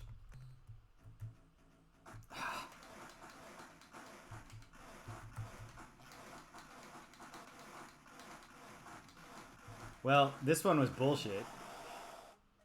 The Earthling cruiser cannot accelerate fast enough to ever get out of murder range. If... Okay. I don't want to just fight this one Stilandro for the rest of the day. So... We're loading this one. And then... I'm doing... Okay. I'm committing now. I will make one more attempt to get this done with Earthling cruisers. And then we will just do it from the start with the returner and just hope that I do it fast enough to not lose too many crew. One more attempt with the Earthling cruisers now. And I'm going to do my very best. This is a commitment to you folks, because if I make the commitment to myself, it'll be like, it's like 1 a.m. and I'm like, you got to stop playing Dark Souls, dude. Just one more attempt at this boss. And then you go at the boss and you're like, well, my thumb slipped. Like, that was bullshit. That didn't count. Like, that wasn't even one more attempt. I got to do one more attempt at this boss. And so on and so forth. All right, come on, Captain Decker. All right. Probably the most important part of the fight. Starting it not right next to your enemy.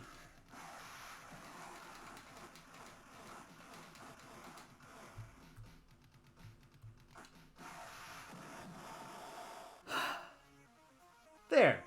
Feels good.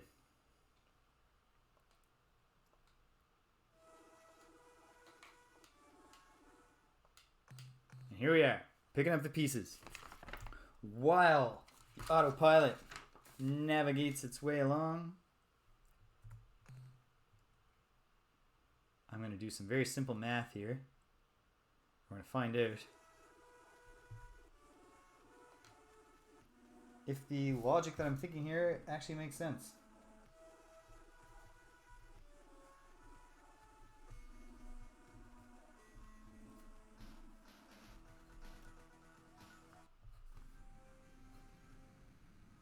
Oh, we've made it. Well, now this is terrible content. Okay.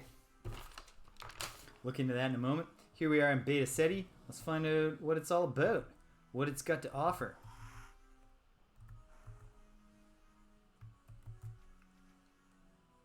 Explore Beta Ceti today.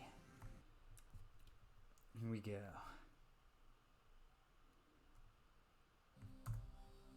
It's an opalescent world. Great place to visit. Hey, we got some rare earths down there. Anybody living down there? Of course not. It's a freaking vacuum. Alright, let's carefully avoid the useless commons and stock up on some rare earths. And let's not lose anybody on this extremely safe planet with its very low levels of tectonic activity. We should be able to pull that off.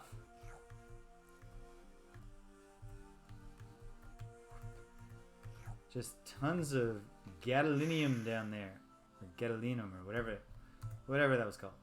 Great. I mean, maybe great is putting too strong a point on it, but not bad. And honestly, not bad is the important part. We really don't want bad things to happen. We got a potential radioactive planet, a potential treasure or auric planet, and a bunch of other planets, some of which probably have some moons. This could get good for the good guys.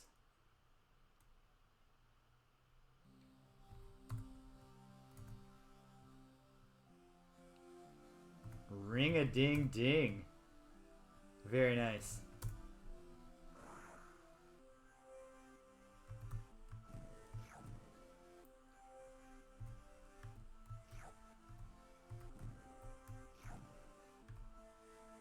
I stumbled on a Twitter conversation about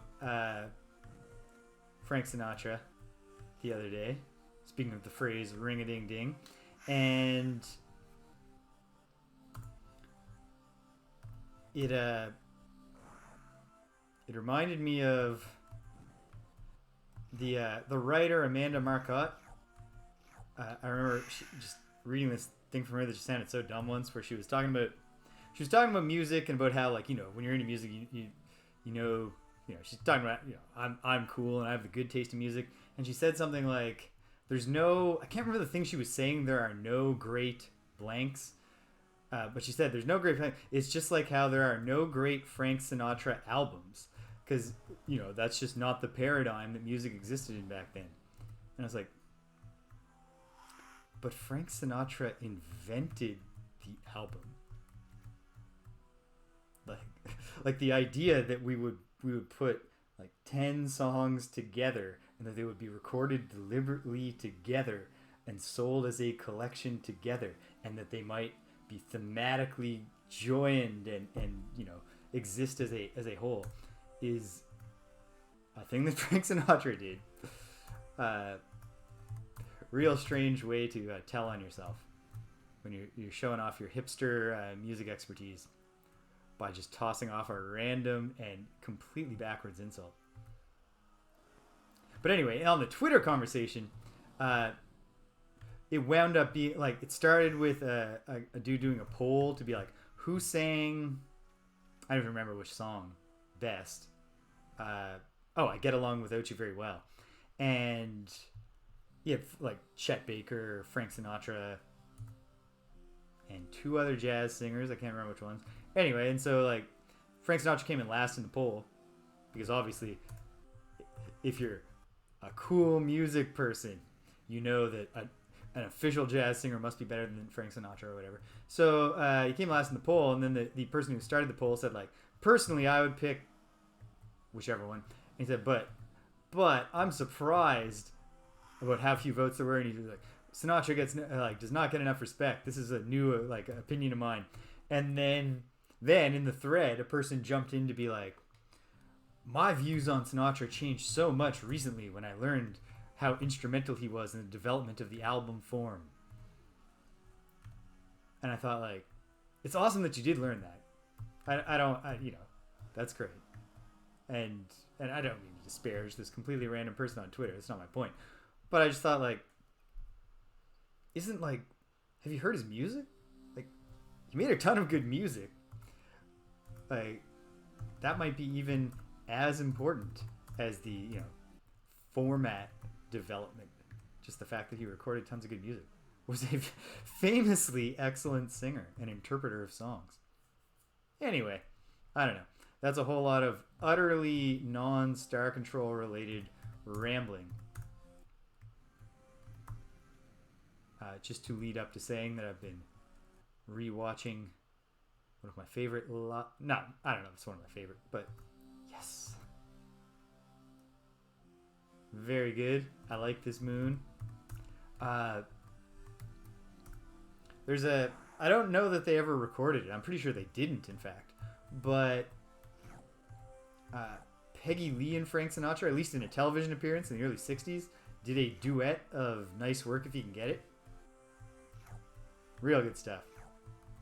It's like nothing remarkable. It's in fact, the reason I'm pretty sure they didn't record it is because it just feels very much like they talked about, I'll sing this line, you sing that line, maybe like 10 minutes before they went in, and they just told the band, play Nice Work If You Can Get It. It's nothing fancy. Oh no, about the arrangement. We did not need to lose those 3 crew members. The mission was over. Oh my goodness, what do I tell their families?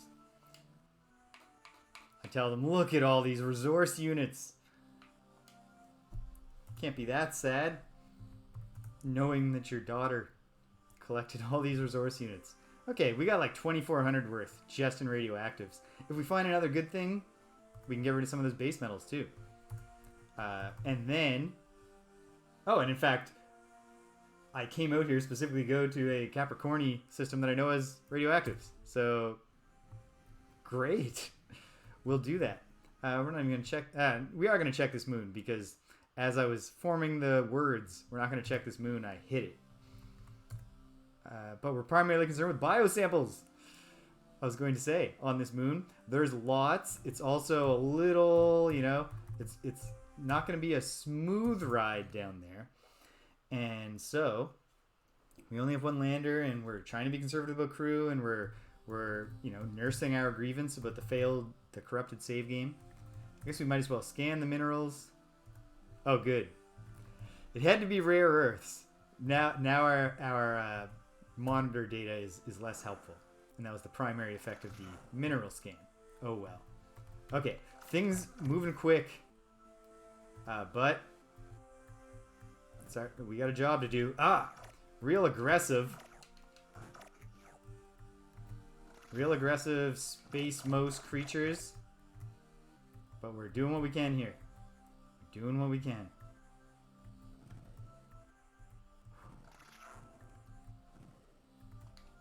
Oops, wrong button. Oh, there's also just a weird thing down there. Let's go back. Excuse me, strange blob. Would you like to go for a ride in a spaceship? In an ancient spaceship? Please accept my invitation. Please do not kill me.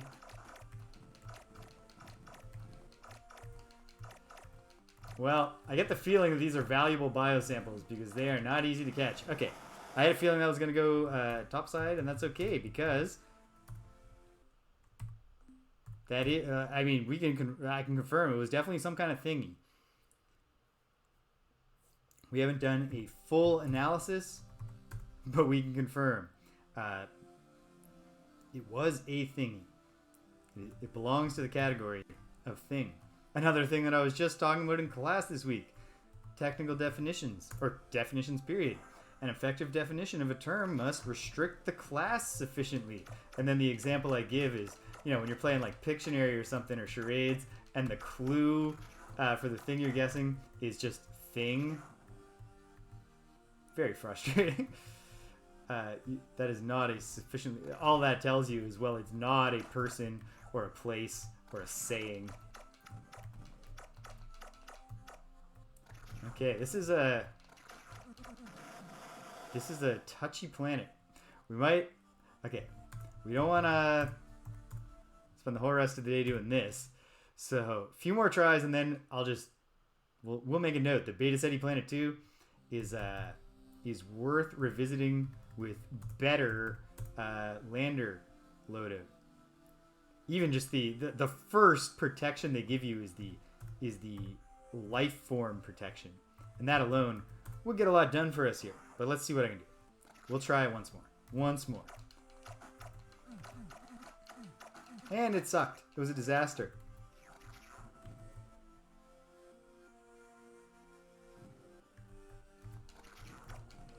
We'll come back at least with better shields and hopefully with better guns. Okay. Of course, if we were able to get all those things, it would help us buy the guns. But what can you do? What can you do? Okay. Here we go. Pretty much full up. So, okay. Gotta make a note about Beta Ceti.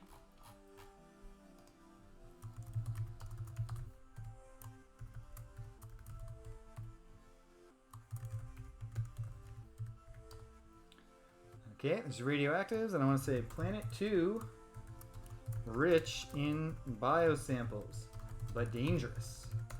And that note will, that's a sufficient note. I'll be able to interpret what that means later. So, let's go to something Capricorny. Which one though? Beta. Pop up to Beta Capricorny here, and then from there, I don't know. We'll figure it out. I mean, we've got a good haul here. We got the device that we want to take on back to Earth and have the scientists tell us what we already know. We don't know in this timeline. Just I know because I come from a different timeline where it all went horribly wrong.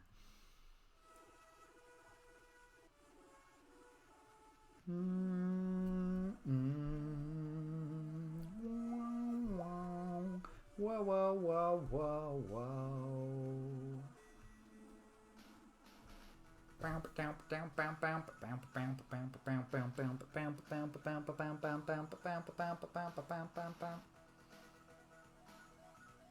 Not today, Satan. I could probably today, but not on this leg of the journey, please.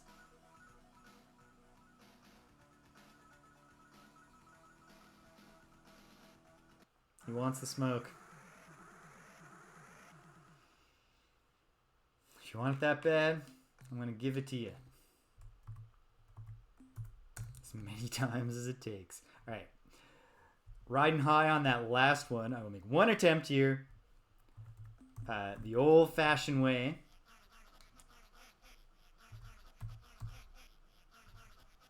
Here's my... Do you have any appendages? What's your mission? Tell me about it. Oh yeah, that sounds... This all sounds fairly innocuous. Cool.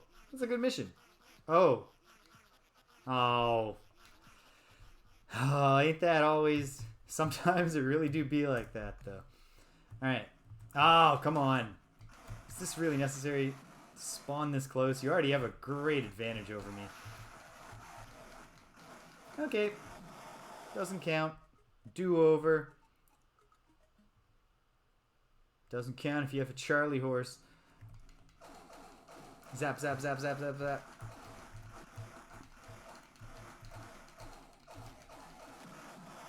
Alright. We're going to do that super efficiently this time. Here we go.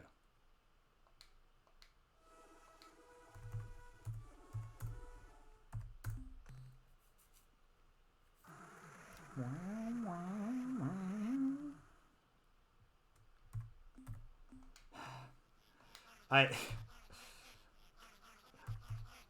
don't understand why I can't just bring myself to just start attacking. But I really do feel like we should converse. We should try, as though it's ever going to work. Okay, okay. No, what did I just say? We're brute forcing this thing.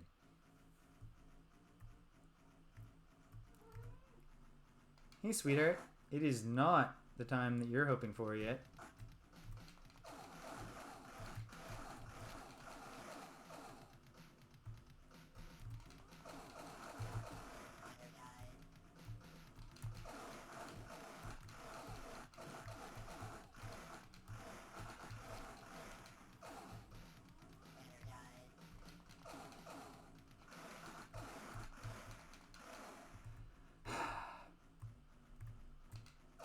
Of course, the brute force takes the longest ever when I commit to it.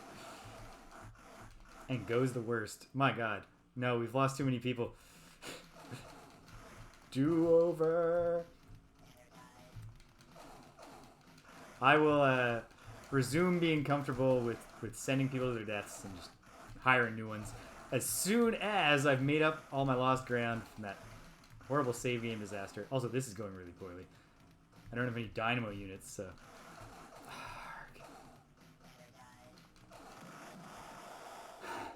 No. I'm sorry. That's too much death.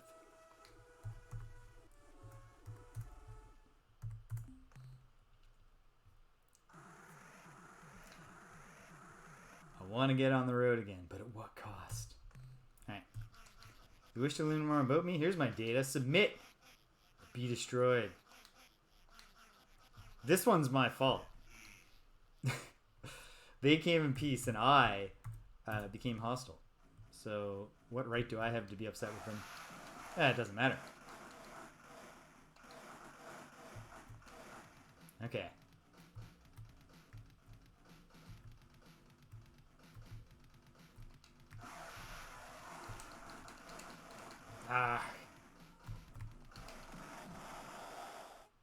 So close. I got distracted by the fact that I was close to the planet. Can I figure out a strategy for winning with eluders? Probably not. Because they're really well equipped for thwarting eluders because they can hit the butt missiles. I was able to defeat him with my otherwise useless front cannon, but no. Okay.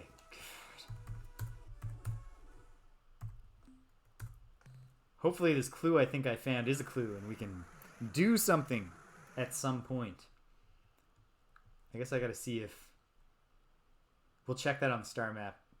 My intuitions here. Immediately after. Alright, now, I want to at least say that it was, you know, that I did my best and it was them who made it a fight. Come on, Captain Solo. Alright, this one's not your fault, Captain Solo. Oh, hey, at least it didn't press its advantage.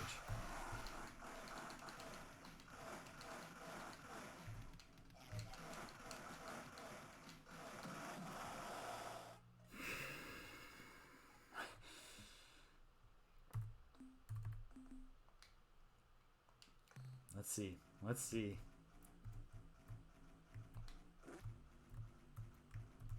No, it's exactly like what I was saying, isn't it? I gotta bait them into draining their batteries, get them away from asteroids. It's too much. It's too much to ask of myself.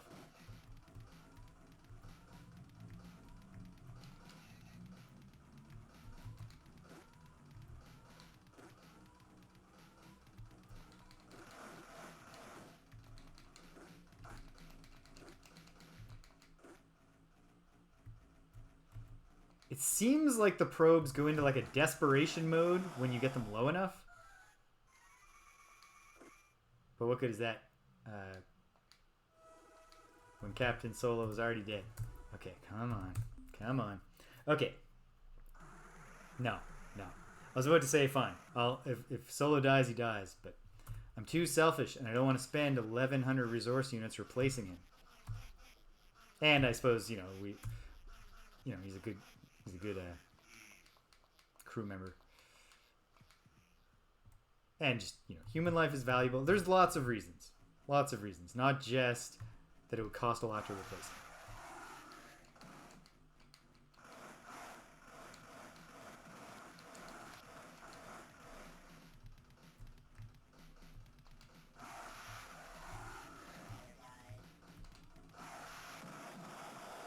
Alright. Great. Glorious victory. I'll take it.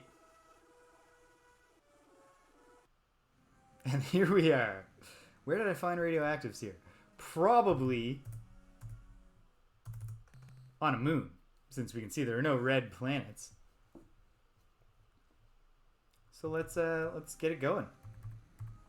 And let's find it, and then we're going home, and then we'll see.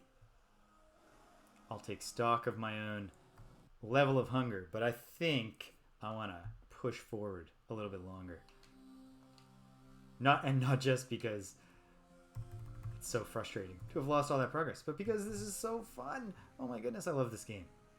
So glad me and this game have finally connected. Which is also exactly how I feel about the Ultima series as a whole. So I'm in a pretty good place right now with my weekend Let's Plays.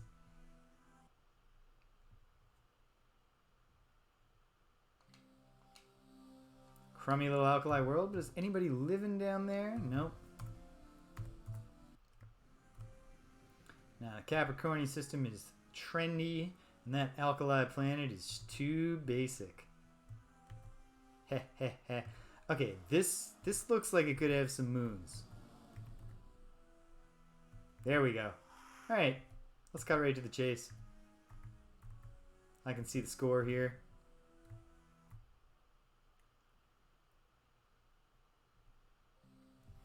Very nice.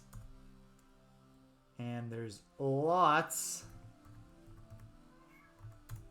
So, hey you. It's just not that time unless it's the other thing that you want. Fluid. Which I suppose, because I love you, I should check on in a moment, but not just yet. I'm not sure if she's coming through on the mic. I'm talking to my cat. I haven't suddenly and abruptly lost my mind in the middle of the stream here. Okay. Now let's dare to dream. At least 81 radioactives down there. It actually doesn't seem like... Okay. The sound's coming through. Great.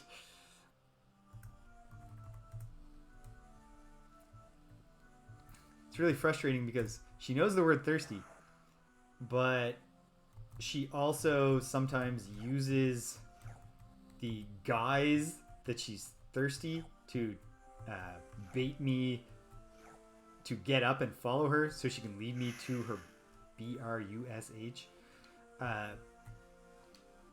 So if I ask her if she's thirsty, she will invariably be like, "Yes, come with me," and then she will not go towards the bathtub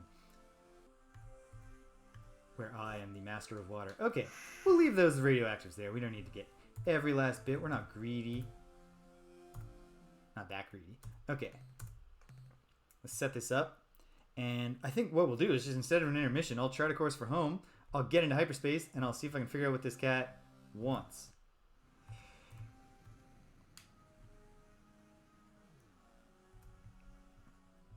Yeah, it's Ultima 2, just with much better graphics. Or Ultima 1, sorry. Okay. Chart a course home. Ensign, make it so. I'm going to step away from the screen, but not go to intermission so that everyone can enjoy watching the returner make its way home through hyperspace.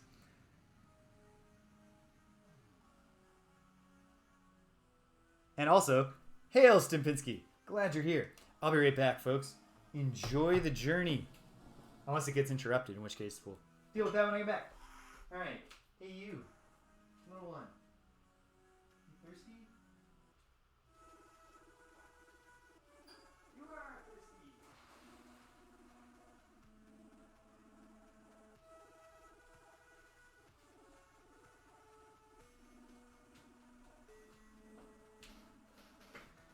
Yeah, it was a legitimate thirst. She was there waiting in the bathtub. Don't ever, it's cute. Your kittens are fascinated by the trickling of the tap. Don't ever let them drink from the tap because they're animals. And so their instinct is to prefer running water to still water. And you've doomed yourself forever. Yeah. We gotta get those last thrusters on so we can at least maintain parity with the speed of the Lilandro probes. Oh yeah, I said I was going to check the star map about my clue, about my thought, and I will in just a moment. Come on. I think we're going to make it. Oh, cool. Did you I guess did you just bring the Spider Rider, or did you have to make a new character for the one shot?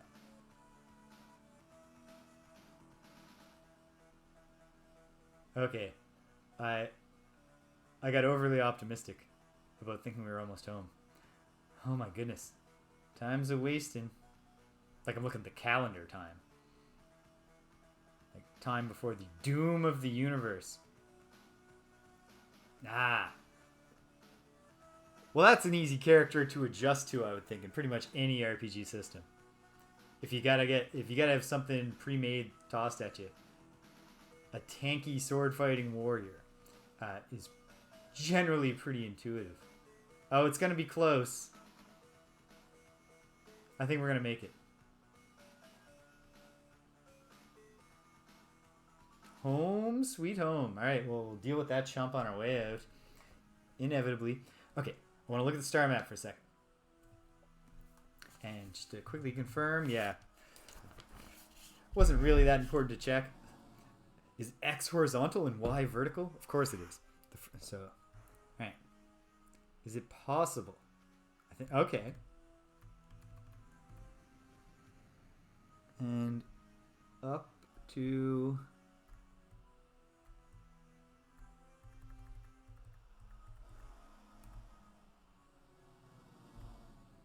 Huh. Excuse me, folks. I should take this call. Hello? Hey, what's up? Okay. Okay, so what's up? Hello? Hi, Nanny Jean.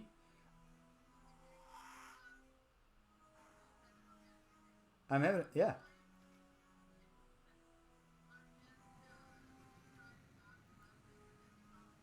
Okay. Yeah, that's fine.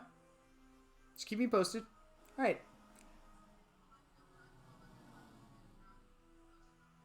Okay, sounds good. All right, bye-bye. I'm not sure why that... Yeah, I probably should have done that. And I'm...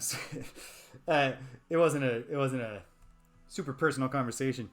I suspected and discovered... Oh, wow. Okay, good to know. I was 100% sure, and it did turn out. I should have gone to intermission or something. You're right, but I was pretty sure it was going to turn out to be my paramour calling me to tell me that she was going to be later in the evening than she normally would be, which she already told me. And indeed, that was what it was. But that's fine. That's fine. Okay. So yeah. So what I did was, I wrote down those numbers that the Landro said, and then added them to the coordinates that we were at in the theory that maybe that would reveal their point of origin. If their point of origin is in this area, I mean, maybe it could be that, but that's not, because the number I got was right around 833 and 610. So if their point of origin is out there, it's not from a planet. I don't know. I'll have to investigate that at some point, because I am curious. But that's a thing for later.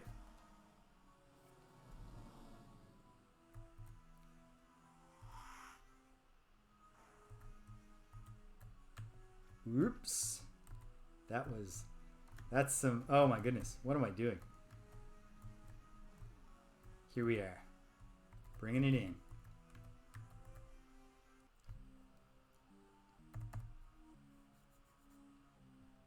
All right. Right. Step 1. Stack up our riches. Greetings, Commander. Any news?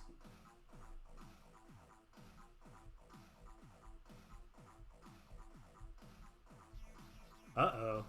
Well, we'll head that way.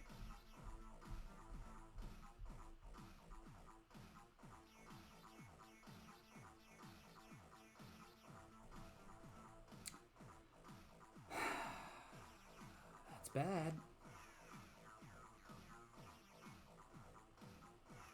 Sounds worse than Zabranki. Okay. I have these minerals. Let's see those numbers climb. Come on. And more importantly, let's get congratulated in a way that makes us feel proud. There's the big one. And a little cherry on top with the exotics. It was. Thank you. Thank you, Commander. I felt like it was a fine job. I also got this thingy. What can you tell me of it? Yep. Okay. There's a lot going on right now. And I think priority... I don't know what priority is. I'll have to think about that in a moment. Scream boo from the Orc Cloud. Impersonate an alien spider god. There's probably lots of things you could do with this, Commander. At least I'm hoping that's what we can do with it. And if we're in hyperspace when we use it, the signal is the origin point is untraceable. So it might seem like it was coming from literal God. Okay. All right. First, we get all set back up. We don't need to hire that many more crew members, which is nice. We don't need any new ships, which is great. We do need fuel, which is expensive. So let's go get some fuel.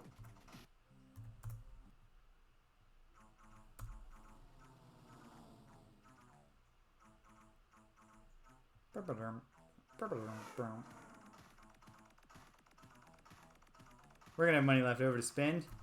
Let's get another storage bay so that we can get more riches in the future. And then I see no strong case to be made against filling it out with fusion thrusters. I think that's a good spot. A good yeah, I'm happy with that. And now we got some thinking to do about our next move. Yeah, at least one more expedition today. We'll go long. Because the weeks are hard right now. So I should indulge myself in as much Star Control 2 as I possibly can. Later, it's quite possible that later on this month I will be very sad that I made decisions like this, because I do have to move in a couple of weeks. I should be packing. Literally a couple of 14 days I gotta move. So Most of my stuff is packed, actually. I'm getting close. I'm getting there. Okay. Look at the star map. Are the Pkunk off to commit suicide yet? No. That's a relief. Obviously, our Zoq-Fot-Pit friends are in a crisis. We have not yet met our Vuxian friend. I don't think we have any... Do we have any biosamples right now? No. So, I think the move is to go meet Admiral Zex. We don't even have the beast shields yet. I need... Well, I can still meet Admiral Zex. Okay. Deep breaths. So Alpha Serenkov is where I can meet Zex. Where's the Lalande system? Around the ores. So right over there I've got... Okay, if I can hit Beta Lalande system, I can... It says here I can get some riches. Okay.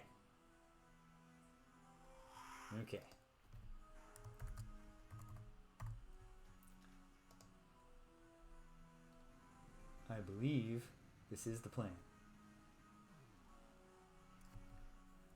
Let's go meet Admiral Vux. And then from there, go help our friends the Zoq-Fot-Pit. Let's do that in the opposite order. Let's act like this is a crisis. Or I can make this a... No need to overthink it. Let me just go. I saved. Not that that's necessarily any guarantee, as we know now, that I can load again.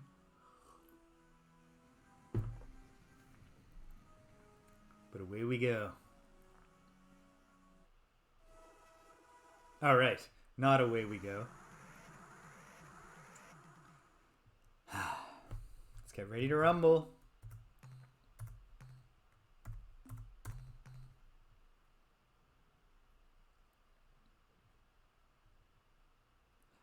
I don't know.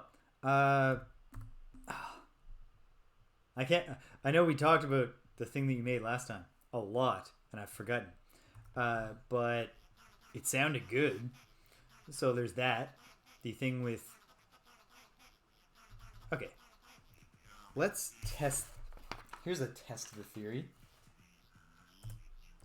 Do the same dialogue.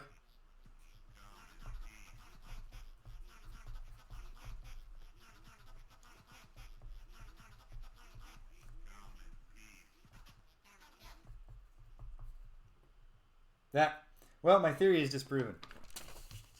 There's no... Yes, Multashen. Yeah. Adding those coordinates together will not produce the same result as adding the other ones together. So, it's some sort of clue, but it's not what the simple thing that I hoped it would be. I'll think about it later when I'm not live on Twitch. Unless I have a revelation live on Twitch.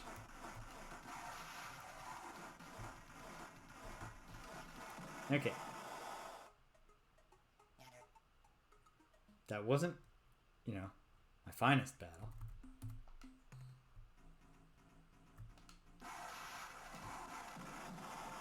And that was a terrific battle.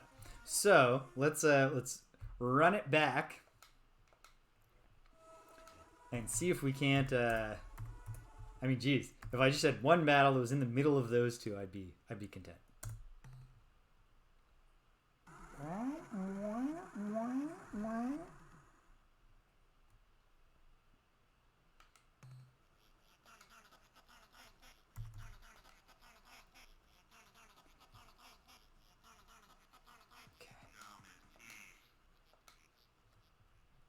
I think a sampling of the coordinates that they give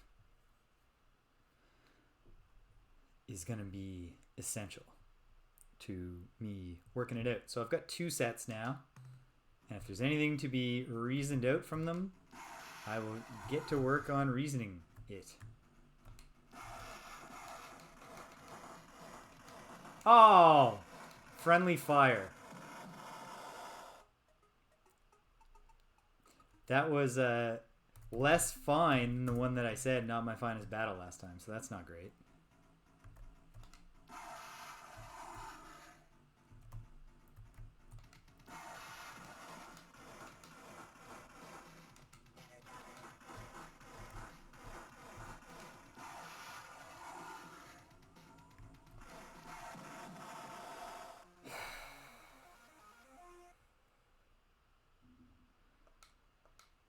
Here we go. Again.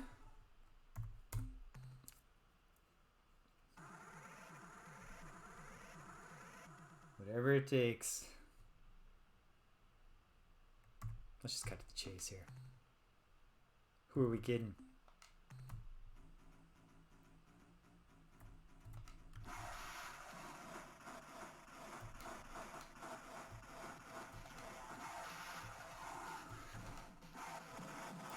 All right, great. I'll take it. Sorry to the families of the 14 dead, but we're content with this outcome.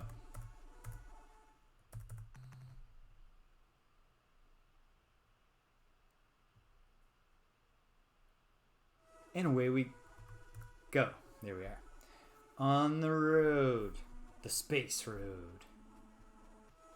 Wow, wow, wow, wow, wow. You know what? This would be a fine time to stop the tap from running. Yeah, I gotta turn that tap off.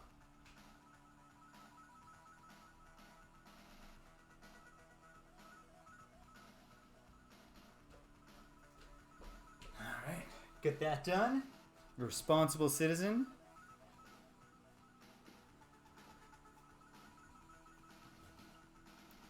What am I gonna do for supper? Well, given that it's now 6 o'clock where I am and I am not done playing this game, I'm going to order something. I'll figure that out later.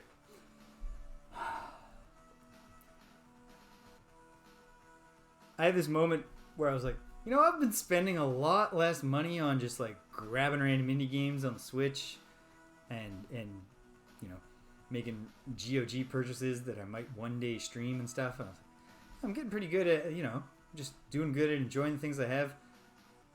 And then I thought about it a little more and I realized I'm literally just spending all of that money on Uber Eats. It's terrible. When the place I'm moving into has a much better kitchen than the apartment I live in now, which has the worst. The kitchen just sucks here, and I do not have the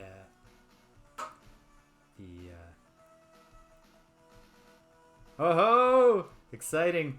I miss going to restaurants.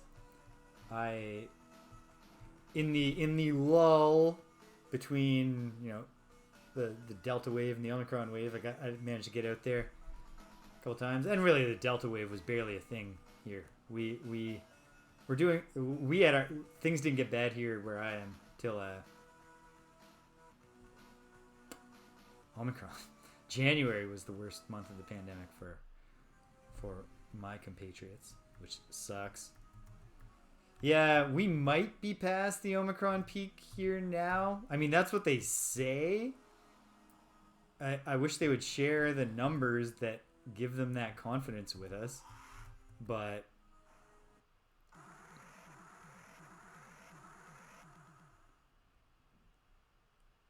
here we are.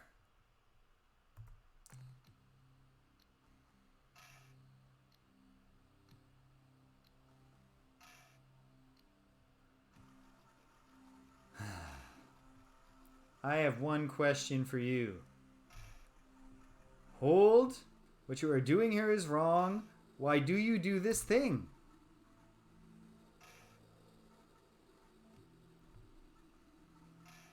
I have spoken them. Quite rightly. I've been practicing.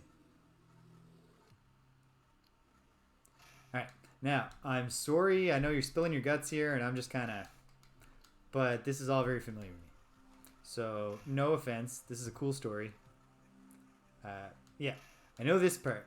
This part I've strongly internalized. Sentient milieu, you met the tallow, you loved the tallow. Everything went great. Yeah, you became the scouts, the explorers. Yeah, sounds like it was a good setup for you. Who are the tallow all the way? Oh, yeah. Buddies you get along with. Is that your little weird dude here? Is he a tallow? Yeah,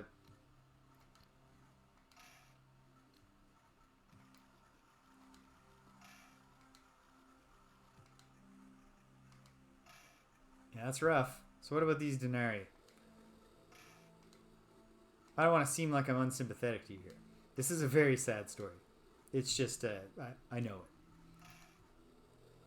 I've had time to process it in another life, in another world. I shouldn't mention that to him.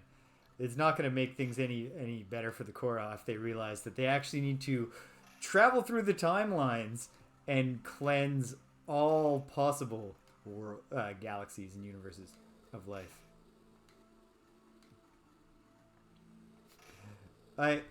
I'm sure that it makes sense to you, but I've met the Zoq-Fot, and I would never have thought to use the word effet to describe them.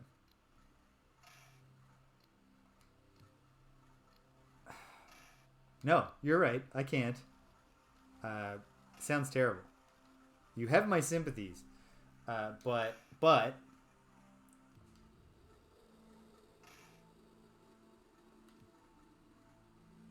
I see the logic of this plan. I'm not saying that it doesn't add up. I'm just questioning the ethics of it. The Melnorme. Yeah. If the Melnorme aren't the Melnorme, it's bad writing, I would say.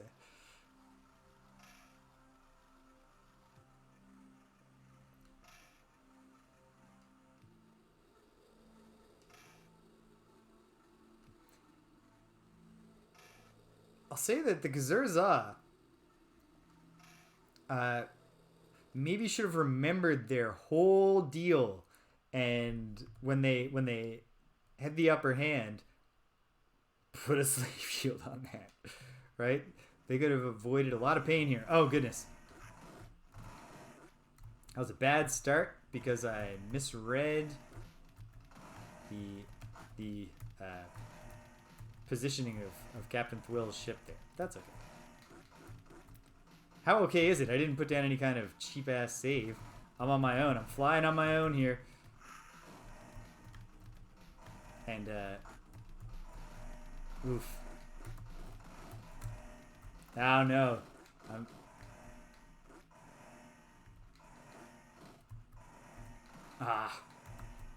Oof. No. Okay, this went badly.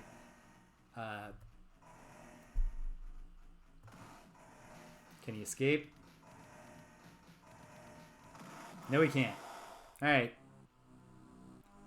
We're going to do the hyperspace journey and the button mashing through the conversation again because of my inattentiveness. Because we cannot replace eluders, of course.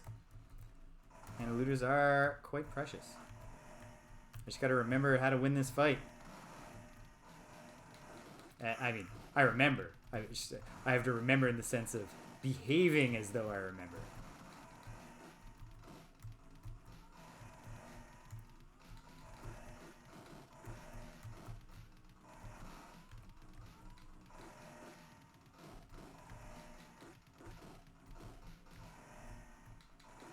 Oh, that was real bad meteorite placement, huh? Asteroid placement. Bong to your doom. Okay. Well, I don't really think that this is going to go well for anybody anymore. Only Death 47 will get his way from now on.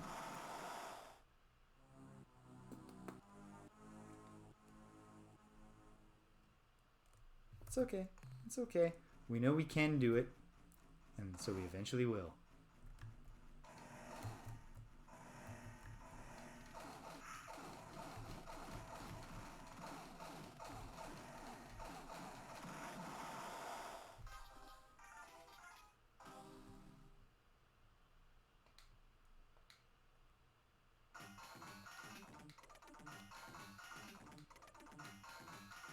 That's rough.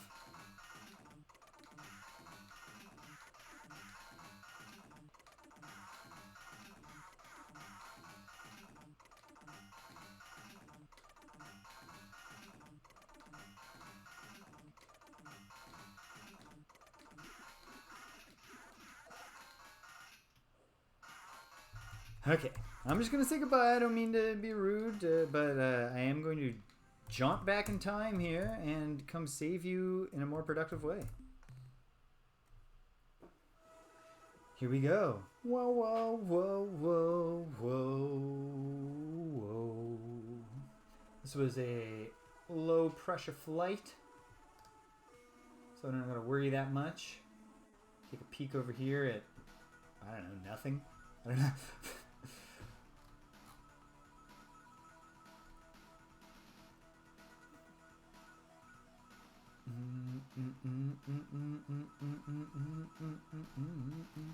If only I had the foresight to have actually noted down all the places where I found biosamples so that we get things going with the Melnorme. I do know that one rainbow planet, and that will do something for me, so I probably should hit that soon. But then otherwise, like all I've left myself here is the option to go to every system I ever visited, knowing that in the fullness of all of them. Oh, I'm sorry to hear that, because I've always heard that the tactical depth of the XCOM games really kind of is pro replay value. But I'm not even sure where that sits in the series. Because, again, my XCOM experience is actually just playing that Mario X Rabbids game. Boom, boom, boom, ba-doom, ba-doom, boom, boom. Long journey, but that's okay. What about the other? I didn't even look at any other Tucanae systems. Maybe some of them have some good stuff. We can look around. We can figure it out. We got... Okay, I shouldn't go much longer, but we'll save the day here.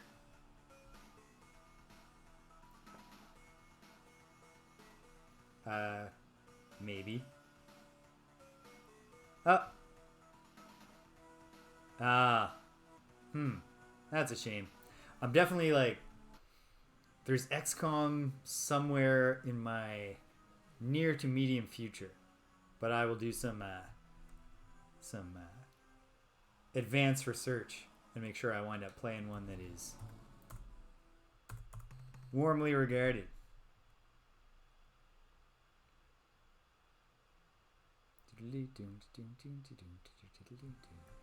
Alright, here we go. Let's take it in. Let's take him down. Oops. Oh, come on. Here we go.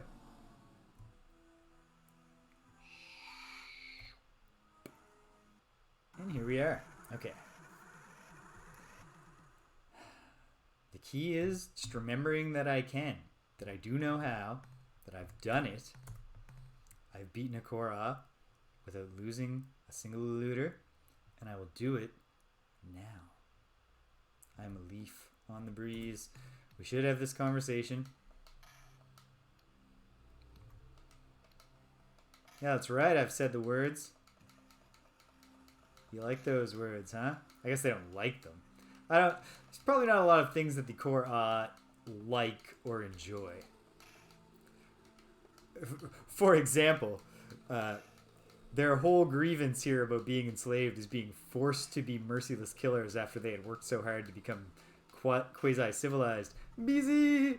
How have you been? I haven't popped by your channel, or anybody's channel. It's not like I'm not specifically ignoring yours. Are you still doing Returnal? What have you been playing?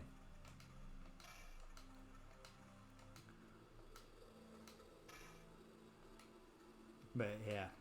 So when you consider the fact that the Kohr-Ah don't even specifically want to be killers, they just feel like that's the only... Killing everything is the only way to make sure that we're never forced to kill anybody again. Yeah. They're not having a good time.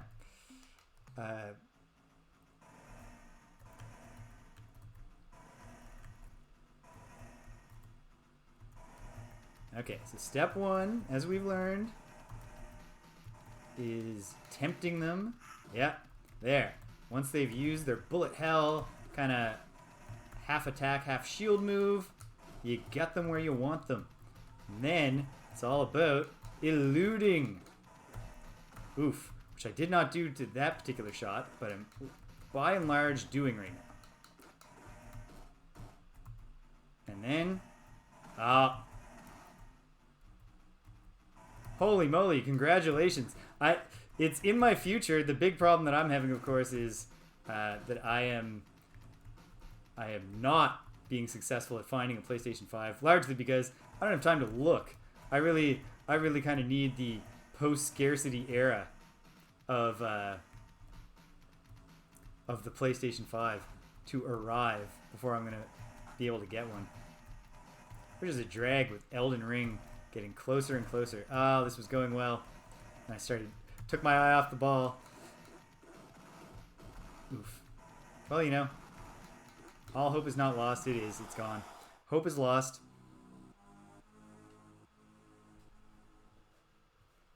That's okay. Just keep practicing. Because there's just not that much to it. You just gotta... Once they've done that, they've shot their shot. At least for the time being. And if you can keep the pressure up on them.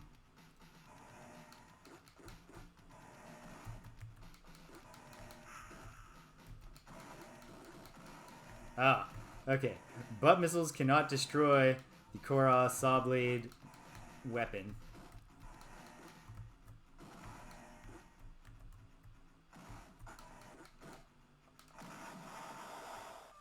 Oh, I love Sekiro. What a great game. I've never beaten it on account of my PlayStation 4 just busted. And I said, I'll get a PlayStation 5 soon. I'm not getting this repaired.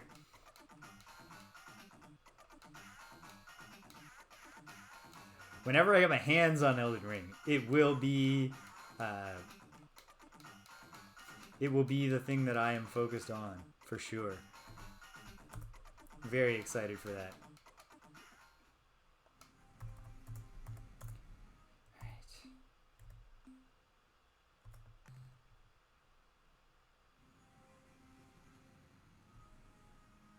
Gotta do the conversation every time. But that's okay.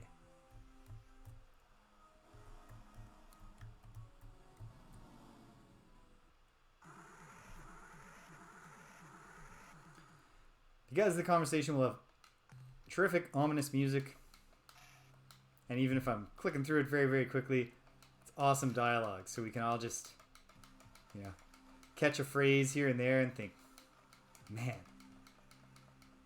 what a great story this game tells. I played a very tiny bit of Star Control 1 because it came in a pack from GOG. And what I wound up... You're right, and in like 10 minutes, so hopefully... Yeah, BZ, this is... like, the commonality of like a lot of the alien races and takes place in the same storyline. It's like the Star Control 1 war didn't go good for the humans, and then this is about the resistance, the returners, the attempt to liberate the galaxy. Except then it turns out the Urquan from Star Control 1 are actually the Kohr-Ah. They are one part of the Urquan. And they're actually the ones with the... they're the ones, if you gotta have one branch of the Urquan succeed in their plan, you actually want the enslave all life people to win the war. Which tells you that, you know, the Kohr-Ah, because their plan is, you know, we will prevent being abused again by killing everything that lives, by destroying all sentient life. Whereas the Urquan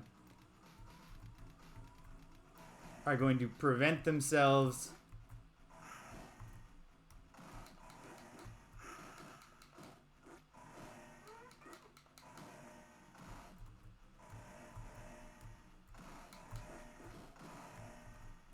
felt like I had built up more of a lead on this guy than I actually have. And sweetheart, I hear you and I know, but it is not actually literally that time, so I'm not neglecting my duties here. Someone wanted to explain to this cat that it's 6:23, not 6:30.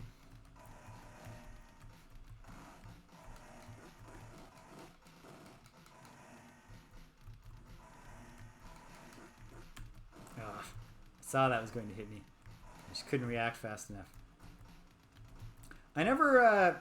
See, the thing is, had I known there was Star Control 2 on Genesis, I probably would have encountered it much earlier, which would have actually been good for young me, except that here in this timeline that I actually exist in, I'm really glad that I'm discovering the game now, because it is that much more fun to discover it with company. This started so well. Now it's all gone to hell. Oh. I still thought I might pull it out right there up till the last moment. Okay. I've got time for one last attempt, and then I must create 5 or 6 separate save games with slightly different parameters for my coordinates. And Galaxy, I haven't, which means it is time for me to add to my list of cool things that people have told me about here that I swear I'm going to learn about when this semester from hell is over. You're right, sweetie, but like 5 minutes. Finely tuned circadian rhythms in this cat. Yeah, I was praising your circadian rhythms, sweetheart. Okay, here we go. Last try today. Whether we end on a victory or a failure, we accomplished a lot. Not the exact same things that I accomplished last time, but some things. And hopefully next week the save game will just load. I won't lose all this progress. And then I gotta believe I'm gonna experience something new. But we'll see. Time will tell. Maybe I will get stuck in a Groundhog Day-like situation. And we get to like episode 40 of this Let's Play and I'm still just saving the Zoq-Fot pit and finding out that the Spathi have abandoned me. And Thursday, what a concept. Yeah, how did it go? The excruciators. Escaping psychic enslavement by attaching yourself to a device that turns your nerve receptors up to full pain setting permanently, and then wearing that for years because the pain is the only thing that overcomes the psychic control. That's hardcore. Like, you can't say they didn't come by their rage at the world. Yeah, you're right. That's true, BZ. Russian Doll or Groundhog Day were not the ones to go to there. There are, at the very least, Voyager episodes that are just Groundhog Day, but I'm pretty sure others too. Okay. Stop the verbal track of your brain and fight this fight with the reflex part of your brain. Ho-ho! I planned that, bouncing off that asteroid. No, I didn't. But it worked out, so I'm glad it happened. Whew!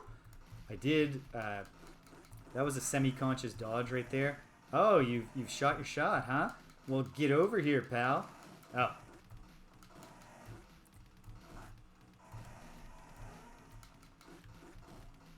He's not in butt range. Gotta close in on him a little, and he's probably gonna do another zap move. Yep. But now, he's a sitting duck. This is over.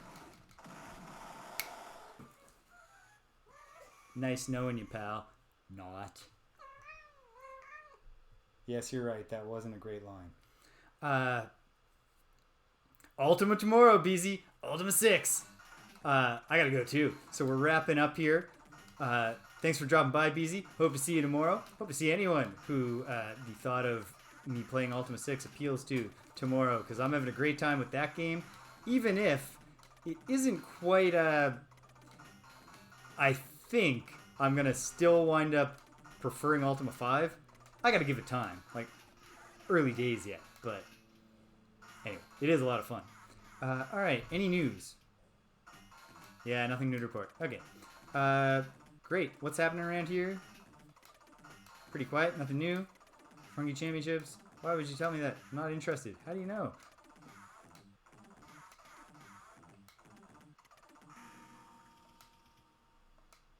It's true that yeah, you're right. I haven't been keeping up on the Pkunky highlights. Okay. Once again, we're not ending at Earth, but that's okay. All right, so here's what we're doing.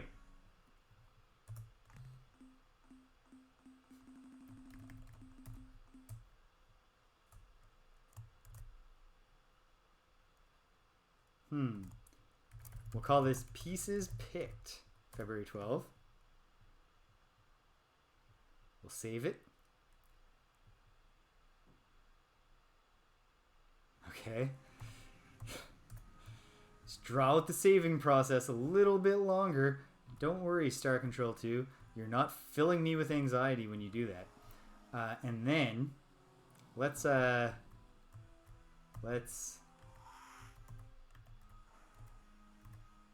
okay, last act of the day is we're gonna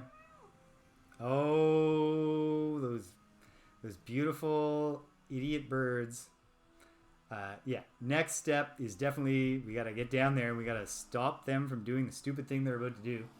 But let's zip down to this system because we're gonna make a second save here in the Cassiope system just in case.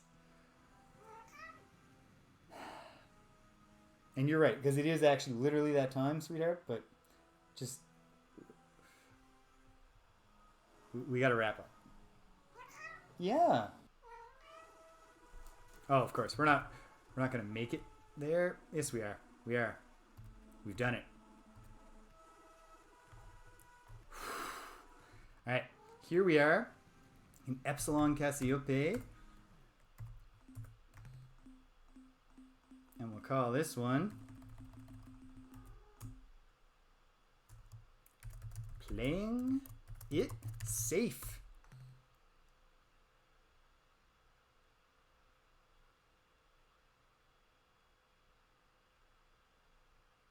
Okay.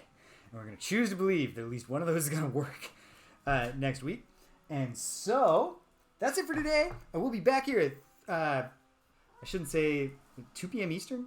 Whatever, it says on the schedule. I'll be back here tomorrow, and I'm going to play Ultima 6, The False Prophet. We're going to try to find a ghost in Skara Brae and be like, dude, where'd you leave the rune before you died?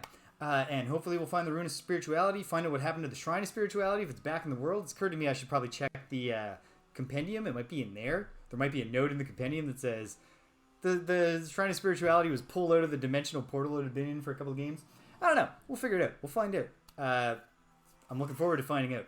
Thank you all for joining me. If you stuck around to the end, that's great. If you didn't, I don't care. I'm still glad you came. You can't hear my words, but you have my gratitude. It's a lot of fun playing this game, but even more fun hanging out with you folks while I play this game. So, until the next time that those celestial bodies spin into the perfect alignment, as the Pkunk might say, take care of yourselves and be kind to everyone you meet.